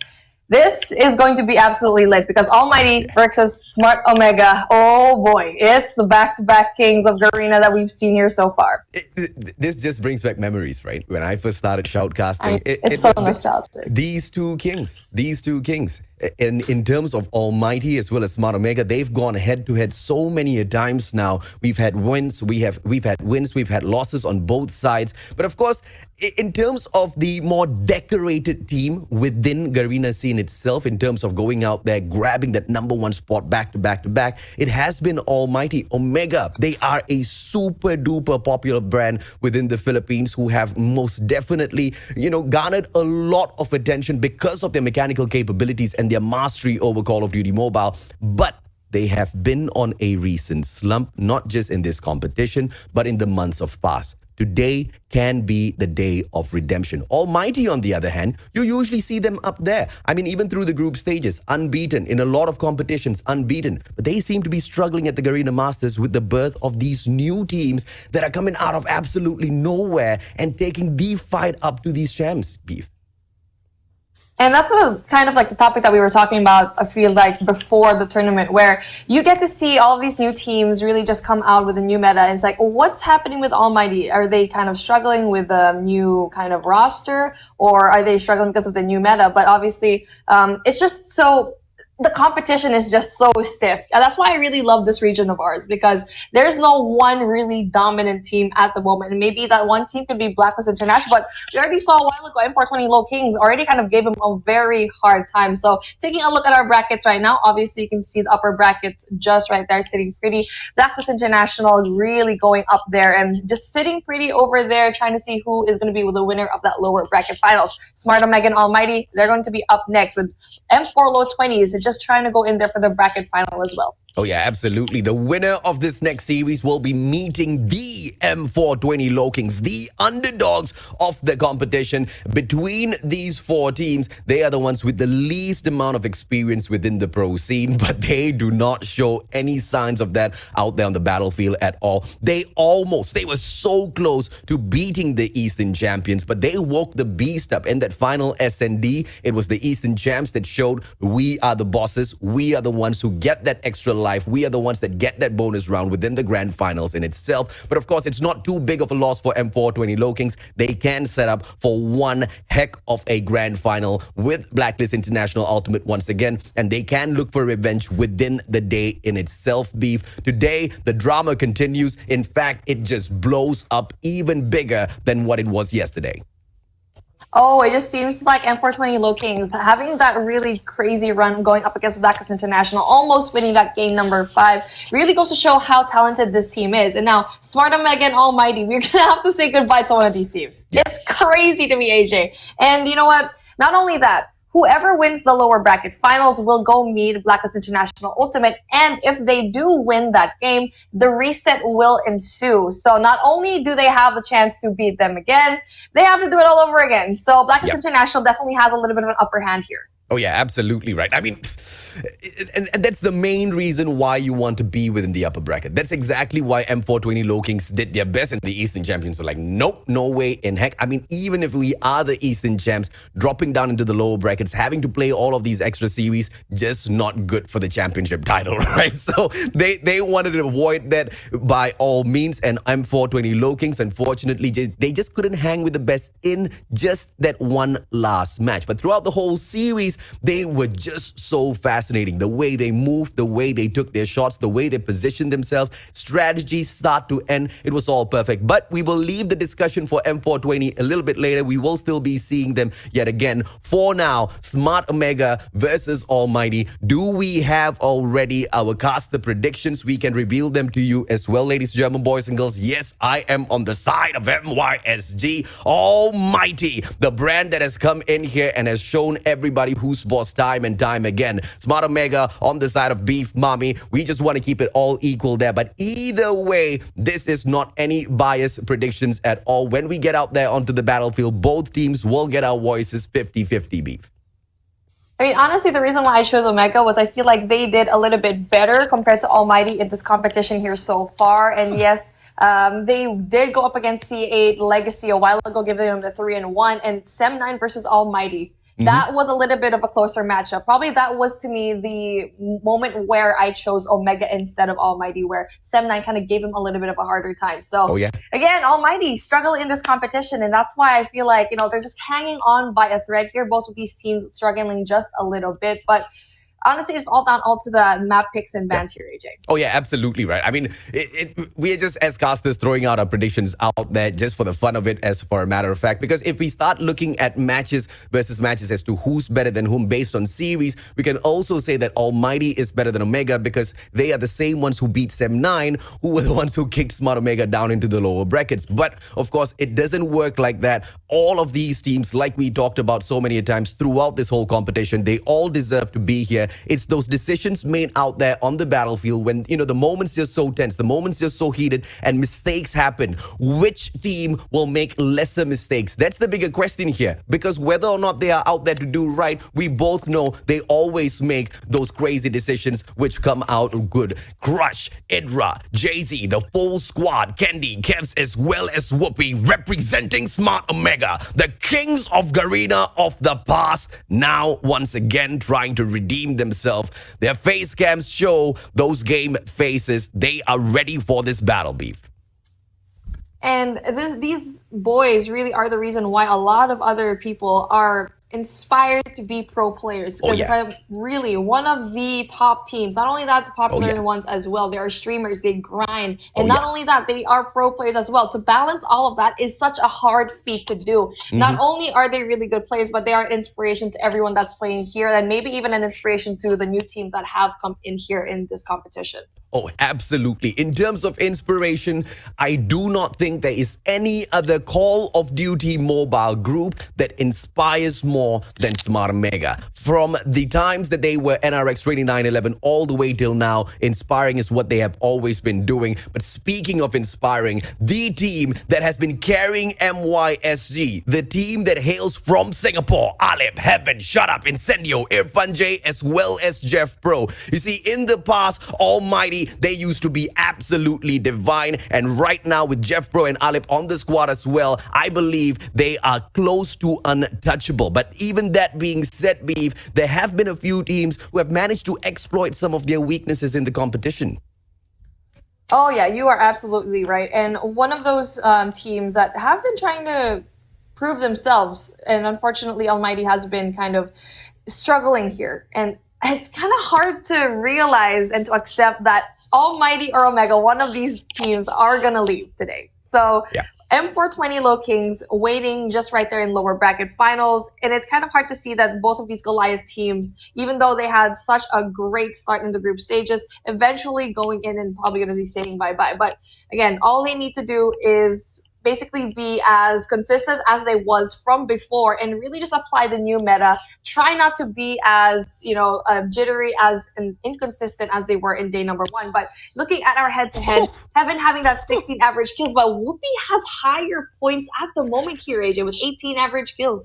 You know, this is just so sweet to watch, right? Because, you know, 2 years ago, a year and a half ago, when both of these players were up there on the screen within the pro scene, they were known as the best snipers out there within Garena, and they weren't really known for their KDs. They weren't really known for their objective plays and all. But how much have they developed? How much have they pushed away from their sniping ways down to pick up those assault rifles, down to pick up those SMGs and play the core duties of a team member as part of Call of Duty Mobile? When the pro scene was initially set up, it was all about those stylish shots that you can take from the sniper. But Whoopi realized that in his team, if they want to continue winning championships, you need strong objective players, and he morphed into exactly that. And hence why we see the average score from Whoopi so much more. He's not focusing on the kills. But Heaven, on the other hand, he has been sharpening his skills as the slayer of the squad. And in a lot of these respawns, you constantly see Heaven getting either the MVP or being one of those top fraggers. If he can continue to deliver in the exact same way for the respawns today, right here within this series, Smart Omega will be in a lot of trouble. 1.47 KD versus 1.16 is most definitely a difference there that you can see leaning towards the Almighty side. But like I said, the roles that they play are so different. It is going to come down to the decisions that both teams make as they rotate, as they control the spawns, as they slay their opponents. Absolutely right. You said it right to the T, and really specifically to both of these members. I feel like it's because that they are very well-rounded. I think that is one very accurate description of both of these teams. Not only are they really talented snipers, the main snipers of their team, but also they can really just slay in the battleground. In Heaven, obviously, we are very used to them just getting double digits all the time. But then Almighty, speaking of Almighty themselves, they do have the upper hand, and the coin toss is going to be in their favor.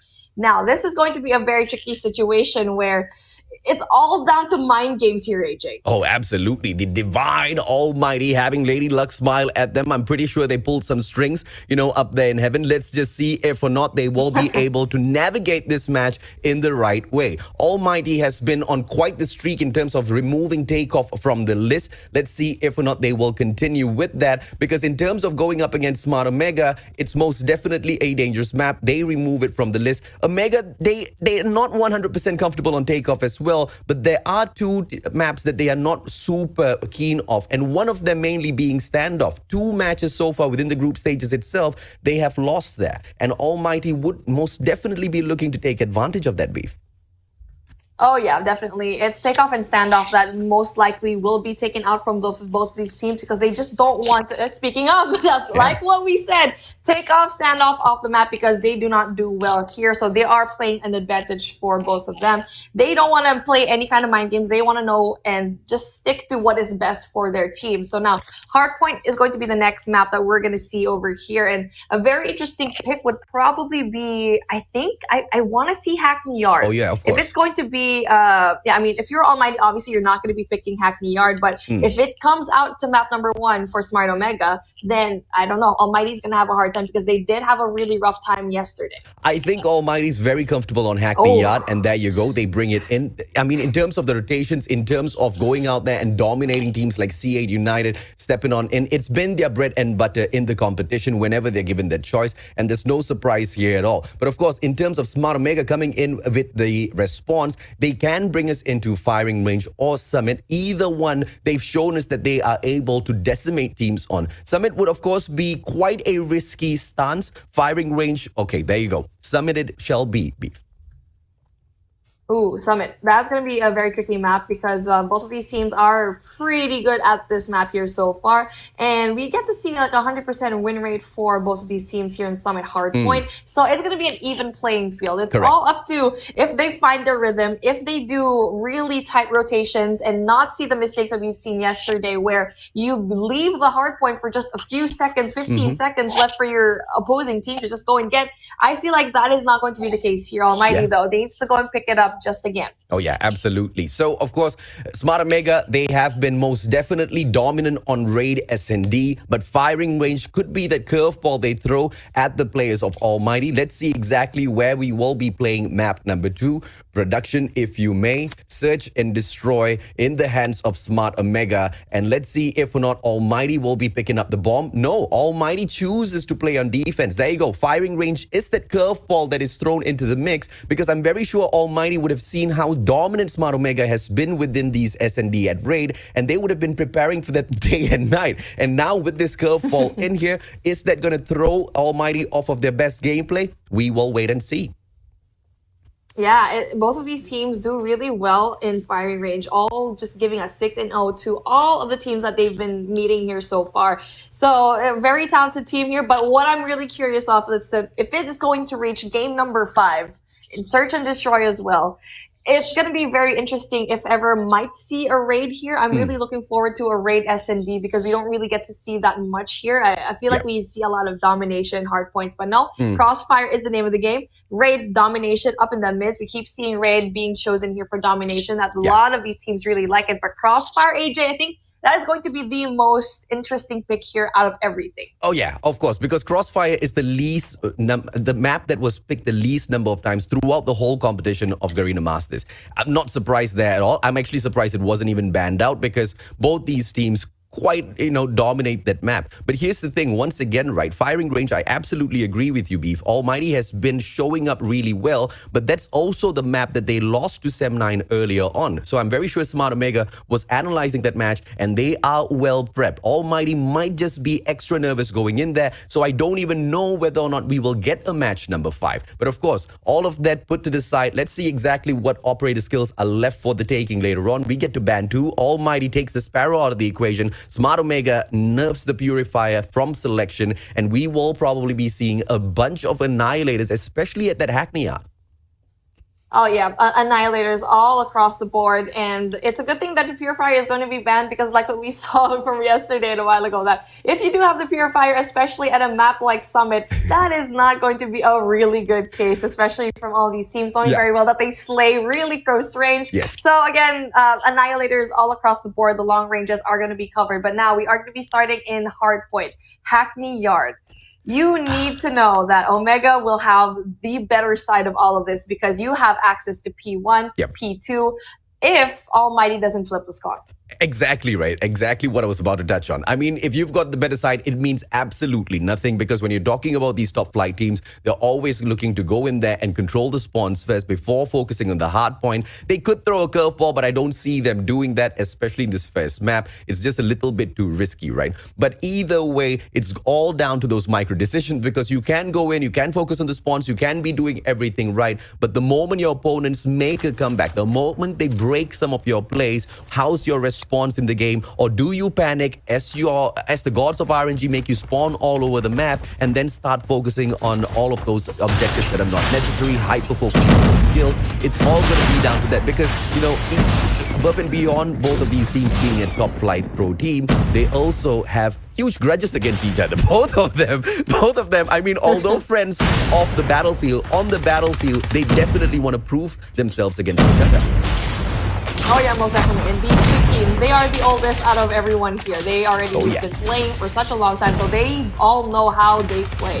So now we get to see still Omega spawning out there. That's a really good sign so far. But then what's going to be troublesome is Heaven's going to be right there. It's all up to one person. That is going to be Kevs that's trying to go in there for the defense. But it's a good thing his teammate right there, Candy, goes in there for the defense. Irfan J gets a hold of it. Obviously, this guy is obviously so talented when it comes to the gun skins that we have here. But then the rotation coming through into P2, as you see Almighty getting a really good hold in P1 so far. Well, let's see exactly how far they can run away with this. 42-3. Smart Omega finally picking up the scrap points, but that's not going to be good enough. Early rotations from Almighty, moving on into P2, and that's probably going to be the best setup for them, but they start losing their life. They still do have the favorable spawn at Car Park. Haven't jumped on into the point just yet. Yes, you do see the one and only Kev stepping on in, immediately snuffed out. Almighty now starting to run away with the points. Irfan J fully streaked out earlier on, brings the bread in for the play as well. So quickly now, Almighty taking control of Hackney Yard. And that's why I said, right, when they come in here, this is a comfort pick for themselves. Smart Omega, they better smarten up. Now they finally managed to break the hill already, and this is a good amount of time for them to stick on in here. Almighty cannot back away. They must go back in there for a challenge. 33 points, very crucial in this hard point, because it's all down to that 1 point. And now they have a hold of this, and they already know that the rotation is going to come through into P3, but we know that it's going to be a very open hard point that a lot of these teams kind of struggle with, so it's a good break. It's very rare that you get to see a good break into P2 because of it being a money hill. Now Whoopi being that anchor, trying to go in there for the OBJ, but we see the rotation finally coming through very early from Almighty. Oh, that's way too early in terms of rotation, if you ask me, and because of that, they allow Smart Omega to catch up, but at the same time, they do not allow a lot of those players from the side of Smart Omega to streak themselves up. They've maintained the number of deaths down to the low. They back away from all of those engagements for the setup, but it's absolutely futile. The players of Smart Omega still on point. They are going to be able to jump onto the hard point in a little bit. Almighty, on the other hand, still scrambling for a wraparound through Dockhouse. Yes, they win a couple of gunfights, but if you do not have your objective play at that hard point, it's absolutely useless. 59, Smart Omega pulls in front. Almighty paying for their mistakes at the P2. Oh yeah, the early rotation really just gave him a little bit too much time to Smart Omega and the scrap points in P2. And now in P3, they're catching up. You can see here, they're finally up, and not only that, getting the scrap points as well. It's all up to Cavs. That was really impressive for me. It really just opened up. Whoopie with the Predator missile, getting rid of one person there, opened up all of the hardpoint, and Kevs being a solid OBJ going in there, winning all of his gunfights, not only in P3, but in P2 as well.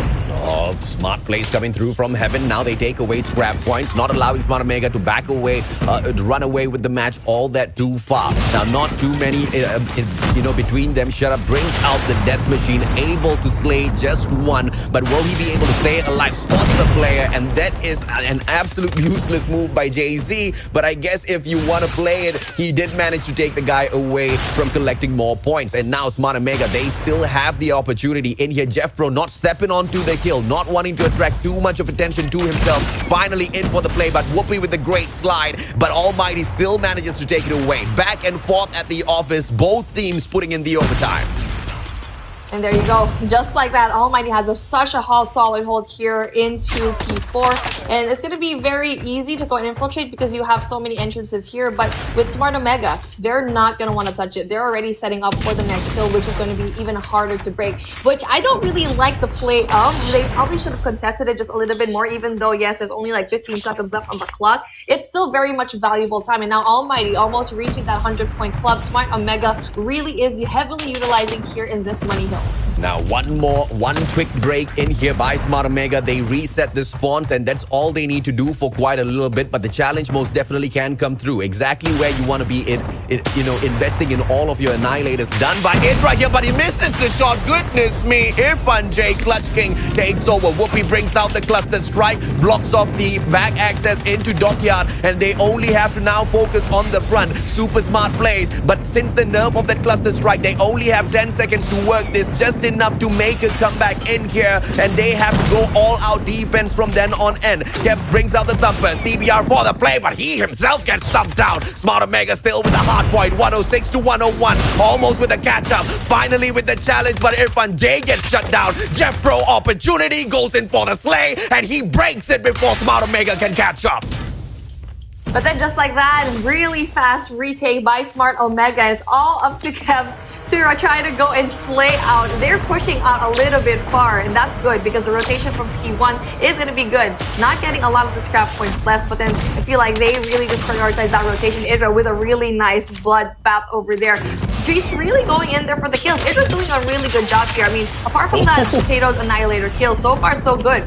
Oh yeah, absolutely. Whoopi from the back, thumps out Heaven, 120 to 110. Smart Omega now needs to hop onto the hill, but look at the patience. Look at the patience from Almighty, waiting for the backup, waiting for all of their team members to be ready, and they go in pouncing at the same time. That was the perfect ambush. They break the hill, they reset the spawns, and now Smart Omega spawning out from car park. There's one player with the pincer maneuver coming through, but everybody else is sticking on in. Tactical utilities now being brought out. The smoke gives them a little bit of cover. Irfan J, Clutch King manages to win a couple of gunfights, but then finally goes down. 128 to 128. This game is super close beef. Oh, it's really the retaliation from both Smart Omega and Almighty. Really just so impressive. But I feel like Smart Omega having a little bit more of an advantage here. 10 more points to their name. They can definitely go in vision here, but then shot up with really big kills. Gathers a lot more points. They need to go in for the rotation right now here, AJ, because Smart Omega, they're kind of far away from P2. Oh, now, no matter how early that rotation is, I believe Smart Omega can break that hill, but only if they try. 138 to 140. Annihilator on investment already. Irfan J, cluster time! As he goes in, he blocks off the access towards car park. Everybody now focusing towards abandoned building. Every single gunfight on the side of Clutch King. Irfan J, 148, 150. Smart Omega goes down in the first match, and Almighty with a small smile, but it's not over. In a best of 5, the Kings of O can make a comeback at any point of time, especially in Search and Destroy beef. Jay just stopped the whole team from entering and trying to go in for the contest all by himself. There were 3 lined up for him. Not only that, he was able to put the cherry on top of the beautiful cake with that one last kill. This guy, there's a reason why we call him the Clutch King, and in the very important moments, he doesn't really top frag that much, but take a look at that 31 kills. That is just beautiful, chef's kiss. Oh, yeah, absolutely right. And now we drop into firing range. The firing range trauma that Sem9 gave Almighty earlier on with that 6-5 victory. Is it going to be a similar showdown versus Omega this time around as well as they pull one match back? Or will it be all-out domination from the Almighty squad? Once again, the more decorated one. But will they be able to beat their nemesis of old who know them so well? Clutch King Irfan J, 31 kills overall with the MVP title. And as we talked about during the head-to-head, Whoopi as the objective player stepping on up, getting the time at the points, but also managing to rake up 27 kills for himself, slaying and picking up the objective. That guy was doing so much out there. The match was just way too close. There had to be one winner. Almighty was just there a little earlier, Beef. Irfan J was just carrying his team. Taking a look at that, the numbers at the time, 150. Not only that, slaying as well. 4,035 for his score, and Whoopi doing a good job. And now we're going into Search and Destroy, where you have to slow things down just a little bit. That's where you're going to see the beauty that is the snipers in this firing range map. And I'm looking forward to it because this is the showdown that I've been waiting to see for a long time. I would love to echo what you just said, right? I have most definitely been waiting for this showdown, but I have not been waiting for this format of a showdown where one of them is going to get eliminated in the lower brackets. This is a grand finals worthy matchup, but that's exactly how it is in the world. If you are the best, you're not going to be the best for the rest of your life. There is always somebody out there who's better than you. If you haven't found that out just yet, you are that better person. But everybody stands to be inspired by you. Everybody wants to have exactly what you have as well. And that's exactly where we see the other teams like Blacklist, International.Ultimate have risen up from, and M420 Lowkings as well. They are the gatekeepers if either one of these teams want to pick up the victory today as the champions of the Garena Masters for Call of Duty Mobile.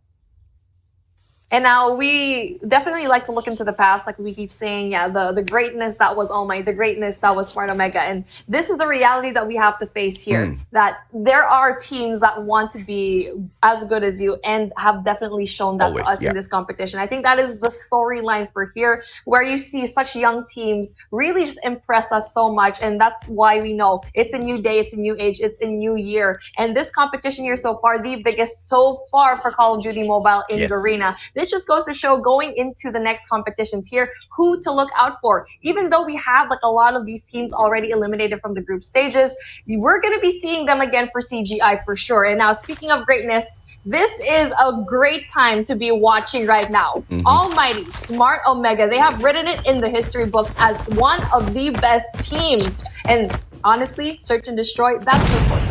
Almighty on the defense's 2-1-2 split, and you can see a very aggressive Heaven as usual, available to guard both the B box side as well as A, but now just goes back towards Branch Road a little bit too early. Early rush coming through, but it's a double snipe setup. Shut Up has the cover. He manages to get Candy. Irfan J thumps out Jay-Z. Shut Up traded out, but that doesn't matter. Clutch King Irfan J reloads his thumper. One more push out there, but he finds absolutely no one. Incendio from the back backs out Whoopi, and it's a 4v2 now. Kebs as well as Idra. Tense moment. Comes in for the slide. CPR not quick enough. Clutch King manages to bag him as well. Idra final play a good slide, but Clutch King makes it look way too easy.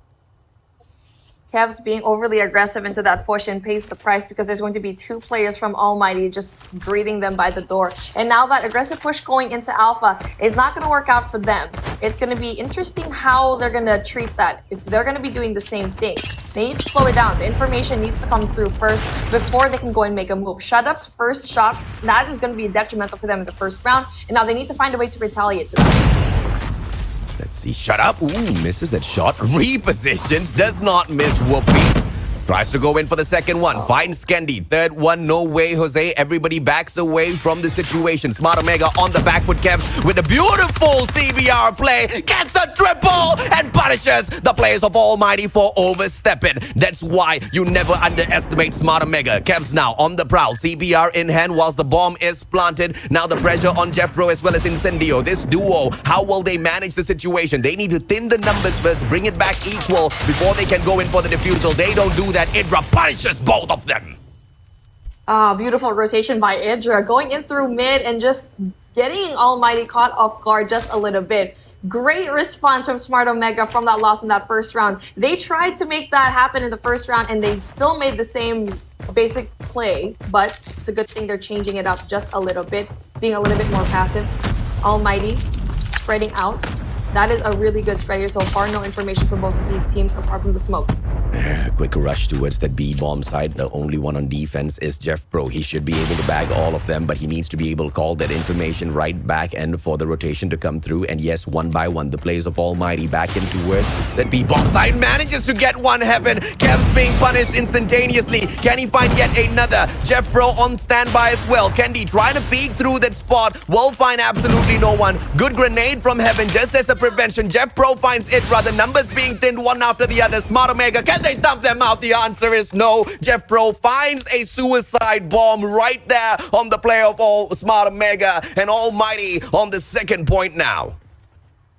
A perfect round for Almighty, not a single life drop there, and that is a beautiful response from them. Smart Omega tried for a different play, B doesn't really work out, and now tries to go for that A bomb side push yet again. Tries to go in there pretty slowly. They need to find information again. Whoopi needs to find a shot because Shut Up has been shutting him down time after time. Time after time. Smart. If you're lost. I really miss you, Beast. You will find it. Let's see exactly how many more laughs we can get out of this series. 2-1 now. Almighty in front. Ooh, hit mark on Whoopi. He backs away. Trophy system taken out of the equation already, but bomb has been planted. The pressure is on. The numbers being thinned one after the other. Almighty doing it right. A quick stun comes out from Shut Up. Information sent to the rest of his players who go in there for the rush. Whoopi drops back. He wants to play defense. Incendio and Jeff Pro, they go in to clear out the spaces. They will be able to find Kevs as well. Whoopi managing to trade one out, but sniping from afar. Versus 4 players, my friend, it's a little bit too tough as Incendio snaps him out. The third round picked up by Almighty. Smart Omega just being a little bit predictable here in this matchup in Search and Destroy. They keep doing the same type of rotation over and over, not even trying to get picks in the beginning. They just keep going in there very aggressively into A bomb site. Yes, they tried to go and push for B. Didn't work out for them. And now, seeing the same play happen, maybe they'll stop right here. Yeah, just don't go. You have a lot of time. You have 2 minutes to work with, and you need to pick just one. And it's the snipers, like Whoopi, to try and get that information for his team. I absolutely agree. Allow Whoopi to do Whoopi things as he slides out, looking for a kill. We'll find absolutely no one. Good movements from the side of Almighty. Very patient. I believe Shut Up is holding on to the command center. And now they know it's going to be the A-bomb side. They go in for the push, but not rushing in just yet. Whoopi missing that shot. He will most definitely regret that. Another player steps on in front of him, but Irfan J is the one, and Clutch King thumps out the best sniper in the Philippines. 5v4 now. Smart Omega on the back foot. Heaven still with the pressure from the side of the command center. They haven't stepped on in towards the bomb site just yet. No flank coming through. And as I say that, Incendio going in to pick up that role for himself. Can he find the backstep through the white warehouse? He does. 2v1 now. Make that a 2v none. Has Shut Up bags Idra. Almighty 4-1 as we switch sides. The same play that we saw from the last 4 rounds from Smart Omega. I mean, we're in a very singing mood today, but I mean, it's just because it's ridiculous to see the same plays going over and over, Whoopi overextending and just loses his life. We're just making Smart Omega losing that really crucial sniper. Now they're going to be planting the bomb Almighty tries to go in there very aggressively, knowing very well and confident enough that they will win those gunfights. Heaven gets the shot, as he always has been in this matchup. Heaven finding Idra, and now when you find one of the best MVPs on the side of Smart Omega, that's the best way to hurt them. But Kevs and Kendi recovers the situation. Irfan J with the slide, but Kevs punishes him as well with the CBR. 1v4 now. It looks like an impossible situation. Shut Up taken out of the equation as well. On the defense, Smart Omega is the alpha. Yeah, and Smart Omega doing a really good job at the defender's side, and maybe this is the point where they can turn things around very quickly for Almighty. And now, Almighty being a little bit aggressive into that push, and yes, Heaven did get that opening shot, but didn't really matter. If you find Kevs to pop off, that is the only win that they had apart from the one we saw prior, where Kevs had that beautiful three-piece and Idra with the second. And now you need to utilize that. You need to play, okay, Whoopi might not be having the best game of his life, so let's go work around Kevs. 4v2 now, Smart Omega on the defense. As they back away now, they are looking for the 3-2 setup. Very aggressive if you ask me, all the way down mid, but they are anticipating one player from the side of Almighty to at least make a mistake to capitalize on it. Whoopi is checking out Barracks Hut, finds absolutely no one.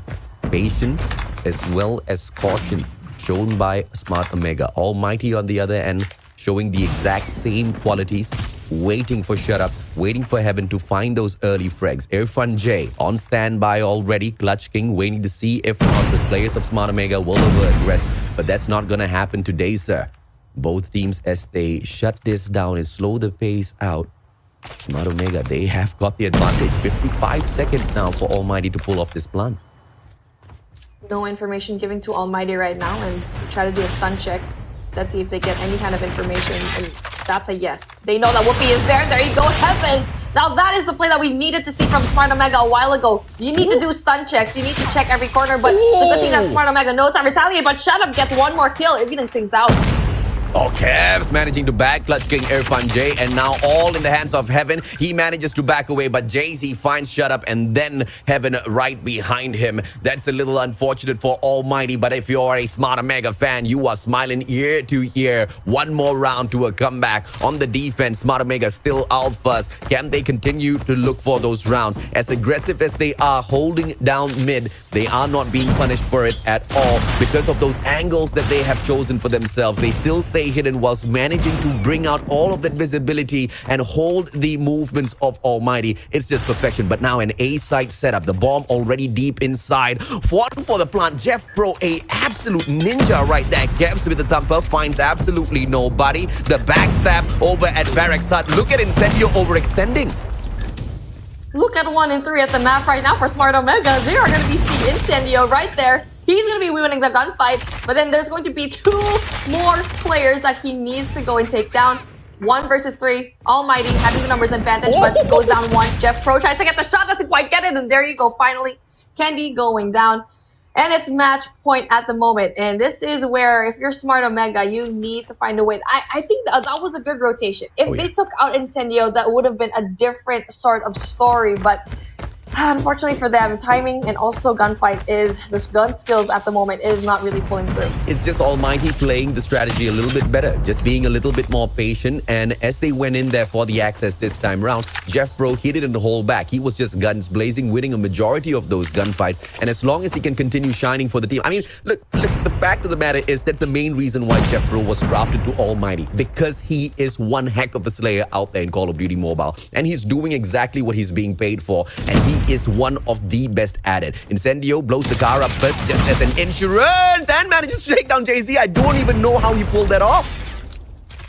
Jay-Z had the peeker's advantage, but obviously with Incendio, he's been on fire, getting that double kill from the last round. But now things are going to be evened up as Kendi takes out Shut Up. Bomb is going to be going down though, so need to find a way to go and pick it back up. Almighty can still play with the time. 1 minute left on the clock, and it's basically spread out for the side of Smart Omega.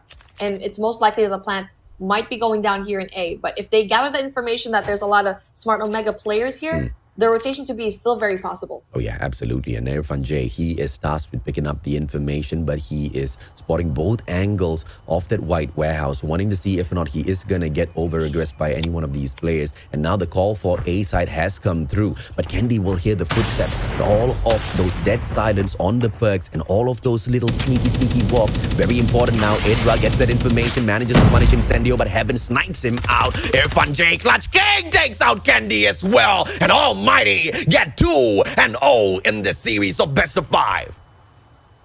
That's what they had. Idra. I feel like that kill from Idra was really good, but then he wanted to get another double kill where he could have just, probably just slid out. That would probably be the best situation. But Almighty, just proving to Omega who is boss, because it's the rotations that they had. They were very patient. And for the side of Omega, they just went in there aggressively, and you were kind of thinking, does this play work? Maybe in the previous metas, maybe in the previous matches and previous seasons, it would work. But now you have to be careful. If you get one kill, then yes, you get one, but you need to find out that you need to go into safety like we saw with Idra a while ago. Because if he just not engaged in that next gunfight, because you can't afford to lose your life, and that's exactly what happened. Oh yeah, absolutely right. And Almighty, just every single time Omega slowed the pace down, they slowed it down even further. They never stepped out of the defenses. They never went out looking. And there was that one round where if Incendio did not go looking for that backstab, they would have paid such a high price. He manages to bag the distraction, and the rest of his players, as usual, just getting the job done on their own. Jeff Bro, the MVP, truly well deserved. It's not just the number of kills, it was the efficacy of those kills. It's every time he went out there. Even so, more impressive were his plants, just absolutely blitz fast. When it's a rush for A, before you know it, the bomb's already on the ground, and your opponents are pressured to step on forth to retake the site. And what's even more beautiful than that is the quick plant is followed up with them doubling back on the defense. They move towards shower front, and they watch their backs with just a couple of players watching the access from the command center. And that's just perfect, because most of the teams, they don't do that. They don't watch their backs. They're just so hyper focused on thinking that the rotation is going to be coming through from that B bomb site. And that's exactly where they falter. Didn't happen to Almighty. And now on sudden death at Domination Raid. Can they get it done? Can they eliminate the Lowkings of Garena? Can they eliminate one of the best in Call of Duty Mobile and move on to see the Gatekeepers M420 Lowkings? Or could this be the start of a reverse sweep? Ooh, raid domination. That is going to be a very difficult task, because both of these teams, obviously they know and love this map, but if you don't get a hold of Laundry, if you don't take your sides, because I've seen it, I've noticed it in this competition where you have a solid hold in top Laundry, which is going to be important because that is the primary spot for the defense when it comes to that B flag. So don't turn your back away from a spawn, because once you do, someone else will definitely go in for the backstab. We've seen it so many times that they lose that powerful position, and that's where it basically goes in snowballs. Yeah, absolutely right. But when you drop into domination, you're always going to probably get your home flag. Okay, not probably. If you're going up against a good team, you're definitely going to get your home flag stolen away. It is the decisions that you pull off at that very moment, based on communication, based on understanding where the rest of the players are at, whether or not you want to recover your home flag, or do you want to trade out your opponent's home flag and then attack B. Because at any one point of time, unless your opponents have that one star player that none of you can manage, you guys most definitely will be in a position where your opponents have multi-stack in order to steal away your home flag. So it's just doing these mental calculations in your head. The in-game leader is in charge of navigating the team towards the right direction. If those decisions are made well, Smart Omega will be able to survive this. And look at those decisions for the early capture. The smoke comes through as well. 2 flags in the hands of Smart Omega. Almighty now, they need to overextend, move towards garage, pull that C flag away if they want to do anything. And as I say that, look at Heaven moving straight on for the distraction. Heaven tries to go in there. Incendio as well goes in Power's position, but no, he doesn't really get that. Doesn't really quite accurate. But then one more person, Shut Up, tries to go in there as well. And Shut Up, we already know he's going to be a very powerful opposition to go and get. Candy goes down. And now just like that, we see the power position come through from Almighty. All they have to do is wait for the rest of his teammates to go into Central Garden and also Top Blondie to go into HP. But it looks like Omega is doing such a great job at winning all of these gunfights here so far. Oh yeah, absolutely right. And Smart Omega now 23 to 13. Let's see if the Pret can gets a double, I believe, but my feed is just stuttering a little bit, ladies and gentlemen, boys and girls. Bear with me for a moment, Beep. I'll be right back. Okay, this is all a really good start from Smart Omega. They've been winning all of their gunfights here so far, and not only that, they don't even have top Blondie control because they're winning their gunfights. But a really good position as well is going into if you're going to be playing Hardpoint, it's going to be P2. They're gonna be capturing that A bomb site. There you go, A flag already captured, all by one person. Jay-Z, Captain Jay-Z, just doing a little bit to try to go in there for the distraction. Oh, look at this, cheeky. But of course, he gets snuffed out. They do not get to pull away that home flag of Almighty. And now the B flag on the T's, but Kevs clears off that marker. And look at Jeff Pro. He sits down inside of Laundry, not over-aggressive, just holding down the fort, just making sure that the markers of his teammates just stay on in there. But Kendi will be able to punish him. Whoopi takes him out with the sniper. Smart Omega now, 59 to 31. They haven't run away with this matchup just yet, but this is one hell of a good start. I like how Jay-Z didn't solo cap A and just did a little bit, just a tiny bit, just to distract Almighty. Because if he died there, he wouldn't have been going in for the defense for the Bravo defense and try to clear it out. So really good start here for Smart Omega, 69 and 36 already to their name. But just like that, you can see one person, Jeff Pro, trying to go in there for that solo hold. It's all up to one person. It's Candy trying to go in there for making a difference. Stomper shot, doesn't quite get it. Still stops it. No! Good thing on time. The reset is going to come through. Round number 2, all up in the air. It's still anyone's game. Every single point matters in this domination match for Almighty. This is sudden death, and they want to serve it up cold in terms of a donut to Smart Omega. 75 to 39. A flag now for the hole as they hop on in towards Laundry. One would say that that's the stronger side, but Smart Omega has always been more supreme when they start off from the Gorilla base. And now on this side, the question is, are they going to flip the spots, or will they just continue running through and show us that full-on domination, full-on mastery of raid is on their side? The B flag once again almost in their favor, but Shut Up with a great prevention. I don't know why they left Laundry so open. That just prevented the Bravo flag. Not only that, just one more person not even quite looking over there. Idra tries to go in for the prevention, doesn't quite get it. Irfan J doing that solo hold. And of course he does. This man can do everything and anything when you need him to. And they're also going in for the weaker side initially, but it just seems like both of these teams like to do well from that Charlie flag. Oh yeah, absolutely right. And now the players of Almighty just slaying back and forth all the way through. They want to hold on to both of these flags until they win, but perhaps a triple cap would be a great idea. Incendio brings out the SVD. Now this is not really a common occurrence. Usually you see him slaying around with the CBR, but whatever floats his boat right now, Almighty needs every single thing going in their favor in order to win this. Shut Up with those skills, manages to shut down Idra. B and C flag still in the hold of Almighty. Omega hasn't been able to sneak it away just yet, although they have been having the control at Laundry. I know. I mean, it's just like really crazy that both of these teams that they didn't really have control over Laundry. They're still winning the gunfights from Bravo. Maybe it's because they found ways to go around it because they know how much of a powerful position of Laundry is. And now Kevs tries to go in there, 19 kills already to his name. Shut Up with the denial with the P-cap. That machine is going to be very scary, and Kendi needs to go and slow things down.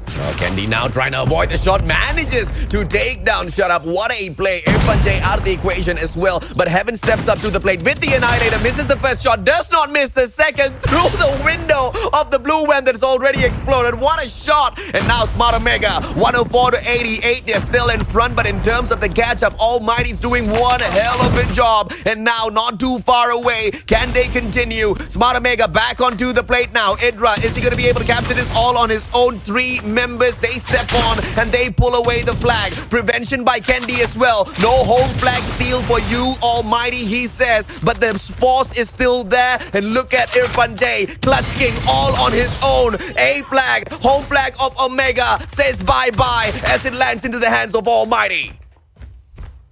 Candy just couldn't really hold on into that really long, but then it's a good thing that the spawns are in their favor, spawning up into basketball court. Finally gets to have that and pick it up. Idra going to be solo holding A, but then B looking like it's going to be very difficult if we don't see Kev's winning all of his gunfights. Good thing he does though, and that KRM, that's going to be very strong for him. He's getting a lot of the shots here so far. 16 kills already to his name, and he wants to get more. 124 to 111 now. Smart Omega with the 2 flag hole. All they need to do now is just play defense all the way through on the 2 flags first. They cannot afford to lose either one. Once they hit the 135 mark, they can now double back to just that 1 flag hole. Shut up, stealing away Garden. What a play with the smoke as well. Idra with the backstab. 132 to 117. It's still a little too close for comfort. Smart Omega. Oh! Triple cap! Triple cap! Is it gonna happen? Prevention by Captain JZ. Right on the nick of time. And Smart Omega still hold on to the B flag. And no, a loss is not possible just yet. Cluster strike brought out by Smart Omega has an extra layer of defense. Irfan J with the slide and Annihilator Slay as well. Cluster strike will end right now. Look at the calculation by Clutch King as he steps on there. Not worried at all about that cluster. But take a look at Whoopi trying to go in for that solo hold, but gets denied by Incendio. Here we go. But then going in there for that A flag yet again. Finally gets it, but then damage has been done. Bravo has been consumed by Almighty. Oh, that was so close for Whoopi. I feel so bad for the guy. 140 to 145. Almighty. If they can hold on to both of the flags, they will be able to win this game. But here comes Idra with the Annihilator. No one can stop him. Oh, Thumper comes out stunned as well. Shut up takes a double with the Thumper. But B flag taken away. Is this gonna be it? Smart Omega, final point. They stay alive. What? Oh my goodness. Smart Omega. It smells like Game 5 spirit up in here into our homes. And I bet you guys in the comment sections, the fans of Smart Omega, they are holding on. They did so well and really is like, Triple C is like what Coach Jay said. Calm, cool, collected in this particular game. Now, this is the Omega that we know. Smart Omega. Really good plays here. Honestly, I have so many cool moments here. And AJ, my favorite part was Whoopi dying, but then the recovery from everyone else going into Bravo, racing into Bravo, was just enough time for them to go and win this domination. We talked about this and how I mentioned, when it comes to Smart Omega as well as Almighty, it's not more towards who makes the better decisions. It's more towards who makes that mistake, right? Who makes the unfortunate mistake of dropping the flag. We didn't see any of that. They were sharp rotations. They were on-point kills. Each and every single member of both sides doing everything in their power. 4 points between them in this domination matchup. And Whoopi, once again, from the best sniper in the whole of Philippines to one of the best flex players. Could be the best objective player throughout the whole of Philippines right now. Look at the consistency out of the guy. 26 kills on top of that as well. A 2-0 KD. He is absolutely stacked. Both teams doing well. But, I asked, could it be the start of a reverse sweep? One game on the side of Smart Omega. They just need to repeat that at Summit Hardpoint. But I'm afraid Almighty has something to say about that. Oh gosh, it's scary seeing Almighty here in Summit because they do so well. I mean, even from yesterday, it's just without a doubt going up to today, I have no question that they will give Omega such a hard time. And now, if you are Smart Omega, you need to come and pick up all of the points, the momentum that you won into the domination. But it was a close game, AJ. It was a really close game. It needs to be as tight as they played it here in domination, going into Summit Hardpoint. these kind of games are why I'm still a shoutcaster in here, right? Every single time we step out there to shoutcast, sometimes you get some boring games, sometimes you get some straightforward matches, but it is teams like these two, Smart Omega as well as Almighty, that always manage to deliver gold in terms of perfect story on display for everyone to just absolutely lap up within the Call of Duty Mobile Pro scene. And now, Hardpoint at Summit. As we start things off, the first Hardpoint, both teams going to butt heads. It's all about the mechanical capabilities. Who's going to win the more gunfights in here? There you go, Almighty winning a lot of the gunfights here so far. Opening rounds going into their favor. Getting a lot of these kills. Jeff Bro not quite getting one, but then we see number 2, Kenny, will go and make a difference. He's going to be having a really prime spot. Gets one. Doesn't quite see another one here. Airfront J takes him out. And it's going to be an opportunity for Almighty to just run away with the numbers for a little bit as Heaven wins out his shots as well. Shut up on the backup, and now Candy spots a player. But look at that information play by the side of Almighty. Everybody just turns around at a moment's notice, but final break comes through for Mega for 1 mere second, and Almighty pick it right back up. Incendio now overextending. They want to take the spawn of P2 early as well. 10 seconds, that's the kind of early rotations we want to see out of Almighty. Rotation really tight, and not only that, 51 and 51. That is going to be absolutely crazy scoreline. Not only that, Catwalk already heavily defended by the Almighty gang. So if you're a Smart Omega, you need to pick up all the points here, and I'm pretty sure this is one type of place that they can definitely go and do that. Candy takes a lot of the shots over here in 2F. That is an important spot to go and take. Candy doing a lot of good shots here so far, and honestly for now, Candy is the play to look at here in Summit. Oh yeah, absolutely. As he gets shut down, 6 to 58. Smart Omega still have some men over there, and in the name of Captain JC, Threat Missile will drop by, but only to say hello to all of them, not doing much at all. Whoopi with the shots from above will be able to find one. Goes in for the reload. What a movement. Gets taken out from the back. Jeff Pro prowess out there. Dumps himself out of the equation as well. Oh, sorry, it was a trade out by Kev, but it doesn't matter. Almighty still with the hill. Back and forth it goes. Smart Omega with the break, but Almighty doesn't need to contest anymore. Now's the time for those early rotations once again. You can allow Smart Omega to pick up scrap points. P3, the money hill, it is most desperately needed by Almighty if they want to close this off early. Oh, that's so unfortunate. JC could have made a really big play at stopping the rotation coming into Almighty. And now you get to see a lot of these plays, so it's still very possible for them to go in there for the contest. And now number 4, take a look at that. Kev's not quite using it quite well, but it's a good thing that Whoopi is right there for the assist as well. One by one, dropping like flies. It's looking like a Smart Omega win here in P3. Yeah, Idra. Oh, big kill. Big win. Idra wins over the spawn for P3. Money hill time. Time to cash in all the checks in a little bit, perhaps at the next hard point. But for now, it's time to catch right back up with the Divine, with the Almighty. But Heaven slaying from the back. Annihilator takes out the person who's holding down to the spawns. Get the spawns for his own team members. And that's exactly how you play P3 at Summit. You always need to master the spawns. You always need to grab it. Super early rotation by Smart Omega, but to what point? It is quite the distance to travel, but you have 6 seconds of downtime, leaving all the scrap points over to Almighty. They better hope this does not backfire. That was a beautiful Annihilator by Heaven, and that is how you use an operator's skill. Going into the spawn trapping your opponents, and spawning them all the way into the next map. That was a really crucial 25 seconds that Almighty was able to get. And now we go into the next hard point where Almighty still has it, even though Smart Omega went in there for the early rotate. I told you, right? They better hope and pray they do not regret that super early rotation. Now, spawn break by Almighty once again. And Incendio, the guy who's holding on to the spawns. The rest of the players stepping on as the objective players. Incendio slays. No spawn takeover for you. Sentry gun on the setup as well. 118 to 46. Is Smart Omega gonna get eliminated from the Garena Call of Duty Mobile Masters? Ladies and gentlemen, boys and girls, 125 to 46. Almighty still slaying beef.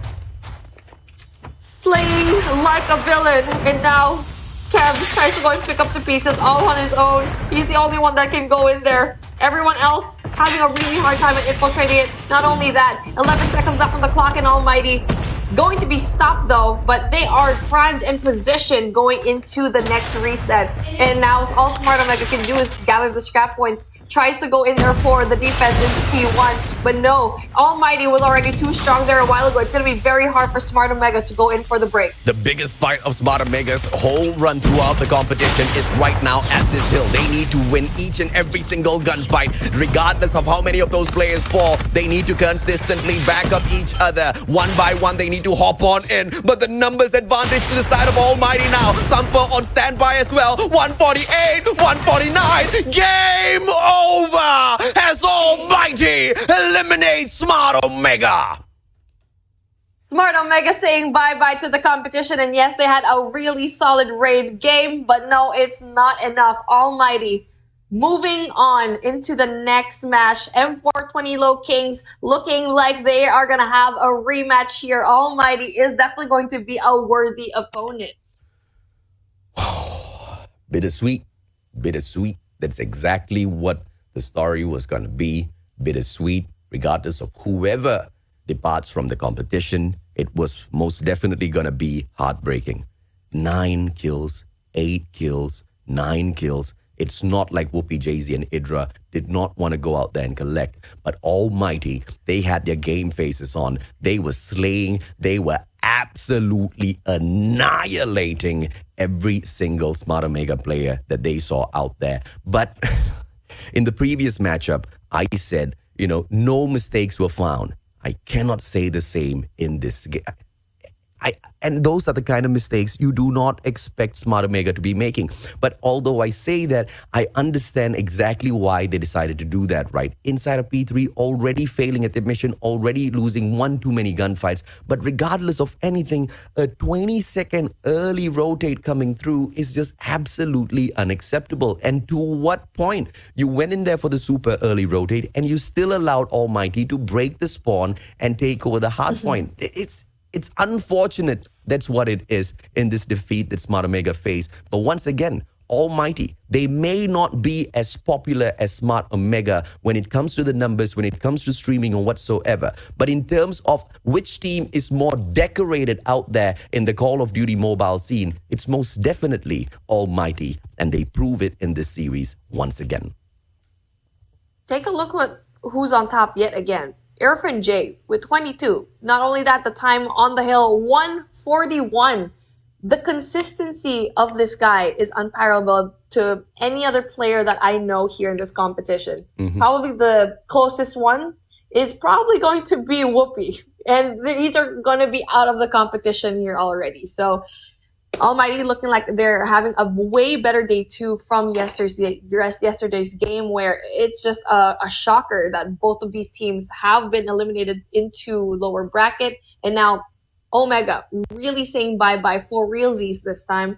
And Almighty, they have a bigger fish to go and fry. Oh, yeah, absolutely. They have to meet the gatekeepers, M420 Lowkings, and it's not going to be easy. As a matter of fact, it might just be the toughest fight of their run throughout the whole competition so far. Even a tougher fight in comparison to Smart Omega, who they have managed to take down with quite, I wouldn't say minimal effort, but they didn't have to go all out, especially at Summit. And with Smart Omega tripping over their own feet, it was just a position where they had to take advantage of all of those low-hanging fruits. Domination was so close. The initial hardpoint at Hackney Yard, if only it had ended up in the hands of Smart Omega, perhaps we would be seeing a different story here. Raid was a possibility as well. It was a stellar start, but a flat end, which just continued to trickle into that final hardpoint matchup.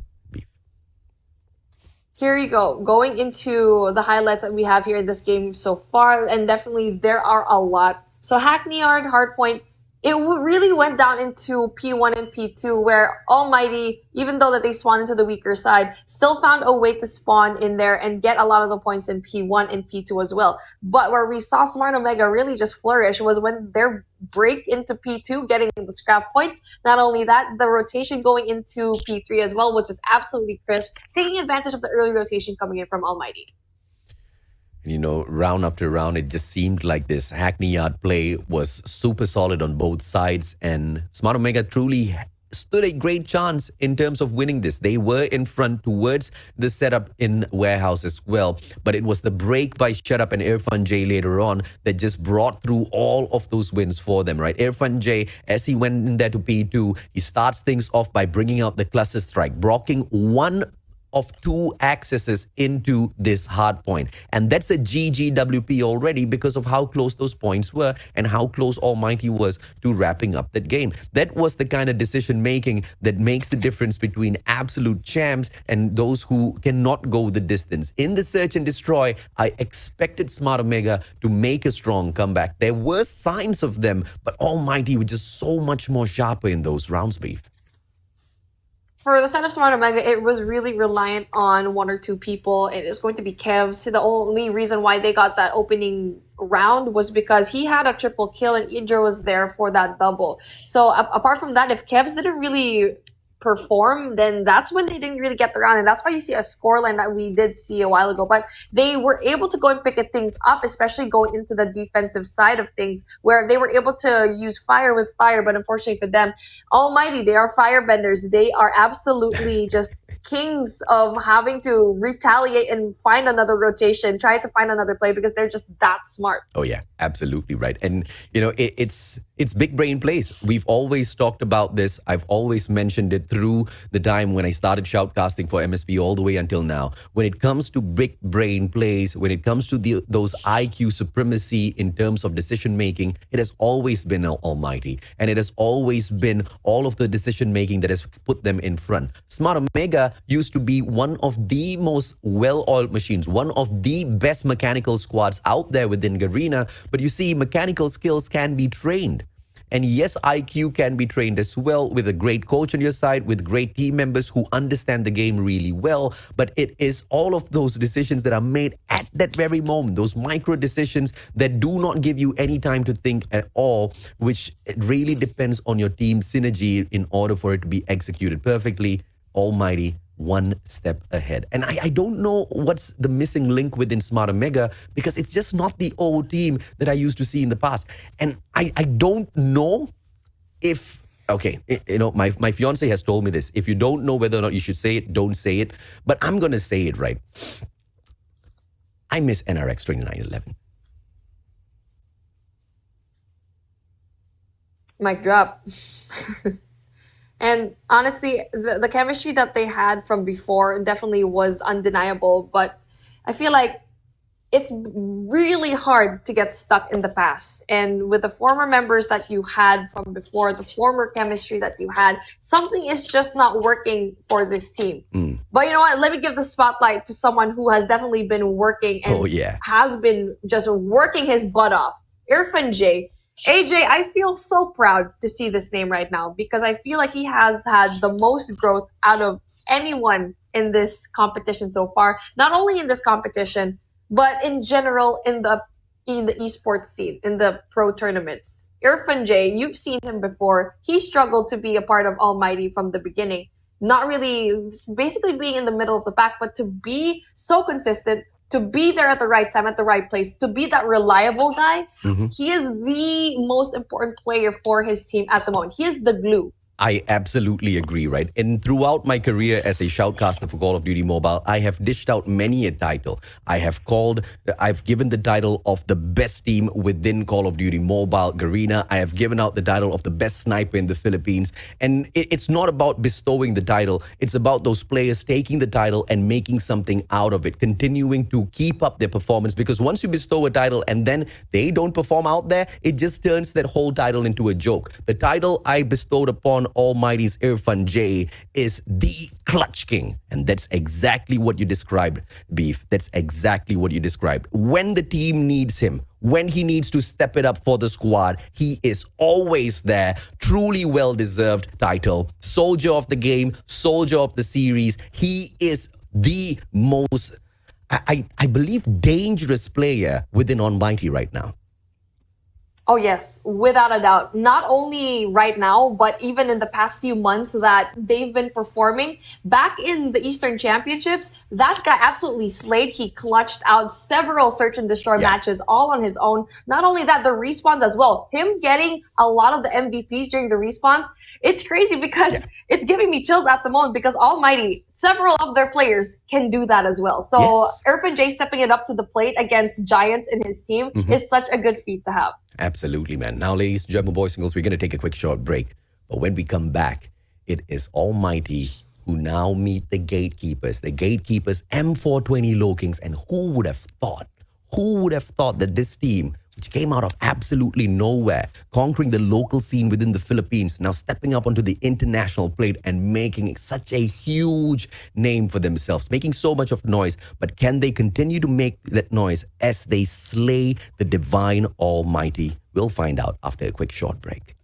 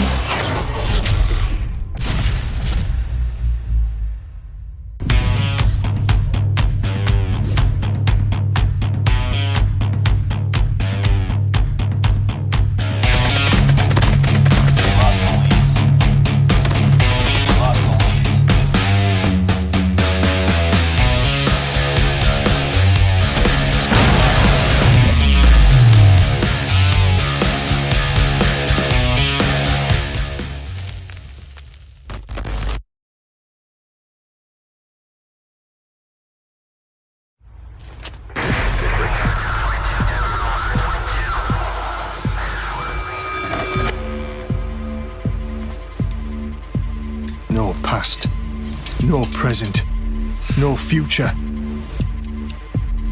See you in hell.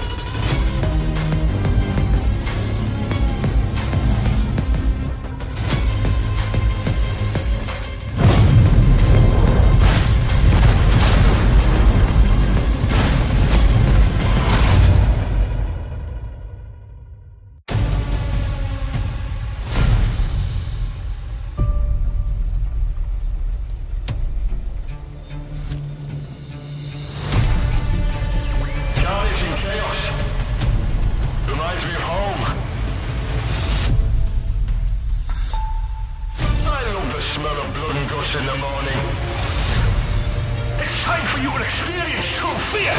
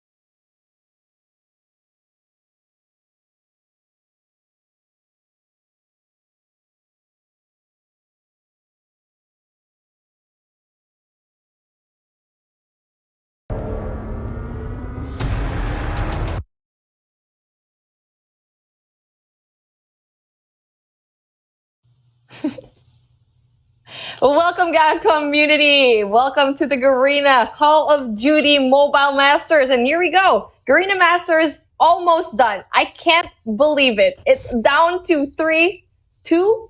I'm hoping for 3. I want to have that reset, you know. 3.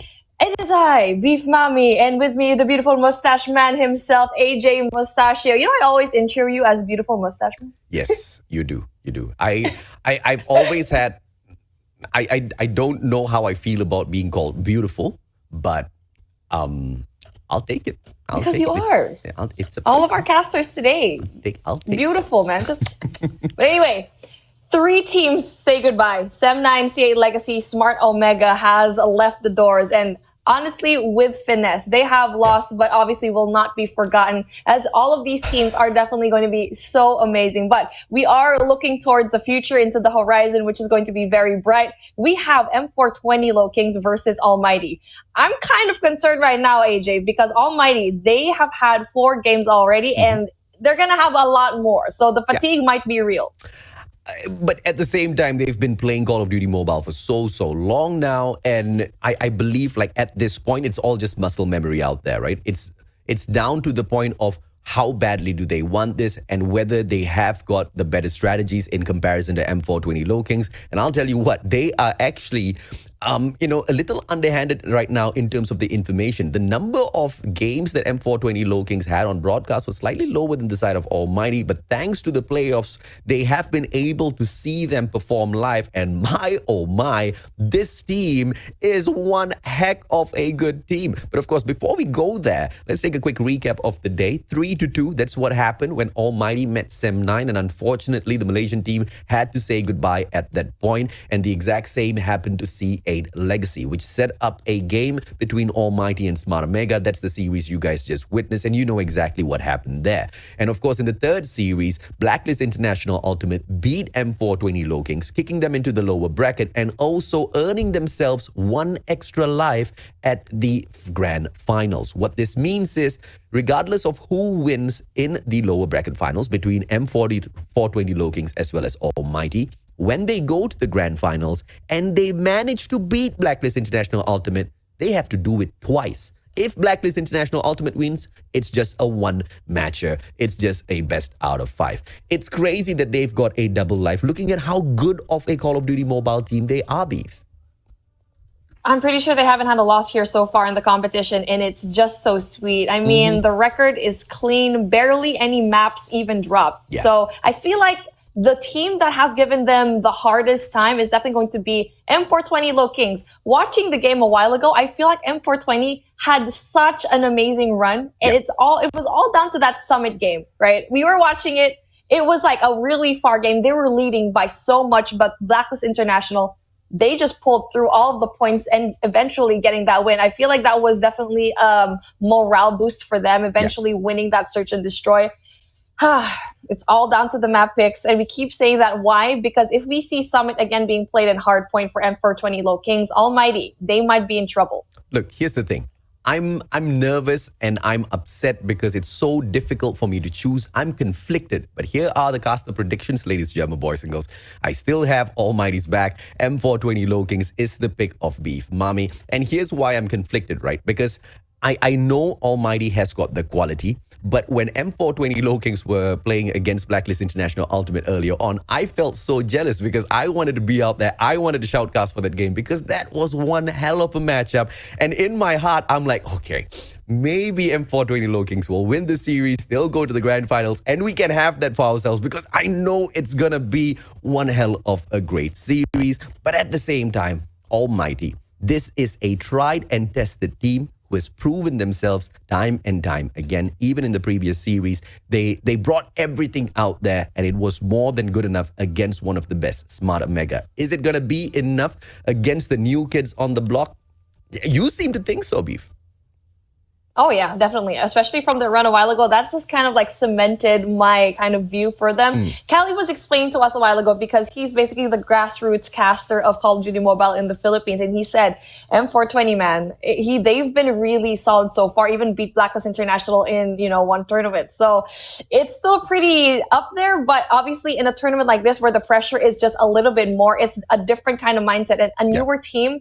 Not quite sure if they're fully formed when it comes to the maturity and handling all of these situations where Almighty and Blacklist International definitely has had the experience. So no matter the outcome for both of these teams today, I will be very pleased because if you put M420 there, it's going to be like a rematch that all of these members that really wanted to get it, basically their big brothers, right? But for Almighty, we saw them go up against a lot of the teams here so far. But speaking of another team that has been shining, M420 Lowkings, Bulalo, Kalo, Luffy, PJ, Raph, and also going to be Yopi, last but not the least. Lowkings, man, they have just been blazing through the scene. Oh, yeah, absolutely right. Making a name for themselves, the new kids on the block, most definitely taking everyone by surprise. Will they be able to continuously prove themselves out here? And after just one major appearance, be sponsored, because if there's anyone who has earned the right to be sponsored by a big brand out there, it's most definitely M420 Lowkings. They just through that one performance within this competition, they have shown that not only are they good enough to go the distance, but they are good enough to take on some of the best in the Call of Duty mobile esports scene and absolutely smash them. Oh yeah, and just smashing out and guns a-blazing. These kids, I will call them kids because of how young they are into the scene. But you know what? Make no mistake, age does not matter here because these guys absolutely just pop off every single time. There's a reason why they're so popular here in the Philippines, especially into those local tournaments. But it doesn't matter because they go up against giants and they gave Blacklist International the hardest time in the competition here so far. Oh, yeah, absolutely. And of course, let's take a look at the lineup of their competitors, their opponents here, ladies and gentlemen, boys and girls. The Divine Almighty, Aleb, Heaven, Shut Up, Incendio, Irfan J, as well as Jeff Pro. Once again, back to back, they step up to the plate. And now they face off against the new kids on the block who have so much of promise. But will that promise be enough to take down the Divine ones who have been preparing for this moment for the past 1.5 years? Active in the esports scene for Call of Duty Mobile? Is all of their experiences put together from the side of DG, from Alep and Jeff Pro, together with the players of Divinity Uprising, gonna be enough to take down the new kids on the block? Because, these guys have their experience to count on. The new kids on the block have been looking at them, have been watching them, have been analyzing them, have been worshipping some of their good gameplays and taken them as an example. And it seems like they have their own beautiful twist to making things a little bit more exciting. Either way, this game, this matchup is most definitely gonna blow your minds. Oh yeah.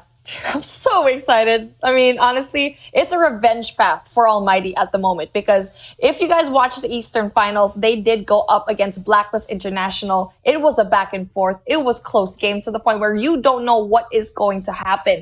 And now these guys right here, what you see on the screen, they are the most talented out of obviously giants in their team as well, but so far doing the best in the numbers. You can see here for Lowkings, it's going to be Yopi having that 18 kills with Irfan J 14 kills. Now, I mean, it's going to be a little bit far away when it comes to these, but it really is the clutches of Irfan J that really is in the really tight moments of the really important matchup. Oh yeah, absolutely right. 1.46 of a KD against the Clutch King himself is very, very impressive. Yopi has got exactly what it takes to step on out there for the team, slay, pick up those scores at the very same time, play those objectives. You know, the Lowkings, the M420 Lowkings are just such a new breed of competitors out there within the scene, and they've been taking everyone by surprise, mostly because a majority of their team members are flex players. They replace each other at a moment's notice, each other's positions at a moment's notice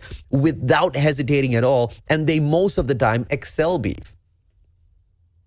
Excelling is what you need to do, and especially in pressure moments like this. But Lowkings, winning that coin toss is going to be very hard for Almighty. And that's going to be very difficult. But I like what I'm seeing here, AJ, because this is going to test Almighty's patience. Because a while ago, they did win the coin toss. So Lady Luck was on their side. But for Lowkings right now, they have all the cards all in their favor. It's all up to the ban maps that they will choose. And so far, they've been really liking banning.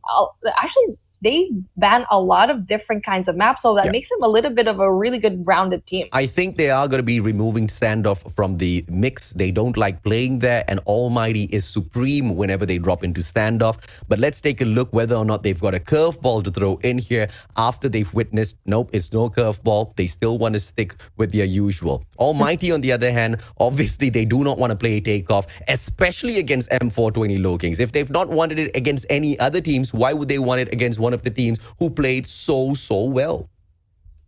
Oh yeah, you're absolutely right. And they've always been consistently banning takeoff as well. And like what we keep saying, there you go. Done, dusted. It's out of the competition. So Almighty and Lowkings, this is going to be the toughest challenge, I think, for Almighty. And yes, I feel like Omega wasn't that big of a competitor for them in this competition, particularly because Omega definitely had a pretty rough run. But for the Lowkings, they are number one in their bracket, Almighty as well. So there is no joke with how these two teams play. Pretty differently, I may add, because Almighty, they can be patient. They can definitely have IQ plays. But for Lowkings, they're explosive. They know how to handle a situation so well in their own way, which is so different from Almighty. So Hardpoint, that needs to be an important map when I think it could be firing range. Maybe. I'm just hoping. Yeah, I know they like Hackney Yard. Okay, there you go. There you go. Hackney Yard it is. Production is basically just like, yeah, we know Mustachios. Move on. I know they like Hackney Yard and they take Hackney Yard for themselves. Almighty, on the other hand, they love Hackney Yard. So that's going to be one heck of a match. So if it's not Hackney Yard that Almighty gets to choose, they usually double back into Summit. And Summit's just that one-sided map that they usually get to manage those spawns so well on. We had seen the series that they played against Smart Omega earlier on as well. But let's see exactly what production has in store for us. Hardpoint response by Almighty. Will it be my Lord? They bring us to Jesus. Crossfire. This is Crossfire. I know a lot of people hate Crossfire Hardpoint. I love shoutcasting Crossfire Hardpoint because of how chaotic it is and because of how much of mechanical capabilities and how much the impact of those wrong decisions will be on your team. If those early rotations are needed at Hackney Yard, yeah, you better double time on Crossfire, especially for that 4th and 5th hill. It is most definitely going to be the decider between the win or loss for your team. I like how confident Almighty is. This is an old school map, and it's also a map that a lot of teams have not really gone in and sharpened their skills on. They've gone in, they've mastered takeoff, they've mastered Hackney Yard, and they've forgotten all of the old school ones. In fact, in terms of data, Crossfire has been the least number of times, has been picked the least number of times within the competition so far. Yeah, and Crossfire seems to be like, Lowkings, they do pretty well here. They did go up against Sem9 here in Crossfire, 150 and 132, but that's about as much information that we can get in terms of the Lowkings, but they actually do particularly well here in Search and Destroy as well, giving 6-0 to Gaijin. So that's going to be very important to have, but like what you said, and we like to reiterate, is the tight timing that you need to have because of how far away all of the hard points are. And now moving on into search and destroy, I'm really excited to see what is going to happen here because obviously the Lowkings, they have been chef's kiss. It's so good. They're so good here. And it just really took down one team. It just took one team for them to just be kind of oblivious of the whole situation that, okay, we need to wake up when it comes to search. Yeah. And now for Almighty, they are a worthy opponent for that. Yeah, before we go to map number 2, S&D, we need to also touch on the point that Almighty is, big brain plays all the time. And they know for a fact that Crossfire S&D is one of the better maps as well as modes that M420 plays. And so if you know that they are going to be so good at Crossfire S&D, you do not want to leave that available for them for that match number 5. And that's exactly where Almighty will go the distance in terms of pulling away the powerful maps of M420. But let us not forget who won the coin toss initially. The advantage is still on the side of M420 Lowkings. This is the kind of mind games and the battles that we like to see even before the series starts. But on that note, ladies and gentlemen, boys and girls, the pick for S&D is going to be really, really tough on the side of Almighty. Almighty, they usually like to jump on into Crossfire. That's not going to be a possibility, but Raid is going to be the best pick for them. And as I say, the timing's just perfect from production. You guys, we have synced so well. I know, right?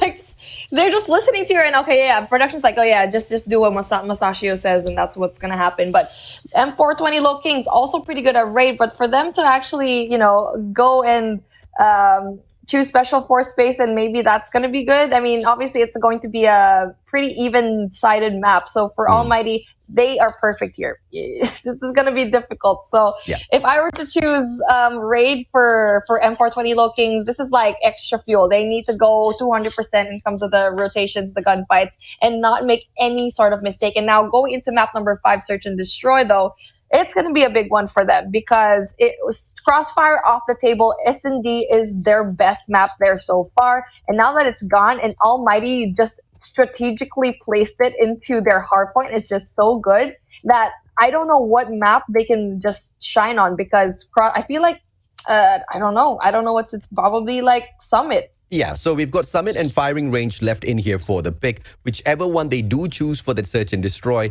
leaves the map that's not picked for domination. So this is a double whammy combo for the players of M420 Lowkings. Based on their previous matches in here, we know that they are very dominating when they step out there onto Summit, and that can most definitely be a good choice for them. Firing Range, S&D, they usually do dominate, so I believe it might just fall in that sequence, but let's see exactly what production has for us. It's going to be a Firing Range, S&D, domination at Summit. Let's go, people. Hackney Yard, Raid, and Summit. Can it be a 3-0 by either one of these teams, or is it going to go the distance in this best of 5 all the way down to that last match, to round number 11? We are here to see. Both teams desperately wanted who has got the skills to pull it off. In terms of the operator skills that are going to be banned, Purifier needs to be taken off of the list, especially because we have Summit in here for the play. And Hackney Yard, you don't really want to be having that, especially when we move on towards the 3rd hard point or even the 4th. Purifier and Sparrow removed just keeps that Annihilator viable for all of these maps on play.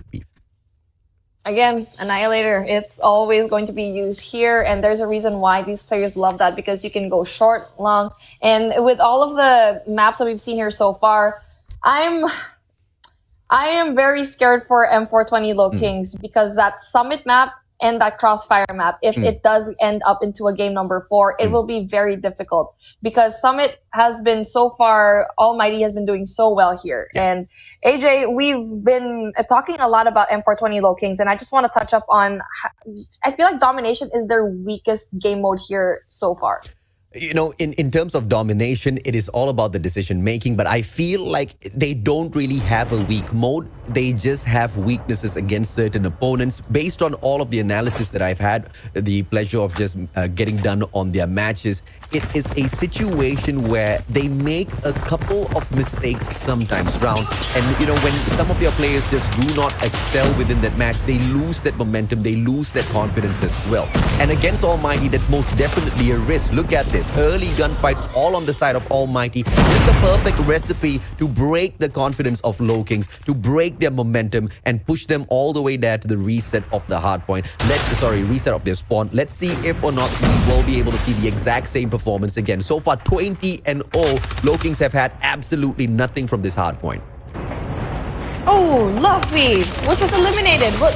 Did Jeff Pro just spawn right in front of him? I did not see him at all over there. But then again, one more person going in there for the anchor, but unfortunately losing his life as Jeff Pro yet again goes in there for the denial. Oh, 41-0 now. Almighty really cracking it at this Acme yard. Early rotation coming through in the final 12 seconds by one anchor player. Another player holding on to the spawn.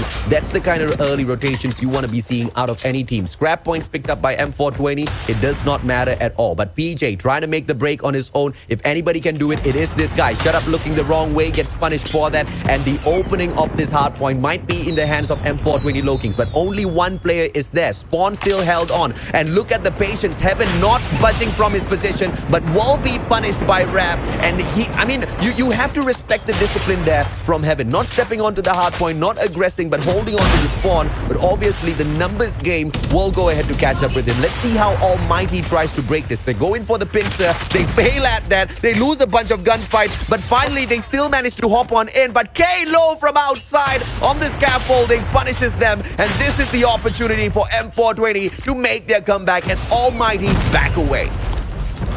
Lowkings with a catch-up right now, and things are looking so sharp for them. Almighty not even wanting to go in for the contest. It's kind of like what we saw a while ago from their game against Omega, where they rotated a little bit too early. And now the rotation comes in from the Lowkings, and oh, you can see Heaven with that double. The man's angry. He's doing so well at anchoring all of the spots, and it's gonna be a difficult run going into P3 because of how open it can be. But Yopi yet again really big kills. Remember, Smart Omega, they pulled off that super early rotation into P3 as well, which I was not a huge fan of. But the difference in the situation is Almighty's just really close to M420 Lowkings. Yes, they did allow them to make a small comeback, but they've gotten all of these positions on lockdown. All those angles caught out. PJ with a good backstep onto Heaven, and this is that opener for that hardpoint. Finally, as he needs to win more of these gunfights, putting himself in the line of sight of the other players, still winning those gunfights. PJ doing a lot, but Jeff Pro finally nails him to the ground. 70-64. It is way too close for comfort now. M420 Lowkings, they need to keep the pressure up. Kalo getting it done. Kilo 141 on for the pump, and he gets shut down as well. Back and forth at this open hardpoint.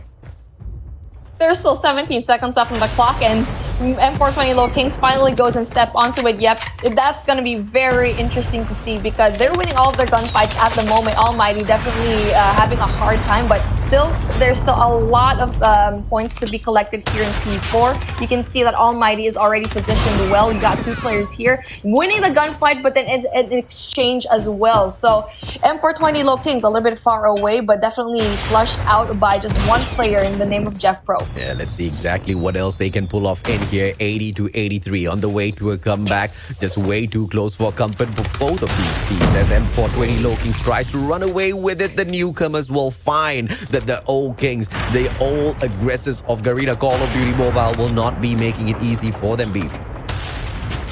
Not easy at all. You can see here, really cool defense by Almighty. M420 Lowkings cannot touch it at all. And now Luffy loses that gunfight. He could be the only one that can go in for the contest. And now majority of the points here in P4 going for the side of Almighty. But it's a good thing that PJ already positioned into the next hardpoint, but he needs to find a way to not get caught by shut up right now, because if you lose 2F control here in the next hill, that is going to be very difficult, but it's a good thing he spots them.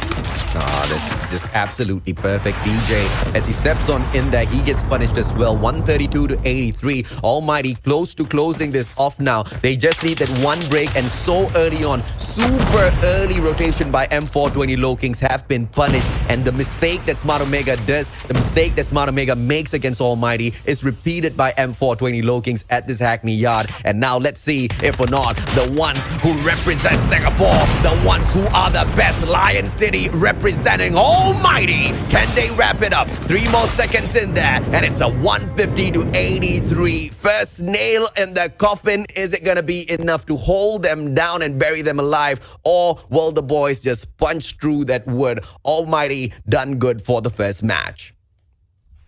Almighty just solid into that Hackney yard, and it was an even better run compared to Smart Omega. And I think I was talking to production about this a while ago, and I said that I think Blacklist International, their kryptonite might be M420 Lowkings, but for M420 Lowkings, their kryptonite might just be Almighty. So that's going to be very interesting to see the fact that they can be so dominating here in Hardpoint Hackney Yard. And now we're moving across to S&D later on. The scores you can see here, fine, yes, they're a little bit equal, but it's really just the time in the hail for Shut Up and Irfan J just blasting the way through. Oh, yeah. Absolutely right. I mean, in terms of equal, when you look at the kills, but when you look at the points amassed, it was the objectives that were played a little smartly. Irfan J, Clutch King, playing objectives this time around alongside Shut Up, spending 2 minutes and 7 seconds inside of that hard point. That's insane. And that is considering P3 was barely played by the players of Almighty. And that's one of the smart strategies as well, right? That all of us can learn from. P3 is such an open site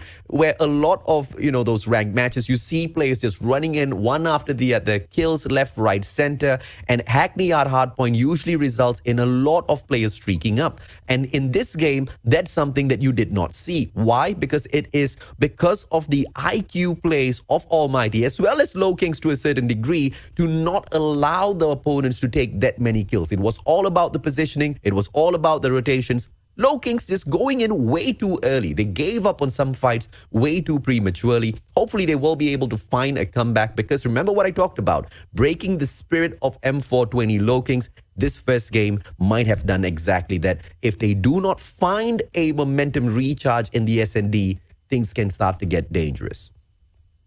Oh, yeah, most definitely. And for a team like M420 Lowkings, they're pretty young. They're comparing the experience to Almighty, it can definitely bring you down, but definitely Lowkings can make sure to kind of slow things down here in Search and Destroy raid because they have been absolutely monstrous here. And for the side of Almighty, they have been shaky, surprisingly, in Search and Destroy. And I'm really excited to see what will happen here. Hackney are definitely a really big margin, really a lot of mistakes coming in for M420 Lowkings, but Search and Destroy is their baby. Yeah, but when you look back at history and you look at Raid S&D against CA United, they smashed them 6-4. Against Rampage, it was an easy 6-0, not once but actually twice. And even against Tyrant Finesse, they made quick work of them. In Raid S&D, I feel like Almighty, they most definitely have that momentum on them. There was a reason why they picked this map for themselves. They wanted to guarantee a win. The fact of the matter is, on top of that possibility, they've also pulled away the hard point, which means they step into a map where they are confident on with all of that momentum from game number 1. This is really dangerous territory for the players of M420 Lowkings. And if you are M420, what you want to be right now is absolutely cool, calm, and collected. Just tell yourselves that Almighty are just another team. As long as the strategies are more sound than them. As long, remember you mentioned that, they go out there, they rush, they blitz through all of their rounds. They can try that for one round, but if it doesn't work, they need to double back immediately because Raid, it favors the defensive side, but you're not to overextend. Almighty is also known for a team that will be patient and just suddenly attack out of nowhere. So for our M420 Lowkings, take a look at how aggressive they can go and play here. Already very deep into Central Garden. Face the price, Jeff Pro takes on Luffy. And that's the kind of play you do not want to see. Do not overextend. Raid, it just is on the side of the defenders, and Almighty able to punish the first one. PJ pulls one, no, 2 back. And now that might be the play, but Jeff Pro shuts him down, trades him out. Good trade coming through. Kalo not able to play the hit glitch. Jeff Pro just on the other side doing the exact same. Bags him out with the CBR. And now 3v2. The numbers on the side of Almighty. One player in Garden, another one with the backstab. Yopi, this is the playmaker. If he can take Shut Up out of the equation, he will give the opportunity to M420 Lowkings, but the timing is terrible. But he spots the players, 2 at the same time, and he bags 1. Can he bag the second? Shut Up thumper! Oh, he slides out. Shut Up still gets taken down, and Yopi gets the numbers back onto the sides of M420. Oh, we need Raph to go in and probably find Yopi right now because it's going to be very difficult, but it's a good thing. Raph gets it. Heaven with the sniper is going to be a little bit too difficult in the close quarter combats. And M420 Lowkings, even though they were down 1 in the early stages, very big 2-piece coming in from PJ was definitely the difference. And that 2-piece coming in from the backside from Yopi really just cemented their win here. Yeah, I feel like Yopi was the playmaker in that round. Without that Balma, Heaven, don't do Heaven things, brother. What a snipe. Shutting down PJ. Good grenade, no check mark. And he gives that information to the rest of his team members. And now they know that the A-bomb side is wide open. And I'm sure Incendio wants to go in there for that backup. As we see Jeff Pro taking that quick plant on. Pressure on the players of M420 Lowkings. One mistake earlier on made them lose those fights. And Yopi, he stepped up with the backstab this time. Can he pull it off? Yopi doubles back into kitchen. He wants to take a straightforward fight this time. Nobody is flanking around. That might bite them in the back. Ooh, but speaking of biting them in the back, Heaven just on a very amazing streak gets another one. Jeff Pro gets rid of a 1v4 situation, and Irfan J finishes the job in a very quick 1 in 1 year. Now we are moving on to round number 3, where Almighty is just getting started. Yopi, I mean, you need to flank around, man. The first round, they did the right thing. The second round, I guess they second-guessed themselves. They think that Almighty might, call out that play and try to look for the backstab. But no, just stick to what you feel is right in your hearts. Just go for your standard plays because obviously those are the ones that will get you the rounds. Do not be intimidated by the prowess of Almighty at this raid S&D. PJ now in a troublesome situation, and shut up. What an angle to hold on to. Literally just 1 inch of space gets another one. Yopi goes down, and Shut Up is just absolutely cracked at the moment. It looks like the tandem of Heaven and Shut Up is just absolutely insane at the moment. And Incendio gets 1 2v4 situation, and Luffy tries to make a difference, gets 1 more kill, needs to go and back away from the situation. Fully tags Luffy up. 1 more shot and Luffy goes down. Luffy thumper action just to protect himself. But 4v2, can this sniper protect himself? The other sniper from Singapore right in front of him, just beyond the open stairs. And yes, here comes the play from Jeff Pro, planting the bomb already at square center. And the defense is there from Incendio as well. He's got backup. Kalo will be the first one to the side. Luffy taking the fight up against Heaven. And he does manage to shut him down, but traded out by Clutch King Irfan J. Final kill by Incendio puts Almighty in front. Almighty with a really good response where it was kind of scary. I actually thought Luffy was going to be able to clutch up the round against the Almighty, but dang, that is going to be a very difficult situation because you have to wait for Almighty to go and respond, and they basically read them like a book. Almighty played it passively, knowing very well the aggression that M420 Lowkings will definitely heavily defend Alpha. And right now, I'm not quite sure I like the play where you see M420 Lowkings heavily defending Bravo with no type of information whatsoever. The eyes on A, there's no information coming in from them. Yeah, you can play retake, but the rest of those players need to go in there for the flank. Make sure they have each other's backs because those gunfights are just being won 1 too many on the side of Almighty. And as they lose those numbers, they get punished so easily. Luffy finds Heaven. What a good shot as he preempts himself, understanding that Heaven might be holding that angle. Incendio now tagged up. What a smoke. And Kalo finishes him off. Raph just checking all of his angles. Yopi finding 1 but will be punished by Shut Up. It is a 3v1. Make that 3v none as M420 Lowkings equalize the numbers. Oh, that definitely could have been gone to the side of Almighty if the rotation from M420 Lowkings did not cooperate from one another. So the comms pretty solid. That rotation going into Central Garden. Eventually, that 1 pick really just got into the hands of M420 Lowkings. Heaven saying bye-bye very early on is going to be very difficult to just go in. Oh, what?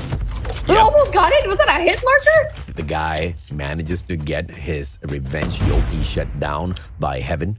Irfan J now, Clutch King will be able to spot Raf. The timing is all what it's about. Yes, Raf gives away that information now. Look at Irfan J holding on to that angle, waiting to punish the player that steps on out. Bomb has been planted already at that B side. Laundry taken over by M420, but the angles held on by Almighty make them invisible. Shut Up manages to take the thump onto PJ. Jeff Pro out of the equation by K-Low. The numbers of Lowkings, one by one, they go down, but Raf equalizes. Heaven now with the snipe, does not find the quick scope. Raf gets 2. It's a 1v2 now. Irfan J, Clutch King. Can he pull this off? They don't know that he's behind him. Irfan J, he's so sneaky. Raph needs to go and find him, and he's at a prime position. Irfan J needs to go and take him out. He needs to go in for the kill, but then Raph goes in there. Not only that, but will he get it? Will he get the clutch? Yes. And yes, he does. There you go, Raph. You just clutched the clutch himself. I would have preferred that grenade to be tossed out by Irfan J before he went in there for the push. It was just a little too premature, and for a Clutch King like himself, he should know the timing. They had the advantage, but now as they switch sides, Lowkings, they will be able to pick that bomb right up. Irfan J takes himself out of the equation. Unfortunate thumper, I believe, and Incendio now manages to equalize the numbers after that blunder by taking down K-Low. 4v4 beef. 4v4 situation, but M420 Lowkings does have the upper hand, surprisingly, at a map where you see here, Shut Up gets 1 to kill. 3v4. You might spot another one. And now the rotation needs to come through from the side of Almighty. They have a really good spot here so far. And now Yopi has the immense pressure because he's all the way down there. If he dies, the rest of his teammates are going to have a hard time retrieving the bomb. My question is, what is Raf doing? Raf is just waiting for a backstab. Raf is waiting for something, but he needs to be backing up the bomber. Yopi's all alone. And if you are M420, this is something that you most definitely do not want to be doing right now. Shut Up still holding on to the angle, spots the player, a couple of grenades, maybe a thumper can be pushed out as well. No rotations coming through from the rest of M420 Lowkings. The bomber is still all alone. Luffy finally stepping up to the plate, moving towards basketball court. And the rest of Almighty players not rushing at all. Rap finds one, no Punisher, manages to bag Heaven. Yopi takes out Incendio, numbers advantage to M420. The patience coming in from M420 Lowkings right now is just absolutely key. And now Luffy takes one out. Jeff Pro, the only person left for his team, but it's going to be very difficult as everyone else is just right there in the corner. But a potential 1v1 is in the midst of our eyes. Jeff Pro takes out 2. And now 1v1, 30 seconds left on the clock. What are you going to do? Look at this reposition coming through. And now, if Yopi can survive, Jeff Pro will just drop the ball for the team. Oh, movement's perfect by Yopi, but the timing, is it going to be enough? Is the timing going to be enough? Yopi now, he moves on fourth. Defuse! Jeff Pro! What a decision made! An Almighty equalize! What a play! You leave the bomb open. You leave the bomb open just like that. That was so sneaky. Ninja Defuse so perfectly engaged right now by Jeff Pro. 6 and 3 to his name, and that man, that will give so much confidence for Almighty right now. Heaven, smart plays, blows up the van first before stepping up behind it. That's one of the pro plays. One of the things you do if you're a pro. Don't step on beside the van before taking it down, because one good thumper puts you out of action. K-Low with a good access, but punished by Incendio. Traded out by Yopi, but Jeff Pro is there to back his teammate up. Raph will be able to find Heaven. 3v2, M420 once again ahead with the numbers, but Jeff Pro trying to spot one, and the timing bad for PJ. All equalized once again, 2v2. Jeff Pro with just the movements manages to back away, but Raph finds him with the kilo 141, and now it's all in the hands of Clutch King once again, but Luffy says hell no as they go in front. Oh, M420 Lowkings actually making Almighty sweat just a little bit here in Raid, their best map in Search and Destroy.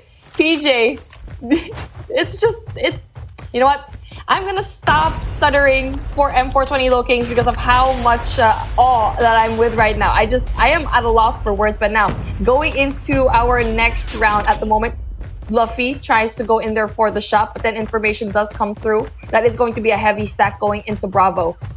Now, it's going to be a rotation going back into poolside, giving it away. That is a really good sign here so far. He saw 2. That is not going to be a good thing if you actually go and push that. So M420 Lowkings just sit by, wait for Almighty to make a mistake, but knowing Almighty, they're not going to overpush. And now going into the poolside, They try to get that information on, but none of these guys have anything here so far. So Bravo, that's the only info that they have here. That's the reason why they overpushed going into this pool side. But then they have to worry about one person, which is Shut Up, going into Alpha. So this is going to be hard because solid defense so far from Almighty. I don't like this. Incendio, super aggressive. Will he pay the price? And now Ob gets caught out with a slight K-Low as well. Wasn't prepared for that engagement. Doesn't shoot him. That wasn't trigger discipline. That was just a missed opportunity. Incendio once again exposing himself. Shut up! Punishes Yopi out of nowhere. And now 5v4. Numbers down on the side of M420. Raf equalizes. PJ shuts down Incendio. Timing for Raf as he goes in for the slide. Manages to bag it. 4v2. Still on the side of M420. Raf now finds Heaven. Heaven snipes him out. Luffy quickscope does not find him. One more time, but Kalo for that backup. One final player. Clutch King once again. PJ, is he gonna spot him before Irfan finds anyone? The Thumper finds absolutely none. Grenade in hand. The timing. Irfan J finds him first, but PJ manages to slide away, and that's a good movement coming through. PJ all fully tagged up, but Irfan J now on the way towards kitchen. It is a tough situation with 35 seconds on the clock, Beef. And now it's all up to one person, Irfan J, the Clutch King. Can he do this 1v3 as he quietly wraps around, tries to get that info, gathering that info to see where he can go. But one person's right behind him. There you go, PJ shuts him down. And ladies and gents, we are at a 5-3 into the favor of M420 Lowkings. One more round for them, and they will win this S&D.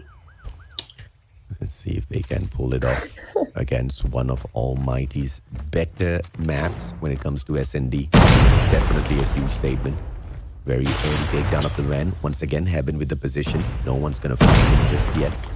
That's actually quite a great spot to hold on to as the aggressing defense. But Heaven now, as he goes in, oh, he finds PJ. That's an unfortunate situation for M420. M420 takes out the Ferrari. Let's see if they can take out Heaven together with the soul of that car as well. Timing! Oh, good slide, Yo P. Just Heaven totally misses him, and he's not going to be able to get that information. And now if Yo P steps out of that locker, it might be GG.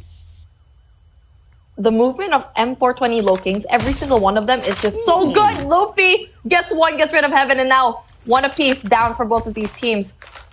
It's all up to him. Trying to make an opening shot here in Bravo and to make a decision whether or not they want to go and commit into Bravo or Alpha. But taking a look at the map right now, it's all up to one person. What? Still gets one. Raf gets one, but then there's still a 3v3 situation. 5-3, and the numbers are all equal. Number of men on the map. Ball moving towards the basketball court. All perfect because nobody's finding the backstab just yet. If you're Almighty, you most definitely want to have one player at least pushing in towards that B site. So a rotation through Central Garden can be quick. But now, Jeff Pro from the back. Shut up, misses both and will not miss the third. Yopi taken down. Jeff Pro with the slide. Will not be able to find anyone just yet. Irfan J punish. Kalo repositions to the back of Tiki and Shut Up finds him. 2v1 now. One can go in for the defusal. But Rap finds Shut Up. And now it is all up to Jeff Pro. And the timing gets it for him. CBR. Jeff Pro makes sure Almighty stays alive. Oh my goodness, the COD timing is just so painful to see. Jeff Pro. This guy is just so good when it comes to timing and really just getting his shots right. And now one more round, yet again, Almighty can even things out. And around number 11 is definitely very possible. M420 Lowkings, that was a pretty good round for both of them. But it's just a back and forth in this team, so it's so impressive to see. And now, a very aggressive push going into Alpha. That is one thing you like to see here.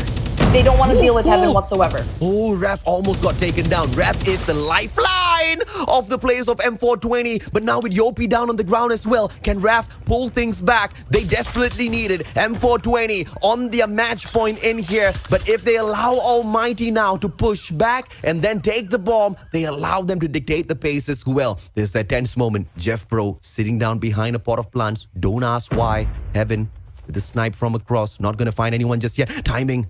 As he finds a player, yes, he does. The back of Luffy gets caught. 5v2 now. And the hope of moving this into round number 11 is just so much stronger now on the side of Almighty. Halo. in a prime position to take 2, but he backs away from the situation now. Majority of the AMT members are going to be through mid.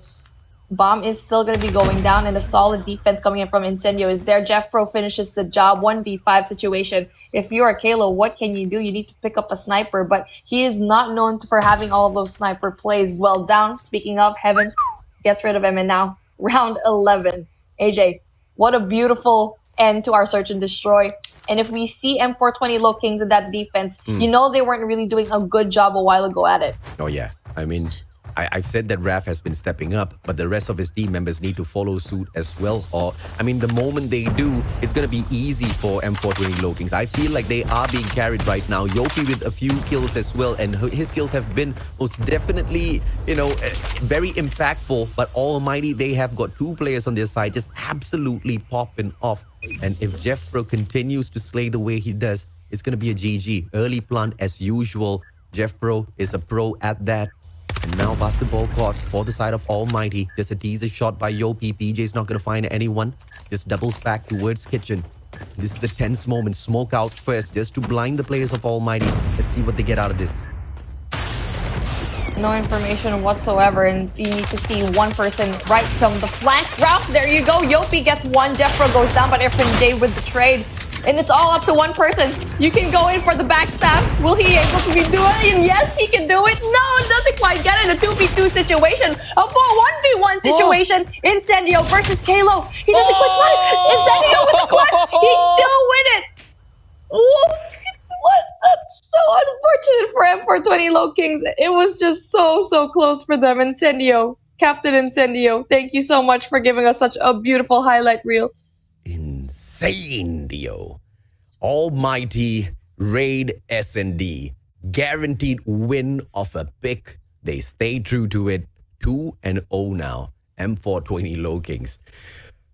Seems to be a very, very tough series for them to find anything on. But I truly believe that they were doing extremely well on that S&D, and mainly carried by Raf as well as Yopi. Yopi with the expensive kills. Very, momentum-changing sort of slays. But it was Raf that was carrying the team on the back in terms of keeping the numbers down of the opposition. But nobody else was able to keep up with his pace. If you look at the side of Almighty, you can see equal stats coming through. Jeff Pro with 10 slays together with Shut Up, 9 by Incendio. Everyone's keeping their end of the bargain, holding down their angles, finding those backstabs, and Heaven doing Heaven things with those beautiful snipes. Just made sure Luffy could find no angles. This was such a perfect S&D, but I have to say, raid usually is settled very easily by Almighty. M420 Lowkings kind of pushed them all the way down to the end. Round 11 it took, Beef. Yeah. Round 11, and that switch from attacker to defensive side from Lowkings, it was kind of like GG's already, because from the performance that they had early on into the defensive side, it just wasn't it. They kept Alpha too open, AJ. It's just, they didn't have eyes on it, which prompted Almighty to have like a lot of free plants, and that probably should have been the adjustment that they should have made going into it. But for them to give Almighty such a hard time in a map that they absolutely love and do well at, that is honestly a really good sign that a team knows what they're doing. And now we're going to Summit Domination, where it's a completely different story. Summit Domination, this was a pick by M420 Lowkings. I mean, if technically speaking, they didn't pick the map. Nobody picks map 5. Map 5 is the Lone Ranger map that nobody chooses, and it very sadly ends up in domination. But it was strategy to a certain degree as well, because when you're left with just 2 maps in the rotation, each and every single series within the competitive scene, ladies and gentlemen, by the way, if anybody doesn't know, only has 7 maps. 2 maps get banned, so you have 5. All of them have to be played. So it's all about how you arrange the maps to select a certain mode for you to have the best chances to go in there for a win. M420 Lowkings pulling Summit in here for a domination. Although they have found a victory on it in the past, I don't feel like it's the best place to take this fight up on, because Summit Domi, Almighty's quite strong there too. So it's all going to go down to the wire of those micro decisions. When do you swap out those flags? Do you respond quick enough? Do you go hyper aggressive for the B flag? Or do you just play, a passive defensive game once you hold on to it? It's all going to be in that. And I do not think that Almighty is going to take it easy on them. They want this perfect 3-0. They want to save time. Yeah, they just want to go speed up through the rest of the competition. But I want to touch up on what you said, like really just trying to go and pick the maps that you have strategically. And it was either going to be Fire Range or Summit. Yeah. If you were going to be M420 Lowkings, you'd be at the best place from Summit compared to Firing Range because Almighty has been perfect there. So many Summit and so many Firing Range dominations won already up to this day. That is one situation you don't want to be in. So for this team, they're absolutely just perfect. Summit, here we go. J gets 1 kill. They're trying to find their footing at the moment. And M420 Lowkings, they are at the better spot. B flag not picked up just yet. Both of the teams going in there, trying to win the control of the second floor first before stepping up onto the plate. And as you can see, Lowkey PJ doing exactly that, disciplined by the other players as well. Luffy holding on to his ground, Incendio shutting him down. And now with 3 players inside of the control room, they should be able to now make a play for the B flag. Distraction being pulled off by Heaven as he steps onto the home flag of M420 Lowkings. That is the opener for the rest of his team members to jump onto that B flag. What perfection in terms of domination. Almighty's playing it to the T. M420 Lowkings better step it up. They clear a control room first and then go in for Bravo, and that's how you go and play Bravo here in Summit. You need to clear it out. Don't really go push for Bravo. And now the flip is going to ensue Charlie into the hands right now of Almighty. But then PJ stops the push. It's still very doable for him, but with no one else right there for the backup, it's going to be difficult for that solo hold. And now, early on, this is where I'm seeing M420 Lowkings kind of falter, and this might not be such a good thing going into the second half because they're doing one-dimensional plays at the moment. I do not know why M420 just did that. They went and swapped out their own spawns. They were on the stronger side. Then they went in there for the cable car platform. Look, I think the distraction would have been perfect. They had the numbers, but the moment they played the distraction, one player should have remained on that A flag. The rest of them should have immediately gone in there for the B flag. Why? Because Almighty would be looking to take the powerful spawns. And M420 Lowkings just missed such a low-hanging fruit, and they're allowing Almighty to run away with this. IQ play. The Singaporeans are always better, and the Lion City representing Almighty looking as sharp as ever on this domination summit. And speaking of, triple cap might actually ensue, but this is the brilliance right now of Almighty. Jeff Bro is just sitting pretty there. He's going to be doing a spawn trap also himself. Not only that, trying to cap A, but then it's a good thing he is going to be shut down just like that. But there you go. One more push going in for the side of Almighty. Very, very defensively. BNC. There you go. It's their babies right now. Oh, goodness me. Now this is the passive plays that I'm talking about. Almighty not overextending, not going in for the triple cap. They respect M420 Lowkings. They stick to their own half of the map. They hold on to that B and C flag with that power positions onto that second floor. They hold on to this better spawns as well. And the only way M420 Lowkings can do this right now is if they pull in the pincer maneuver. But Gods of RNG giving the spawn away to M420 Lowkings. Now is their chance. This is the time. Can they pull away that C flag? No, they lose their gunfight. One more guy in there. Yopi for the backup. Yes, they win it, but time is running out. Triple cap to the end. Almighty! They show their dominance at Domination Summit. Oh, they have the numbers advantage over into that Charlie flag, but it's just too much. Incendio was just a little bit too good. And now, going into the side of round number 2, where Almighty has strong side and M420 Lowkings lost the opportunity to get a lot of these points and get that flag.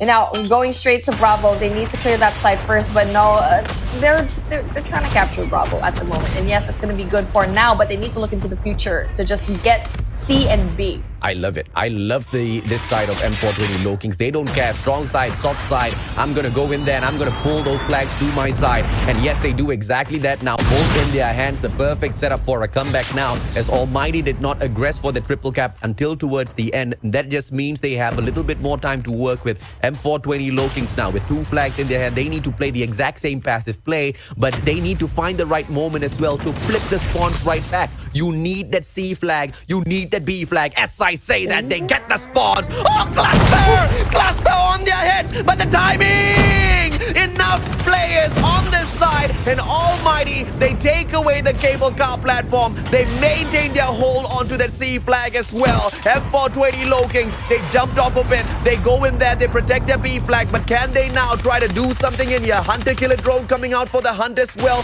One player try to secure it. Almighty will go ahead to lose that BC flag, 69 to 95, but the Singaporeans are still in front. M420 Lowkings, they need to double time, hustle up right now, B. And there you go, C flag already captured by Almighty's little by little. Shut Up goes down, but it's enough for him to go and capture A and B already from the side of M420 Lowkings. Good job so far, but no one, absolutely no one, is going to be defending Bravo. And it's a good thing right now. It's going to be Incendio right there. He's so good, but he's not even trying to go in for the capture here in Bravo. He's waiting for all of his teammates to go in there. 105 to 83. Almighty now with the BNC hold. This is the power position that they initially wanted for themselves, but being stolen away. Look at that Pred missile. Shut Up bagging a double for himself. That is how you use your score streak. You do not use it for kills. You use it to protect your flag. And missile after missile, it helps them get that triple cap. Finally being traded out by M420 Lowkings as they have that spawn. But as they bring out the cluster strike now, it's imperative that they have one player to step onto that flag as well to pull it back. This is an absolute waste of a cluster right now. B flag lost as well. Oh, goodness me. Hopefully that doesn't backfire against Almighty. Yeah, but Cluster Strike, no, it was getting absolutely nothing where they could have saved it elsewhere. Now losing that Bravo flag, that is going to be detrimental. 125 and 96, still pretty doable for M420 Lowkings to go and clutch up. And now what they can do is not overpush going to A. They need to stay here in central building right now into the control room center to F. 129, 103. They need to go. I think they need to go in there for a triple cap, AJ. It's not possible for them for just 2 flags. Oh, yeah, absolutely. And they are holding in and they are pushing on with all of that pressure back to back. But they seem to lose all of their gunfights. Even with an extra sentry gun set up there, it got taken out of the equation so quickly by the side of Almighty. It is the game of numbers. It's the game of IQ. If you've got the better strategy as well as the mechanical capabilities, you will be able to go the distance. And Almighty now just a few seconds away from setting up that grand finals once again against Blacklist International.Ultimate. Will M420 Lowkings be able to do anything in here? One break of the flag is gonna be possible for a comeback, but they also need to make sure one player is left at their spawn so that they do not swap flags around, because that's just gonna be a very unfortunate end to the day. 143 to 131 now, Beef. Time is running out. Triple cap is needed right now. As well, the triple cap, it looks like it's going to be for the side of Almighty at the moment. Shut Up gets that. It's going to be very hard right now. Triple cap very briefly. And that's basically the end of this Summit domination matchup. Almighty 150, M420 Lowkings 139. It was a good effort for M420 Lowkings to try and get a lot of these points, but Almighty just proving a little bit mighty for this team. And now they are going to see Blacklist International going up into our grand finals. And I'm pretty sure it's not going to be too likely that we might see a reset. Now that's going to be tough. It's going to be tough because Blacklist International.Ultimate, they know Almighty in and out. They've done it already once at the World Championship for Call of Duty Mobile on the eastern side, and they've gone the distance. Some say it was a fluke, but now we have the perfect opportunity to see whether it was a fluke or whether or not they truly deserved it and when. Okay, if Blacklist International.Ultimate wins that grand finals, they will not just earn respect, but they will shut up all of those mouths that have just been yapping non-stop about their victory. Because even after becoming the Eastern champs, they still have a lot of doubters out there. This move right now, the victory over such a dominating Almighty, will go ahead to solve all of their problems out there within the community scene. Shut Up picking up the MVP, 28 kills, a double positive for this guy. Kalo on the other side, it's just so far away from the number of slays in comparison to Shut Up, Beef. Yeah, it's too far. Even the numbers from the other side, no one else can actually touch him. No one else from the side of M420 Lowkings has a higher kill rate going in for anyone, even the lowest person in there. 16, probably Raph is the only person. But again, double negatives going up across the board here for Lowkings. That's a performance that you don't really want, because after that S&D, because yes, S&D is probably one of their biggest suits, their strongest suits, that domination match just wasn't it. You already know that Almighty going in from the first half is already going to be good, but they were kind of slowly catching up to, Lowkings were catching up to Almighty, but the points just explain it for themselves. And now Almighty just sitting very tired, but we've seen it already so far. Almighty just climbing all through and through, and this is probably one of their biggest challenges yet. Coming in from the lower bracket, having so much games already compared to Blacklist International, which well rested, by the way. Almighty's coming in through very hot though, but it's going to be very hard because Blacklist International, a very talented team. The team that has not only needed to carry its own flag, but also drop by and help Malaysia carry its flag as part of the MYSG banner. Almighty has been the team that has been going the distance, but for not one, but two nations all at the same time. A lot of us are proud of them, but as they take on the Eastern champions in a little bit, ladies and gentlemen, boys and girls, that is where the true test lies. It's all going to go down towards the coin toss. Even if this coin toss was lost against the M420 Lowkings, the newcomers have realized exactly why this is the divine squad of Garena Call of Duty Mobile. Lion City representing Almighty, as sharp as ever. And now, if all of those matches have pumped up the adrenaline, the win, the perfect 3-0, serving up the donut to one of the most promising teams within the competition, most definitely a good way, a good start to move in to the grand finals, Beef. Oh, that's going to be so exciting to go and see. Their performance here, Almighty, giving that beautiful 3-0 to a very strong team, which, by the way, Blacklist International kind of had a hard time going up against a while ago, is a really compelling story. And just to basically kind of wrap it up, you get to have a really good upper hand here because, number one, Blacklist International had a hard time for Emperor 20 Lowkings. That sets them up to be a really good opponent going in here. But we did get to see a grudge match that we deserve. So I am not complaining. Whoever comes out on top, I'll be happy. Oh yeah, absolutely right. And that's always been the case for us shoutcasters. Regardless of who comes up on top, we are always glad to see a great competition between the teams. As long as there's no toxicity, as long as there's no, trash talk going on between the two, especially in the comment section, man. I mean, most of the time, I feel like the players are not even bothered about so many of these things, but the fans, the audience, they are so emotional about everything. I kind of saw a couple of comments going in there that the ping on the side of Almighty is better because they are from Singapore and M420 Lowkings is from the Philippines and the internet is bad there. I do agree the internet in the Philippines is not the best in the world, but at the same time, going by that logic, the players of Blacklist International.Ultimate wouldn't have been able to become the Eastern champs in the first place. Do not take credit away from winners, because if at all, if it was down to that, you would have seen the players complaining or something being done already. It was a well-fought fight by both teams, and the better side just happened to get the victory. And even from this defusal, you can see the decision-making by Almighty just so much better than the side of M420 Lowkings. They know the game so much better, Beef. Yeah, I mean, this is the reason why they flourish so much in this map, even though M420 Lowkings kind of gave them a little bit of a hard time and having that advantage, you can still see the composure that Almighty has, and this is where maturity really comes along. And now we even predicted it over here in the first half of Domination Summit, where it's just GG's from that point on because they handled every situation well. But yes, M420 Lowkings really pulled through into the second half of the game, and they got a lot of those points really racking up slowly, but it still wasn't enough, to the point where Almighty, their usage of the cluster strikes and the pred missiles was just so amazing to stop that C push coming in from M420 Lowkings. That is the IQ that you want. Like what you said, you don't get kills from that. You don't want to get just kills from that. It's to really just improve that strategy to defend that hill.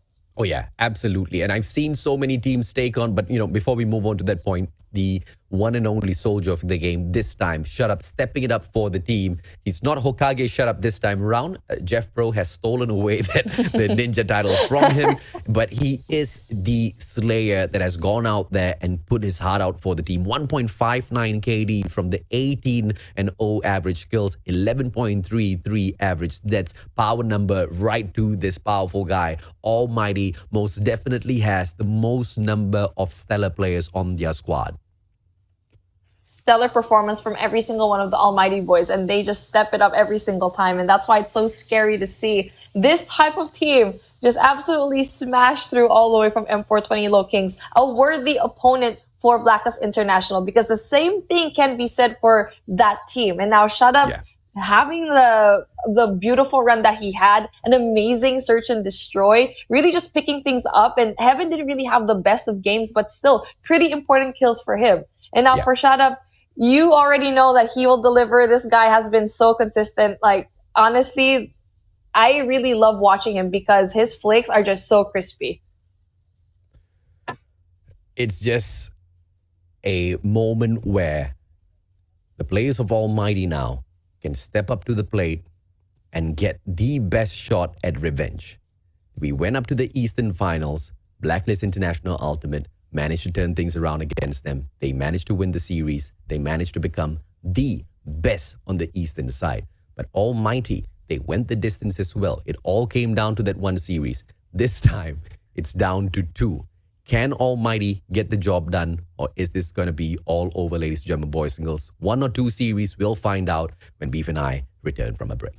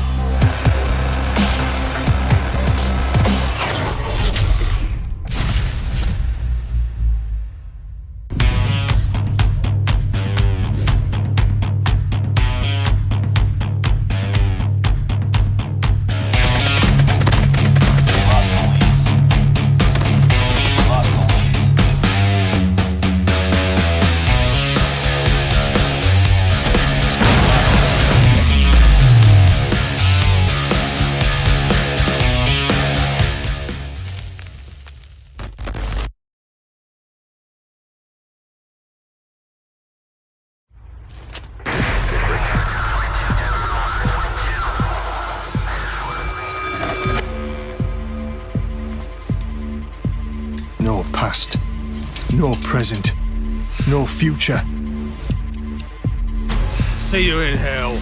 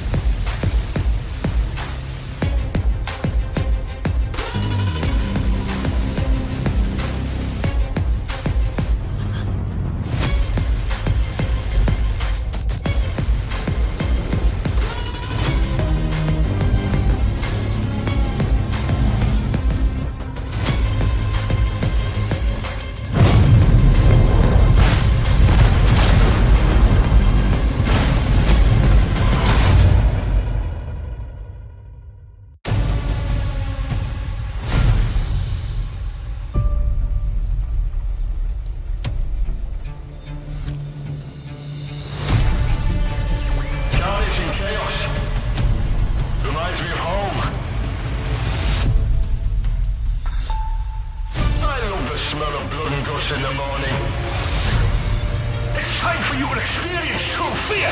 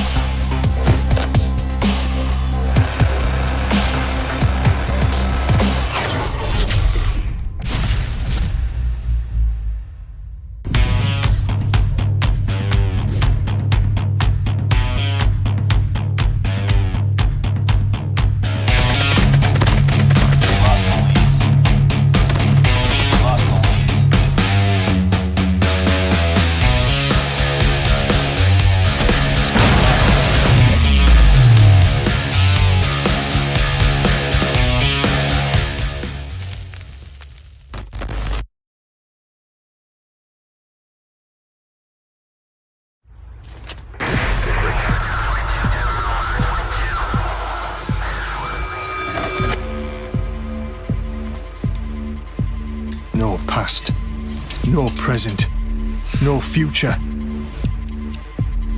See you in hell.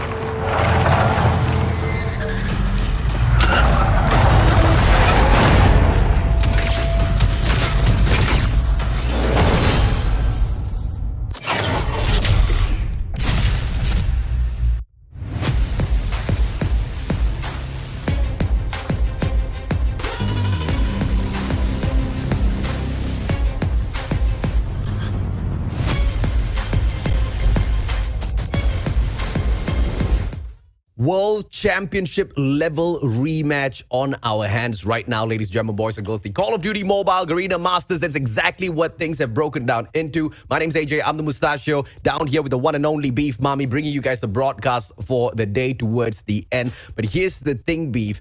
If at all Blacklist wins this again, it's just no questions whatsoever. The whole of COD community just needs to turn towards them, put their right hand up and give them a salute, because they are the supreme brand as far as Garena is concerned. But if Almighty manages to redeem themselves in here today by resetting the bracket and then going for a victory as well, the whole of COD community will legitimately lose our minds.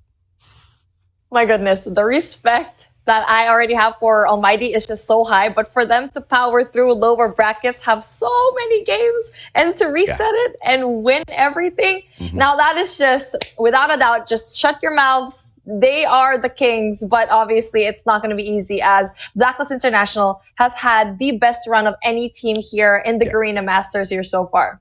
Absolutely right. Let's take a quick look at the schedule of the day, just so that we can recap the journey of all of these teams so far, including Almighty themselves. When we started, Almighty had to send back their really good friends, Sem9 from across the causeway, with a 3-2 victory over them, and Smart Omega managed to conquer their own brothers from the Philippines, C8 Legacy, who have most definitely been a stellar new name within the pro scene here at the majors. Smart Omega, with that victory, they booked series number 4, a match against Almighty. But before that, it was a question as to who's going to go to the grand finals, and it was a 5-match cracker that went all the way down the line between Blacklist International and, of course, M420 Lowkings, and your Eastern champions getting that win down at the 4th series, Almighty. Who would have thought, in such convincing fashion, they sent Smart Omega back home, Beef? Oh, yeah. I mean, it was just like no questions asked. They absolutely dominated that. But I mean, obviously for Smart Omega, they did go and win that domination matchup. But it's just Almighty all throughout the board. They've been doing such a good job in this competition here so far. Even, yes, they're climbing, scraping their way through, but finally finding their rhythm, especially going up against M420 Lowkings, 3-0. And yes, granted, that Search and Destroy was pretty darn close. But everything else, no questions asked, they absolutely dominated that. And now they're going to be seeing Blacklist International yet again. The storyline that we love to see, because like what you said, we've seen them in the world stage, and now it's all up to them to try to figure out if it's going to be whatever issue that they had before. It's not going to matter. Whoever wins today, it's going to be settled. You know, I'm fidgeting in my seat so much ever Me since too. I came here, because the Garena Masters itself, what a journey, right? And I'm so glad that the esports scene for Call of Duty Mobile has grown to this point. Here are our predictions. We're both betting on Almighty, because this one is just going to make for the best story, the best headlines out there tomorrow. But of course, it's not betting against Blacklist International.Ultimate in any way whatsoever. It's just that if the story ends in that way, it would most definitely go down history. History nonetheless will be made if Blacklist International.Ultimate does manage to solidify their name as well as prowess within the scene, if they can beat Almighty here, Beef. It's the two giants just fighting it off. And yes, they weren't the same teams that met into the World Championships. Obviously, you have Yobabs, you have Yato going in for the side of Blacklist International. And now you also have the addition of Jeff Pro, which has been an absolute monster. That guy is on a league of his own. But then that can be said for every single one of the teams, of members of both of these teams. So honestly, they're pretty level on the skill set. It's just Almighty just had a little bit of a rough patch in the beginning, and all Blacklist International had to do was breeze through the competition. But now it's game on. Oh yeah, I just cannot wait for this. Yato Yobab's combo, you've got the Shut Up Heaven combo going on this side. All sorts of matchup can happen when they both go head-to-head against each other, ladies and gentlemen, boys and girls. The lineup of Blacklist, star-studded names, those who prove to have been able to go the distance. Jabin, AG, Yobabs, Yato, Tin, as well as Skurd. This is the better side of Blacklist International Ultimate. Two of the players were not able to go onto the world stage because because of age restrictions. But they were unfortunate. Their opponents very lucky. But even then, they were still able to go the distance. With their two power players right back in the mix, I feel like they will be able to torture the boys of Almighty a little bit further in here today, Beef. Oh, I've been waiting for this rematch for such a long time. I actually, you know what? I don't think I'm able to say this to the audience. The last time I casted Call of Duty Mobile before Garena Masters was World Championship. So it's kind of like a deja vu situation for me where all of these guys battling it out yet again into the Garena side of things is just so amazing to see. But speaking of an amazing team that will battle things out and give a hard time for Blacklist, is going to be Almighty. You get to see Alep, Heaven, Shout Up, Incendio, Irfan J, and Jeff Pro representing Lion City Almighty. Lion City representing Almighty, once again stepping up to the plate. So much of confidence they have in their own place because they have been waiting for this moment for a long, long time. Ever since the Eastern Championship, ever since that grand final, they have most definitely been a little upset, a little disappointed with how things had gone. We kind of discussed this, Beef. They were the favorites to be the champion at the event, but out of nowhere, Blacklist International.Ultimate, they showed up and they showed up strong. This is redemption time. This is the moment where Almighty shows us if or not they can make a strong comeback in here. And based on the KDs, purely based on the KDs, it looks like it might be able to be that way. Irfan J beating out the one and only Black Skirt with 2.21 to 1.14. And that's actually a lot. And it's just a lot. But also take a look at a lot of their averages are kind of similar. You got the average kills, just 0.45 left. That's not going to matter. Average deaths are pretty similar as well. The assist is kind of where it kind of becomes a little bit of a difference. Skirt has just a little bit more. But average score, just 300. It's an even playing field between both of these guys. They are one of the most reliable players in their team. And to be honest, if Almighty actually won the Eastern Champs, I'm pretty sure Irfan J probably could have been the MVP. But since Blacklist International did win, Skirt was the MVP for that, and now we get to see it head-to-head. These two guys, phenomenal. And I'm just so excited. I am just sweating in my seat to see how these guys perform and how they can eventually lead their team to the top. I take it back. I don't know why my brain was telling me 2.21. It's not a lot at all. But yeah, equal in many of those ways. Assists on the side of Scarrett just a little bit better than Irfan J. Whether or not it will make a difference out there on the battlefield, whether or not those points make a difference, we will have to wait and see. These are the bans and picks, and your Eastern champs will be able to dictate the pace of this matchup, Babe. Oh, no. I know we did say Almighty might win it, but fatigue is definitely going to be real from the past few matches, but these guys already know how they've experienced it before. But Blacklist International being very well rested, not only that, watching the matches of Almighty might give them a little bit of an insight as to how Almighty has been playing here today. And now it all is up to the banned maps that they will choose. Do they want to surprise Blacklist International, or do they stick to the usual takeoff ban? For Blacklist International, on the other hand, it's going to be the same case. Are they going to be banning the same things? But the good thing for Blacklist International is they ban not one, but two. Hackney Yard is going to be that, because they know that Almighty is just absolutely cracked for Hardpoint. Yeah, Hackney Yard ban is a two-way street here. Number one, Blacklist International.Ultimate does not like playing there. And number two, Almighty absolutely slays at Hardpoint Hackney Yard. We saw that twice. There's no way they won that. And you're right, Beef. Almighty most definitely going to be removing Takeoff from the list. Not only do they not like it, but they also know Blacklist International.Ultimate will be able to bring the hurt down on that map. No risk whatsoever. But if Takeoff is not the map banned here, I am definitely going to be super shocked. But no shocker for the Mustachio. Hackney Yard Takeoff, both off of the list. And we go back to Blacklist International.Ultimate, who will be able to choose the first Hardpoint map. Ooh, firing range might be into the cards of Blacklist International for Hardpoint. They've been doing so well in this map so far, but Almighty is definitely no joke here.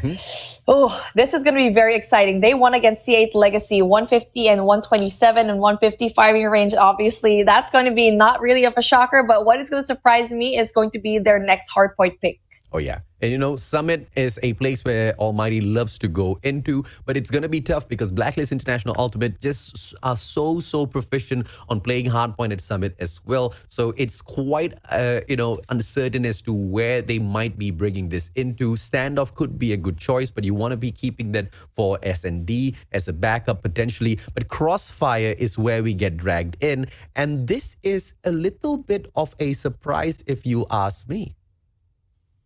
It is a surprise because I'm not quite sure if everyone has seen the group stages, but Blacklist International did win Crossfire against Nervo. So they've had experience in this competition to have a Crossfire Hardpoint. And now, with that into consideration, Almighty, we haven't seen them here yet, but we know they're absolutely cracked here. But Blacklist International, they love Crossfire. And that's a good pick as well for Almighty. If Crossfire is going to be in the mix, they wouldn't want that in a search and destroy. So again, Hardpoint is going to be a game where Almighty is definitely going to be flourished. So they're just trying to even up the playing field here.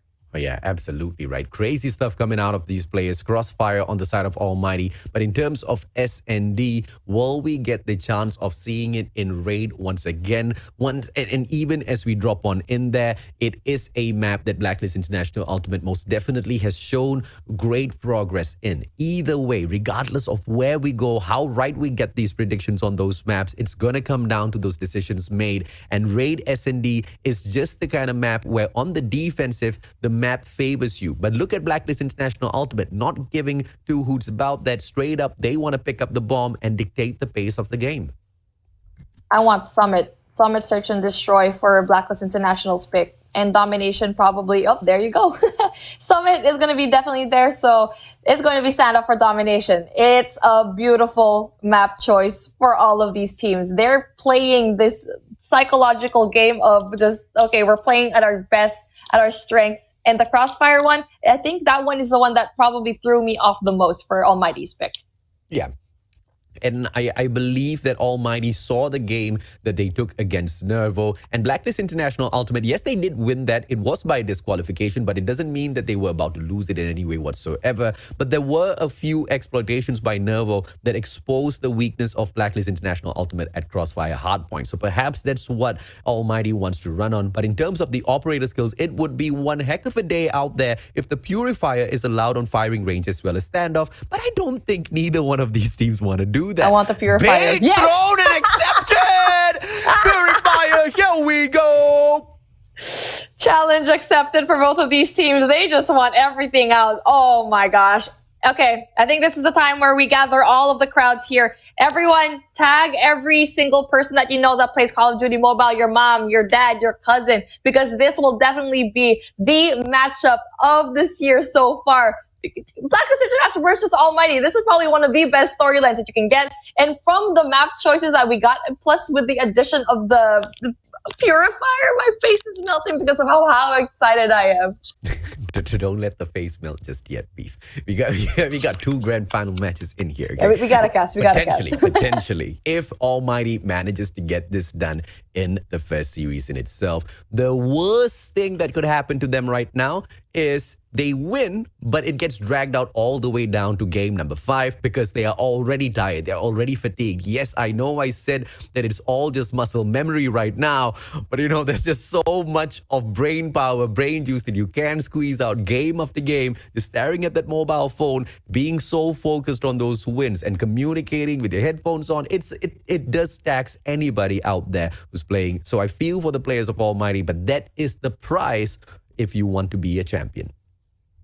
Oh, and the champion definitely AMT wants to be, and they definitely want to see the code that we have here today, viewers milestone reward, worth the wait. Oh, that is so funny. I love that. You know what? Whoever came up with that, please, can you please give that person a raise because of how great that was? Take a look at that. Take a screenshot because you might just miss it. Mustachio and I love puns. So we just love to joke around and just Chef's kiss. It's perfect, right? On the final day, grand finals, you bring it out, and it's most definitely worth the wait. It's rare that you see a charm like this, okay? I like it. I mean, the previous time, I think when we got It's a few charming. giveaways, I wasn't the most excited guy. I think I saw a few stencil strike skins, and I was like, Garena, can you please step it up? And looks like Garena did exactly that. They stepped it up with the giveaway. Oh yeah, and the giveaway everyone will get. I'll definitely go and take a screenshot. So worth the wait. This matchup is definitely worth the wait, especially Almighty with the weight on their shoulders to try and prove to everyone how much of a champion they can be. So we are going to be starting things off here.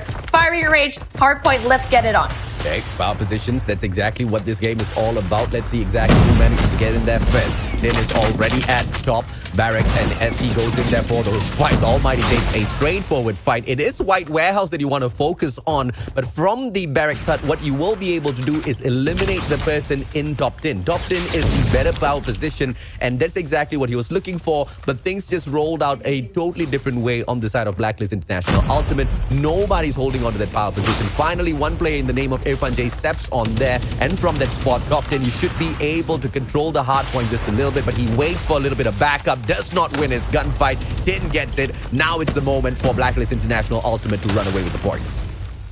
Blacklist losing a lot of the gunfights for those power positions early on, but it's a good thing that they recovered very well. And now the rotation going into P2 in American, already covered by Blacklist, done, covered. Almighty needs to play catch up and maybe even get a little bit of scrap points, but no, they're not going to be able to do so.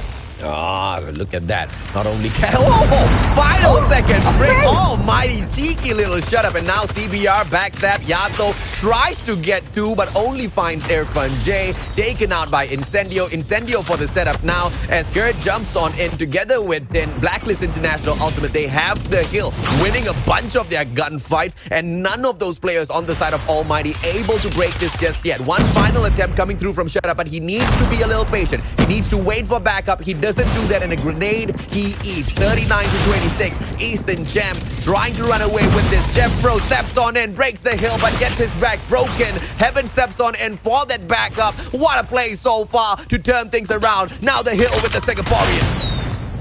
Beautiful retake by Almighty, and this is just the back and forth that we deserve to see. Both of these teams doing a good job here so far, and now the scrap points going in from Almighty is definitely going to be very essential for them. Blacklist International always being early into the rotation, no contest whatsoever, giving 30 seconds going in for Almighty. And now for Almighty, all you need to do, cover your bases, try to go and probably get red bathrooms just because of how well you can spawn over there. But then with just one person, Tin, going in there for the assist, Purifier already in hand. Yeah, the only opportunity that Blacklist International.Ultimate had to spot Almighty's fighting and firing range on Hardpoint was against Tyrant Finesse, and they should have kind of learned something from that game, because Tyrant Finesse kind of got thumped out 150 to 23. It was a dominant matchup. Yes, Blacklist International.Ultimate is hanging with them in terms of all of those points, but look at Almighty just bringing out a very bad cluster strike if you ask me. But look at the point, 61 to 63. They are very close, and they're not allowing Blacklist International.Ultimate to run away with it. Yobab's now purifying the souls of the Almighty, 61 to 72. Almighty needs to really hustle if they want to break this hill. And there you go. It is going to be broken at the moment, but then the defense of Blacklist International just a little bit too strong for them. This is just an impressive way to shut down Yato. Shut down Yobabs. You can't do that. And the Purifier for Almighty has just been wasted.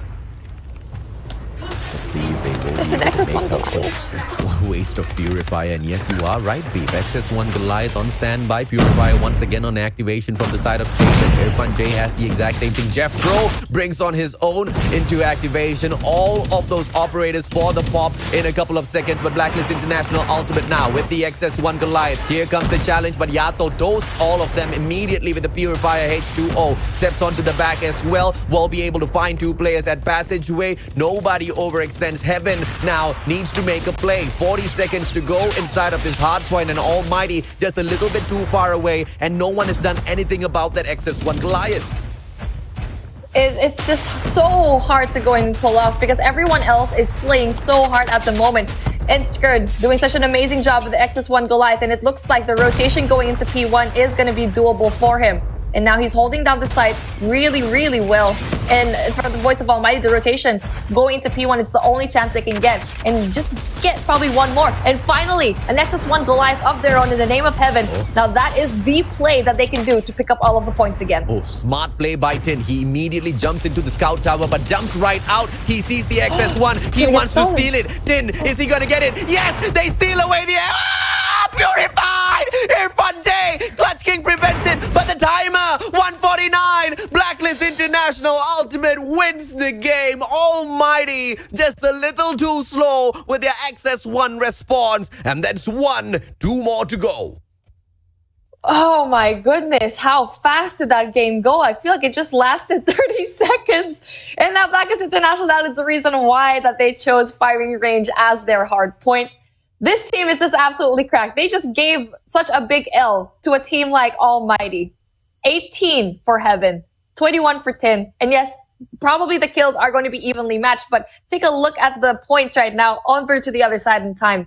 Everyone from Blacklist International had such a good time. Maybe at the exception of Yato, because he's just been slaying outside, doing Yato things. Oh yeah, absolutely right. Shut up and Jeff Bro this time. Bottom frag is for the squad. Nothing to be embarrassed about, but they most definitely need to step it up if they want to still stand a chance in terms of executing this revenge. Dropping the first match definitely wasn't in their lineup of plans, but that's exactly what they'll have to deal with. They did lose the coin toss. They did lose the momentum, and Lady Luck smiles as she looks towards Blacklist International.Ultimate. But down at this SND now, it's do or die time, and the double snipe setup from the side of Almighty is no challenge whatsoever, I believe, to Blacklist International.Ultimate, because they'll be able to play the exact same response. But the biggest difference maker here is on the defense is Almighty. And if you ask me on Raid, I prefer the defensive side. You are closer to those bomb sites. You are going to be able to set it up first, but you never know what your opponents are going to do, especially when you go in there for the split defense and your opponents take a 5-man rush. And with those mechanical skills we've seen Blacklist International.Ultimate display out there already, it's going to be quite the tough fight out there. Yeah, and with Almighty playing this map a while ago against M420 Lowkings and almost losing it, that is going to be a great tell for Blacklist International that Almighty might not be as good as we think they are in Raid. But yes, granted, they are absolutely amazing. But if you're going up against the top team of Garena at the moment, no mistakes should be made. And some mistakes were there, they were present from the game of M420 Lowkings. And maybe the readjustment for Almighty is going to be definitely possible. But for Blacklist International, the momentum is in their side. Absolutely. I do agree. And it's just Blacklist International.Ultimate that likes to take the aggressive stance at Raid, right? No matter how many options you give them, they always want to pick the bomb up first. But let's see if or not that will be enough as they step on into this match. It was all about the decision making to a certain degree, but it came down to those mechanical capabilities as well. When you have the players of Almighty just losing out on all of those gunfights, especially at this SND, it will make them hurt.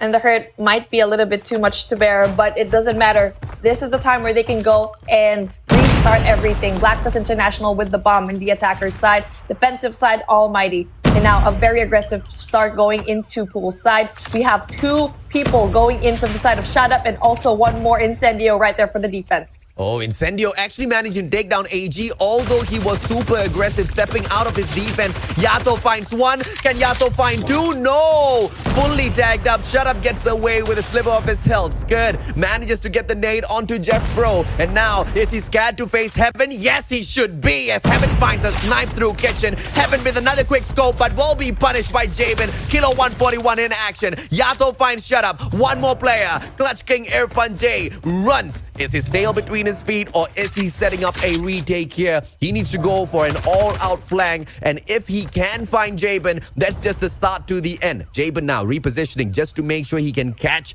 the backstab onto Irfan J the moment he steps out. Irfan J needs to check his back. Does exactly that with the CBR, but it's all against him. The numbers game now for the play beef. Oh my goodness, the map knowledge and the IQ of Irfan J to just check his back, knowing very well that there might be one person there, extends his life, but 30 seconds left on the clock. He needs to go and defuse this bomb. Quietly, possibly. But for Blacklist International, they know that, but they're kind of far away, a little bit too far for my liking. Because if you see Yato lose the gunfight, all the way through, Jabin needs to go and travel. Grenade being used and Yato punishes Irfan J. It would have been nice to have a smoke or a concussion there in that situation, but obviously he already used his earlier on in that round. Unfortunate, but it is what it is. Blacklist International Ultimate with the first round. And now as they go in once again with the 5-man setup. And this is the problem with the defense, right? When your opponents take a 5-man push on one of those sites, not really splitting up. And that's exactly what Blacklist International Ultimate is known for. They stack the numbers against you, and with their already good mechanical capabilities, Incendio, what a spray! Killer 141 will be able to punish Yato. The numbers on the side of Almighty, but it's not enough. They need yet another. Jeff Bro almost spots one, but the timing makes him miss that. And now at open stairs, will he be able to find the backstab, or will he get stabbed in the back? Jabin can wrap around as well, but two players to deal with him first over at square center. And Jabin manages to deal with Irfan J. Quick stun through Laundry as well. Spotting out the left. Timing is not... Oh! And Heaven misses the shot. Unfortunate. But Jeff Pro doesn't. That was a very good response by Jabin, but then just one could have been enough. Probably should have backed away into safety. And now a 3v3 situation. Still Blacklist International with a plan, but shut up. We've seen this flick before. Gets it. History repeats itself. You don't leave this guy with just one moment and he will get that shot. 3v1 situation in the favor of Almighty. Oh, Heaven makes that look way too easy. Unfortunate for Yobabs, but Almighty now, they equalize the points. 1-1 on the board. Nothing too much to shout about, but it's a good place to start. A really good place to start for Almighty, and that is the confidence boost that you need, especially from that pretty dreadful loss coming from that hard point. And now Almighty needs to do what they can. Shut Up will definitely going to be that person that you can rely on going in through the spawn of top A. And the same rotation coming in from the side of Blacklist International. Not quite sure if I'm a big fan of that, but it didn't really work out at the prior round. 1-1 Yato. Incendio, good spray. CBR on for the pop. Looks for another, but shut up! What a good snipe! And now the player with the stellar setup. Boxing gloves on the floor. Is he going to pick it up? An extra boost in speed. Yobabs has got an opportunity now to peek. But will he be shut down by Shut Up, who's already on that pre-scope? Just patience on both sides now, Beef. 4-4. It's not going to be an easy approach here. Bomb still in the hands of AG. They can choose to double back, but it is a question of which one of their players is going to be able to find a frag first. What if you are Blacklist International Ultimate right now, you need Jabin to overextend in towards the B bomb side and check out the situation. But Heaven punishes Yobab. Skirt takes out Jeff Pro, still keeping the numbers equal. Skirt, beautiful kill, beautiful trade. Now it's still an even playing field, 3v3 for both of these teams. And now if you're Blacklist International, go rotate into a Bravo, and that's, back into the side. But Heaven again with the snipe, as the bomb is going to be going down. The defusal definitely going to be possible. 26 seconds left on the clock. You need to apply that pressure. You need to apply that pincher move that you really like to see. There you go. Skirt with a double. AG finishes the job, and the pincer, it falls through.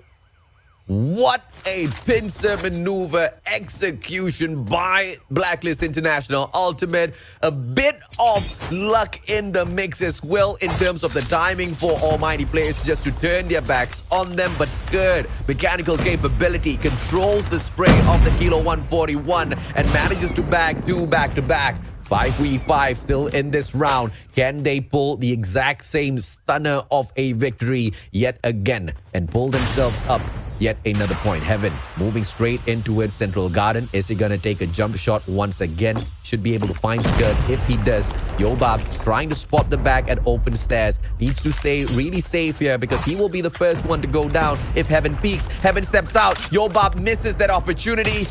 And now it's all still stale as they slow the pace down, Beef.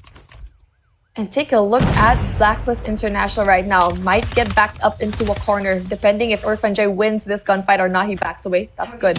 But then Shut Up again with the opening pick, gets rid of Skirt. And this is going to be too close for comfort as Almighty surrounding Blacklist International Ultimate. With a bomb now planted. Blacklist International Ultimate don't need to do much. Yes, they are one man down, but the advantage still on their side. It is Almighty's call.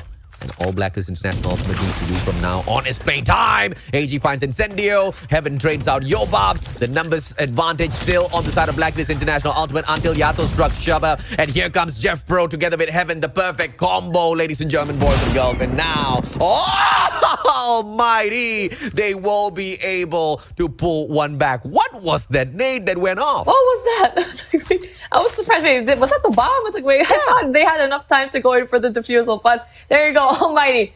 Even things out yet again. It is a back and forth, and this is what we like to see. Blacklist going in for that Bravo push, but Almighty has read it like a book. Blacklist International Ultimate, they thought that this would be easier. Skirt takes down Heaven. Irfan J trades out AG. Still keeping the numbers equal. Almighty not running away with anything. Neither is Blacklist International Ultimate. But Yato with the boxing gloves and the speed. CBR for the spray. Irfan J taken out of the equation. Jeff Pro with the spray. And the return fire from Yato is just not quick enough. Jeff Pro manages to find a little bit of cover. But numbers advantage now to Blacklist International Ultimate. The bomb will be planted at B. The pincer needs to come through. The backstab by Jeff Pro now. Very essential for the win. But he gets taken out by Yato. What a good anticipation in terms of movement. Shut up with the grenade. But it's not enough just yet. Still the man advantage to the side of Blacklist International Ultimate. And with Shut Up going down, this gets even harder. Incendio, the final player. But that's not gonna matter as Blacklist International Ultimate takes the lead as we switch sides. Oh, man. I mean, that was such a good performance by Shut Up, and especially that God nade. You saw it being cooked. You know the timing was absolutely perfect. Gets it, but unfortunately for them, doesn't really quite get the round. Now Blacklist up one. Still not really that big of a deal because you know Almighty is going to be hot in their tail. And now a very aggressive push going in from the side of Blacklist, going in for that very solid defense as we see the switch happen. Blacklist International Ultimate, your Eastern champs, have a good chance of getting this victory here. They've been able to counter all of the moves by the side of Blacklist International Ultimate, especially Yato, man. Like I said, Yato and Yobabs being missing from the World Championship was a nerf to Blacklist International Ultimate. It was not a plus point at all. And now with them back, with the boxing glove put right back into his seat, Yato sprays them down with a CBR, only to be traded out by Irfan J, but his job has been done. The numbers advantage to the side of the Filipinos. Bomb is going to go down. Irfan J needs to go and pick it back up. But it's going to be difficult as Heaven is going to be the only one there. Gets the quick scope. And finally, it's very doable for Almighty to go and get it. 2v3 situation here. Still into the favor of Blacklist International. Finally, Bomb has been picked up. It's going to be one person that greets them over here into the B bomb site, AG. They are spread out very well together. Any kind of information. The numbers on the side of Almighty. They need to win the gunfight, but Clutch King drops the ball. Heaven now is behind the van, spots out the feet. AG, what a position to hold. Just all smarts there, outsmarting the IQ plays of Almighty themselves. Now that is a huge deal. 2 more rounds can get them the second game, and then sudden death. Will Almighty be able to save themselves from that situation and pull things right back in here? It's all left in the balance. Heaven now for that pre-scope in for the slide. Finds absolutely no one. Gets stunned. Jaben finds one. Jeff Pro out of the equation. And that's going to be tough. Yato finds Incendio. Yato still on fire. Will be sprayed down by Irfan J. Heaven holding their backs. No backstab for you, Blacklist International Ultimate. A 2v2 now, Beef. 2v2 as the bomb still needs to go and get picked up. 1 minute on the clock, still very doable. But Heaven, again, the last person left alive here from for Almighty. And now Blacklist International, they can definitely go and clutch this up as a duo. But then knowing Heaven, he can definitely get rid of them one by one. Scared.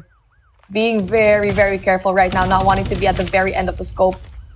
Scared tries to get a lot of the shots. AG, oh Heaven. You still have a lot of time to play with.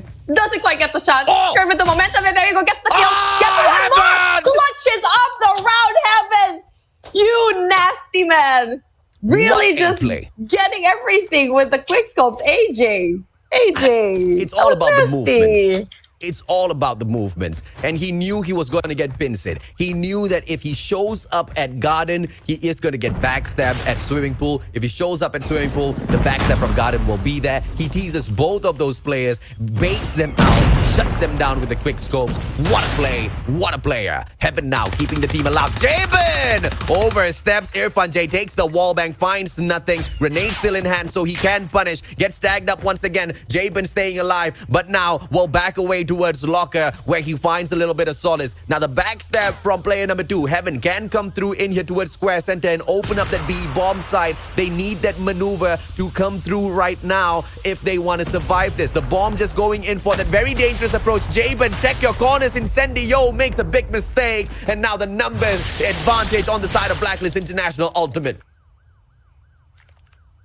Going down just a little bit. The mistakes have been made already in this round, but if it's very possible for them to go and clutch this up, Almighty needs to go and find a way to get rid of all of the players while the bomb is just right there at the heart of the A bomb site. Heaven needs to go and clutch things up as well. He's able to do so, and it would shut up right in there as a duo. It's very, very doable. But AG going here in the corner, and it's a good thing that Heaven gets one. Skirt is going to be going down, evening things out just by a little bit. Jevin spots one. Now, caught timing at its finest. Ooh. And at the same time, both the players of Almighty get taken down. Match point for Blacklist International.Ultimate to push this into a sudden death. Can they get it done? Can the Eastern champions prove themselves against Almighty, and this time in a stellar fashion? Even at the World Championship, at the Eastern Championships, we did see that Almighty had to crawl down from the lower brackets, make it all the way back up top. This is deja vu indeed. Can they turn things around? Can they change the decision this time? Irfan J trades out AG up to Incendio, gets taken down. 4v4 now. Blacklist International.Ultimate, they do not have the bomb. Almighty approaches them to Square Center. Backstab! Yato finds 2! And that puts their momentum on the side of Blacklist International.Ultimate. Jabin finishes off Clutch King. And now, sudden death for Blacklist International.Ultimate. Yato, my dude. You are so right about him. He's just absolutely cracked. Kill after kill. He's just right there at the right place at the right time. Blacklist International winning that search and destroy very convincingly, may I add. And Almighty, yes, they had their pretty good moments, but it just wasn't enough for them. And they just got like a win a while ago in the same map, different team, but they still kind of struggled there so far. It was a pretty close round, but Blacklist, they made it look too easy. Yato, yo, Bobs, my boys. They go out there, they absolutely slay. Heaven, yes, he is the MVP on their side, managing to bag a lot of kills, but Yato, the efficacy of his slays were just there. Those backstabs, those the sewing in of multiple kills together with the CBR. He had the advantage of running around the map a little bit faster as well, seeding the katana, but pulling out the boxing gloves to give him that extra bit of speed most definitely helped him maneuver around the battlefield. And when he switches out to his gun, he still has the CBR. Mobility on the CBR is absolutely unparalleled unless you bring in the MX-9, but unfortunately the MX-9 not in the current meta. Yato, what a play. Big brains all the way through, taking the IQ plays directly to Almighty and smashing them. Oh, man. My favorite play of him is, I just can't forget it. He went all the way deep into poolside where Heaven and Irfan J were just chilling. And then he gets rid of Irfan J, brings out the boxing gloves just for, I'm actually like quite curious if he wanted to go use that just to go speed up all the way through Heaven and then switch out to the CBR real quick. It's all up to your last second decision. If he did bring out those boxing gloves, Heaven probably would have like quick scoped him because of how good he has been in this competition. But Yato, man, this kid has skills. Oh yeah, absolutely. I mean, skills, definitely more than skills. What he has is ultimate game sense in Call of Duty Mobile. And that's just so important, right? Knowing what to do at a moment's notice. Yeah, paired up with great mechanical skills, you're untouchable. And you know what makes this guy even better than everybody else? It's the fact that he's a kid. He's so young, so much of potential in this young one. Yato is an absolute monster, and today he's on fire. Now we're moving on into domination, where it's do or die for Almighty. They need to pull off a reverse sweep for them to bring into a reset of the grand finals. AJ, it's very possible because Standoff is a map that they do so well. But for Blacklist International, they love this map as well. They won domination here already. Where for Almighty, they still need to prove to us that they can do so as well in domination. So, one big breath. It can go One either big way, breath for but Almighty. at the moment, Yeah. it just looks like it's leaning towards the side of the Eastern Champs. Blacklist International Ultimate. This is no redemption road for them. This is the road for them to prove that it was no fluke. It was all meant to be. With or without Yato and Yobabs, it's the brand that moves forward. It's the brand that brings you all of those wins. And for the time being, there have been 2 wins back-to-back in absolute tremendous fashion. B-flag on for the teams by Blacklist International Ultimate, not bagging it just yet. Over at Granny's, they try to take over the spawns first, jumping into the second floor of Granny's. That's exactly what the players of Blacklist International need in order to control this. And you can see Jaben doing exactly that. Gets tagged up, shut down by Incendio as well. That prevention will give that momentum back to Almighty to swipe the B flag. As I say that, one player from the side of it, Blacklist International Ultimate, immediately jumping on it, getting punished by Heaven. The power positions are a must, and so far, Bakery and Granny's not taken by either side. Ooh, really big kill at the moment right now. Almighty getting that double, getting rid of 2 players from Blacklist International in the Charlie flag, but still a little bit too far. And just like that, little by little, Bravo flag is going to be captured right now by Blacklist International. This is going to be very difficult. Almighty already being played really early on, as we see the presence right now of 2 players from Blacklist International, Jaben and Yato, going in there for the disturbance in Blue House. Oh, perfect. Now this is the opportunity for Almighty now to pull back that flag after Blacklist International Ultimate very smartly went in there for the overextension, pulled the distraction towards the Special Forces Avenue as they were trying to steal the home flag of Almighty, and that gave them the B flag as all of the Almighty players got distracted at that very moment. Hunter Killer Drone coming out for the chase. Yato, fortunately for him, manages to find Irfan J with that a triple cap now for the Filipinos. 35-22. Blacklist International Ultimate. Can they now continue to run all the way through with this? It is a lot to ask for, but you know, it's Blacklist things, man. They just want to end this quickly as possible every game that they play, and now Almighty gets to have a chance to get that A flag back. But then, right there around the corner is, as usual, Yato and Jaben trying to go in for the backstab.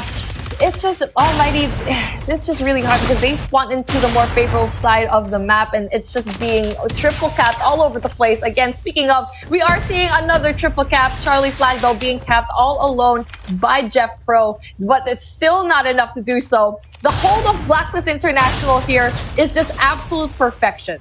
Gunfight after gunfight after gunfight. Blacklist International Ultimate showing you perfection at standoff domination. And now, as that one flag is pulled back, Blacklist International Ultimate not breaking a sweat, sir. 70-27, so close now to that halfway point. And Almighty nowhere to be seen. They're still eating the dust that Blacklist International Ultimate has kicked up as they race down towards that halfway point. And now to close this off, Almighty needs to make a comeback from so far back. Will Blacklist International Ultimate allow them, or will they smash the boys and get the confirmation? No fluke, sir. We are the supreme brand of Garena.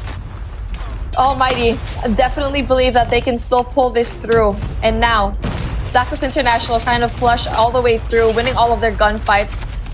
A bomb site cleared. B, they need to go and get that. The Bravo flag is going to be important for them. But then with 3 Almighty players going in there for the defense, and they do have the advantage of getting statue for their power position. Now the players, nobody's jumping onto the B flag just yet.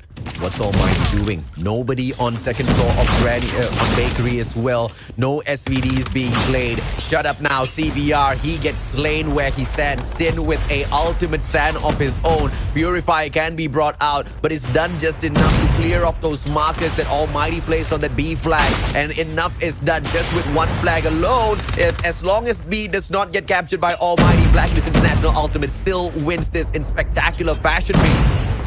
They're not even trying to capture B. They wanted to leave it vacant. And that's a really good strategy so far because the points in between them are just so far in margin that, see, look, they're not even trying to go and cap B unless they find an opportunity unless that it's very clear because you're going to be a sitting duck if you're going to be all alone there or if you're going to try to cap that. And now for Almighty, they're trying to do the same thing that Blacklist International did a while ago to go into Blue House and try to make a play for A, but that's just not possible. 95 and 49. It's still a very, very slow game. You know, winning the World Championship, Blacklist International.Ultimate, they came out of nowhere. And now, if they are able to do this, you know, what was the biggest shocker for the community was the fact that they did it and they achieved something so huge without really being a dominant force within the scene.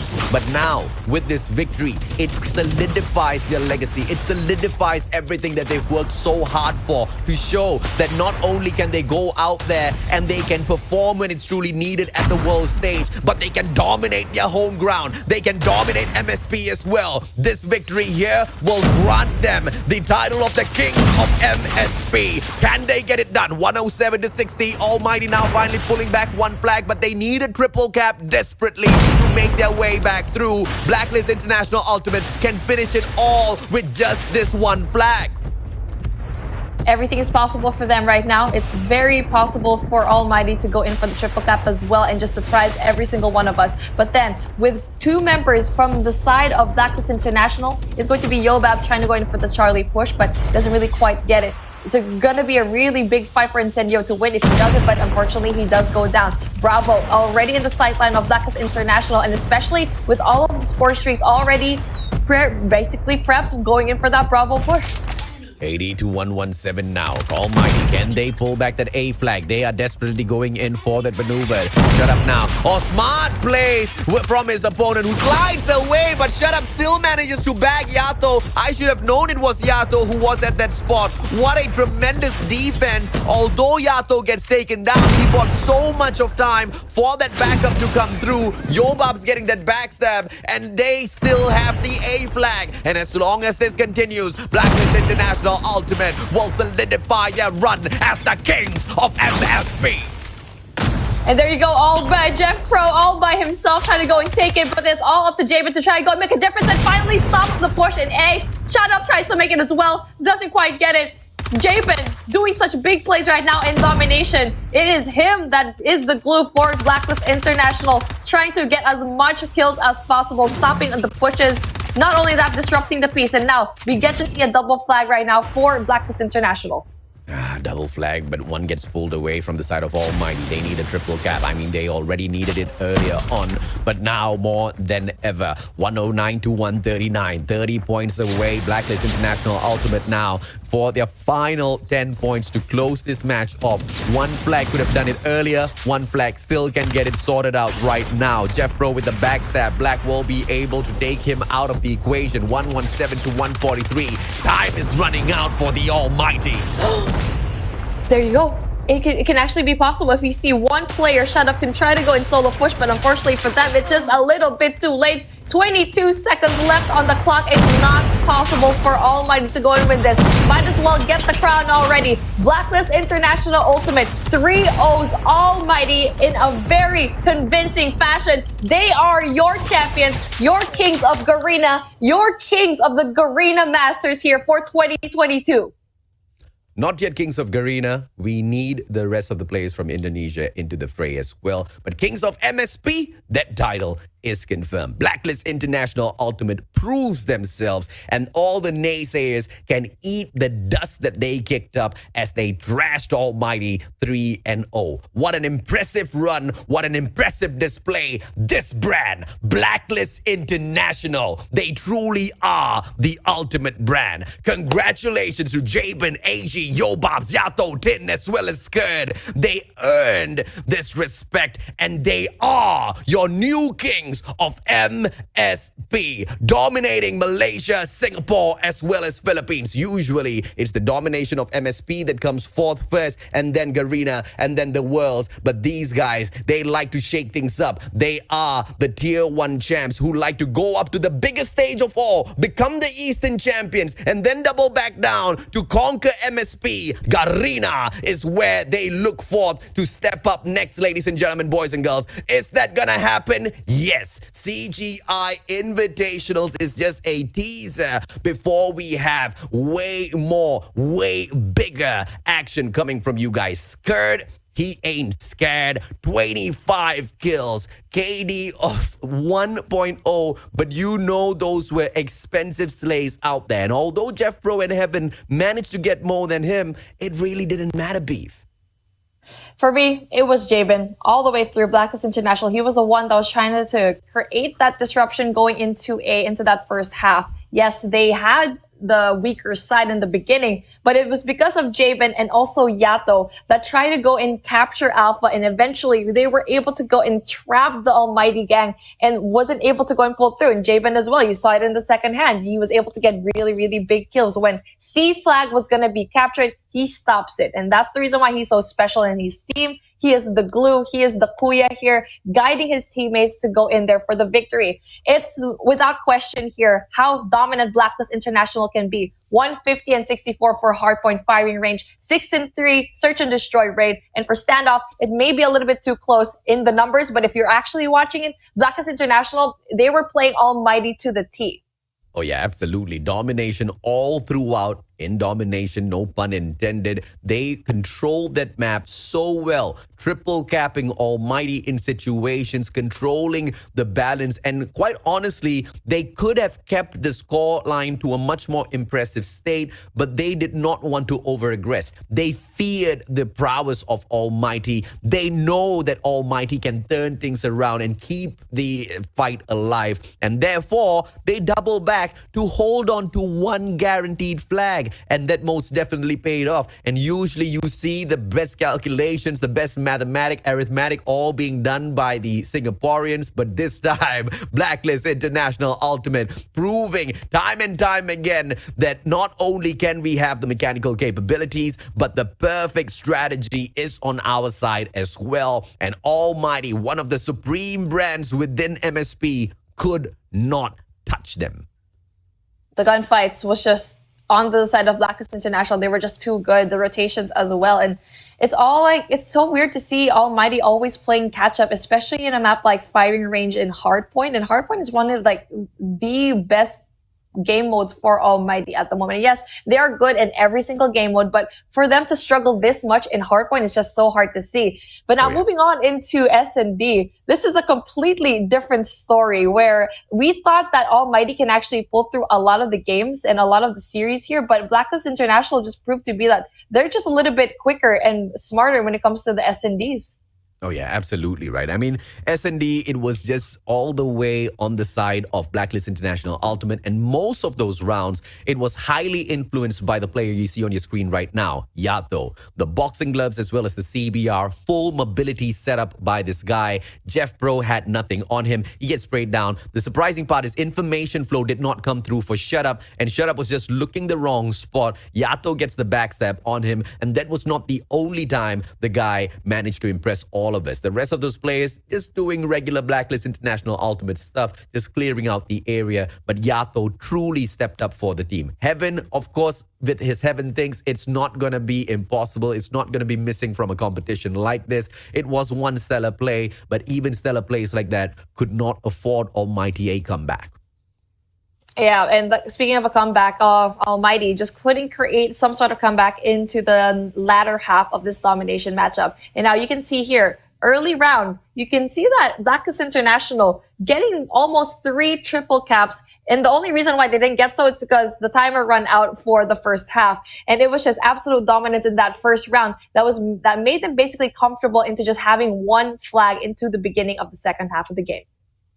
And you know, domination towards the very end was a almost hopeful game. And who else should pick up the title of Soldier of the Game but none other than Yato himself. 1.33 on the KD. You take that, you throw it out the window. Nobody cares. But against Almighty, it truly mattered, right? 17.67 on the average kills. But it wasn't about the numbers. It wasn't about the slays. It was about his positioning. It was about his decision making that got him into the positions to slay one of the youngest players out there on the battlefield today, picking up the soldier of the game, goes on to inspire each and every single COD community player out there, Call of Duty mobile player out there who's a part of the COD community, who wants to step it up in the pro scene as well. What an inspiration this guy is, Beef. Absolutely. And his presence of mind is just crazy. Like the clip that we saw a while ago in the highlights, and also what we talked about while we were doing the recap of the map.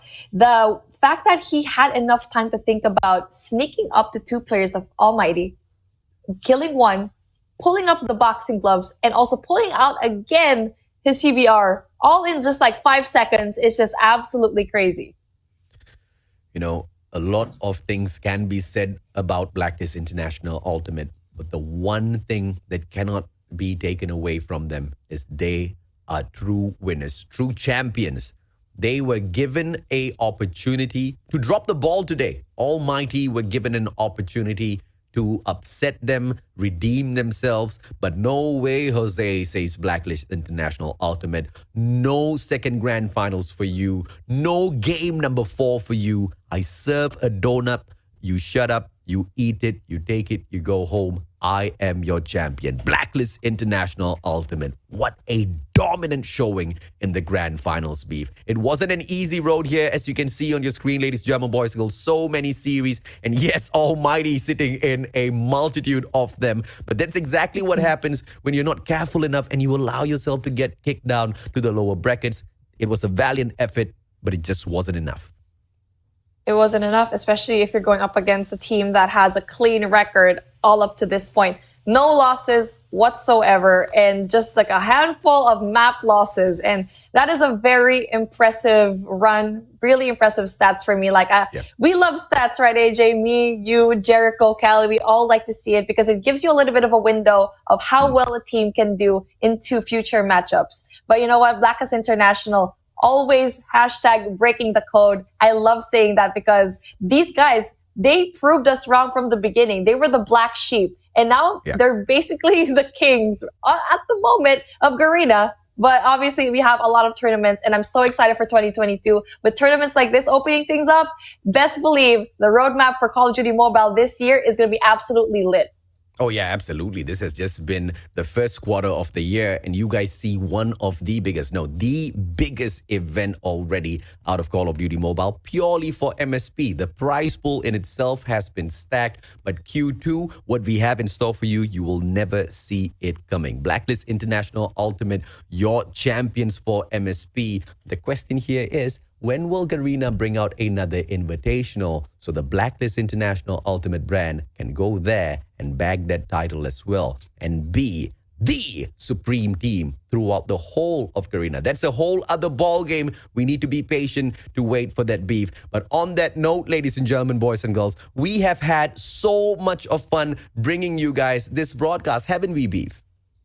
Oh, it was absolutely fun. I'm so glad I'm able to cast Call of Duty Mobile again. I can't wait to keep casting with you, especially AJ. I miss you so much, my dude. Casting with you is always going to be a blast. I was able to cast with Jericho yesterday, and that was also really fun. To see new faces like Callie rise up from grassroots tournaments and go up against, a lot of other casters, that's really going to be inspiring for you guys who want to be in our seat as well. Absolutely. And you know what? You said, Beef, we all like the numbers. I don't. I hate the numbers. In fact, I only remember the numbers because I have to. I'm your hype caster, ladies and gentlemen, boys and girls. The one and only, truly, Mustachio AJ, signing off from the day with Beef Mommy. We'll catch you guys at the next event. Make sure you share your love, like and share the stream even before you go. Take care, good night, and goodbye. And stay safe. Double mask all the time, all right? Sanitize your hands. Bye-bye.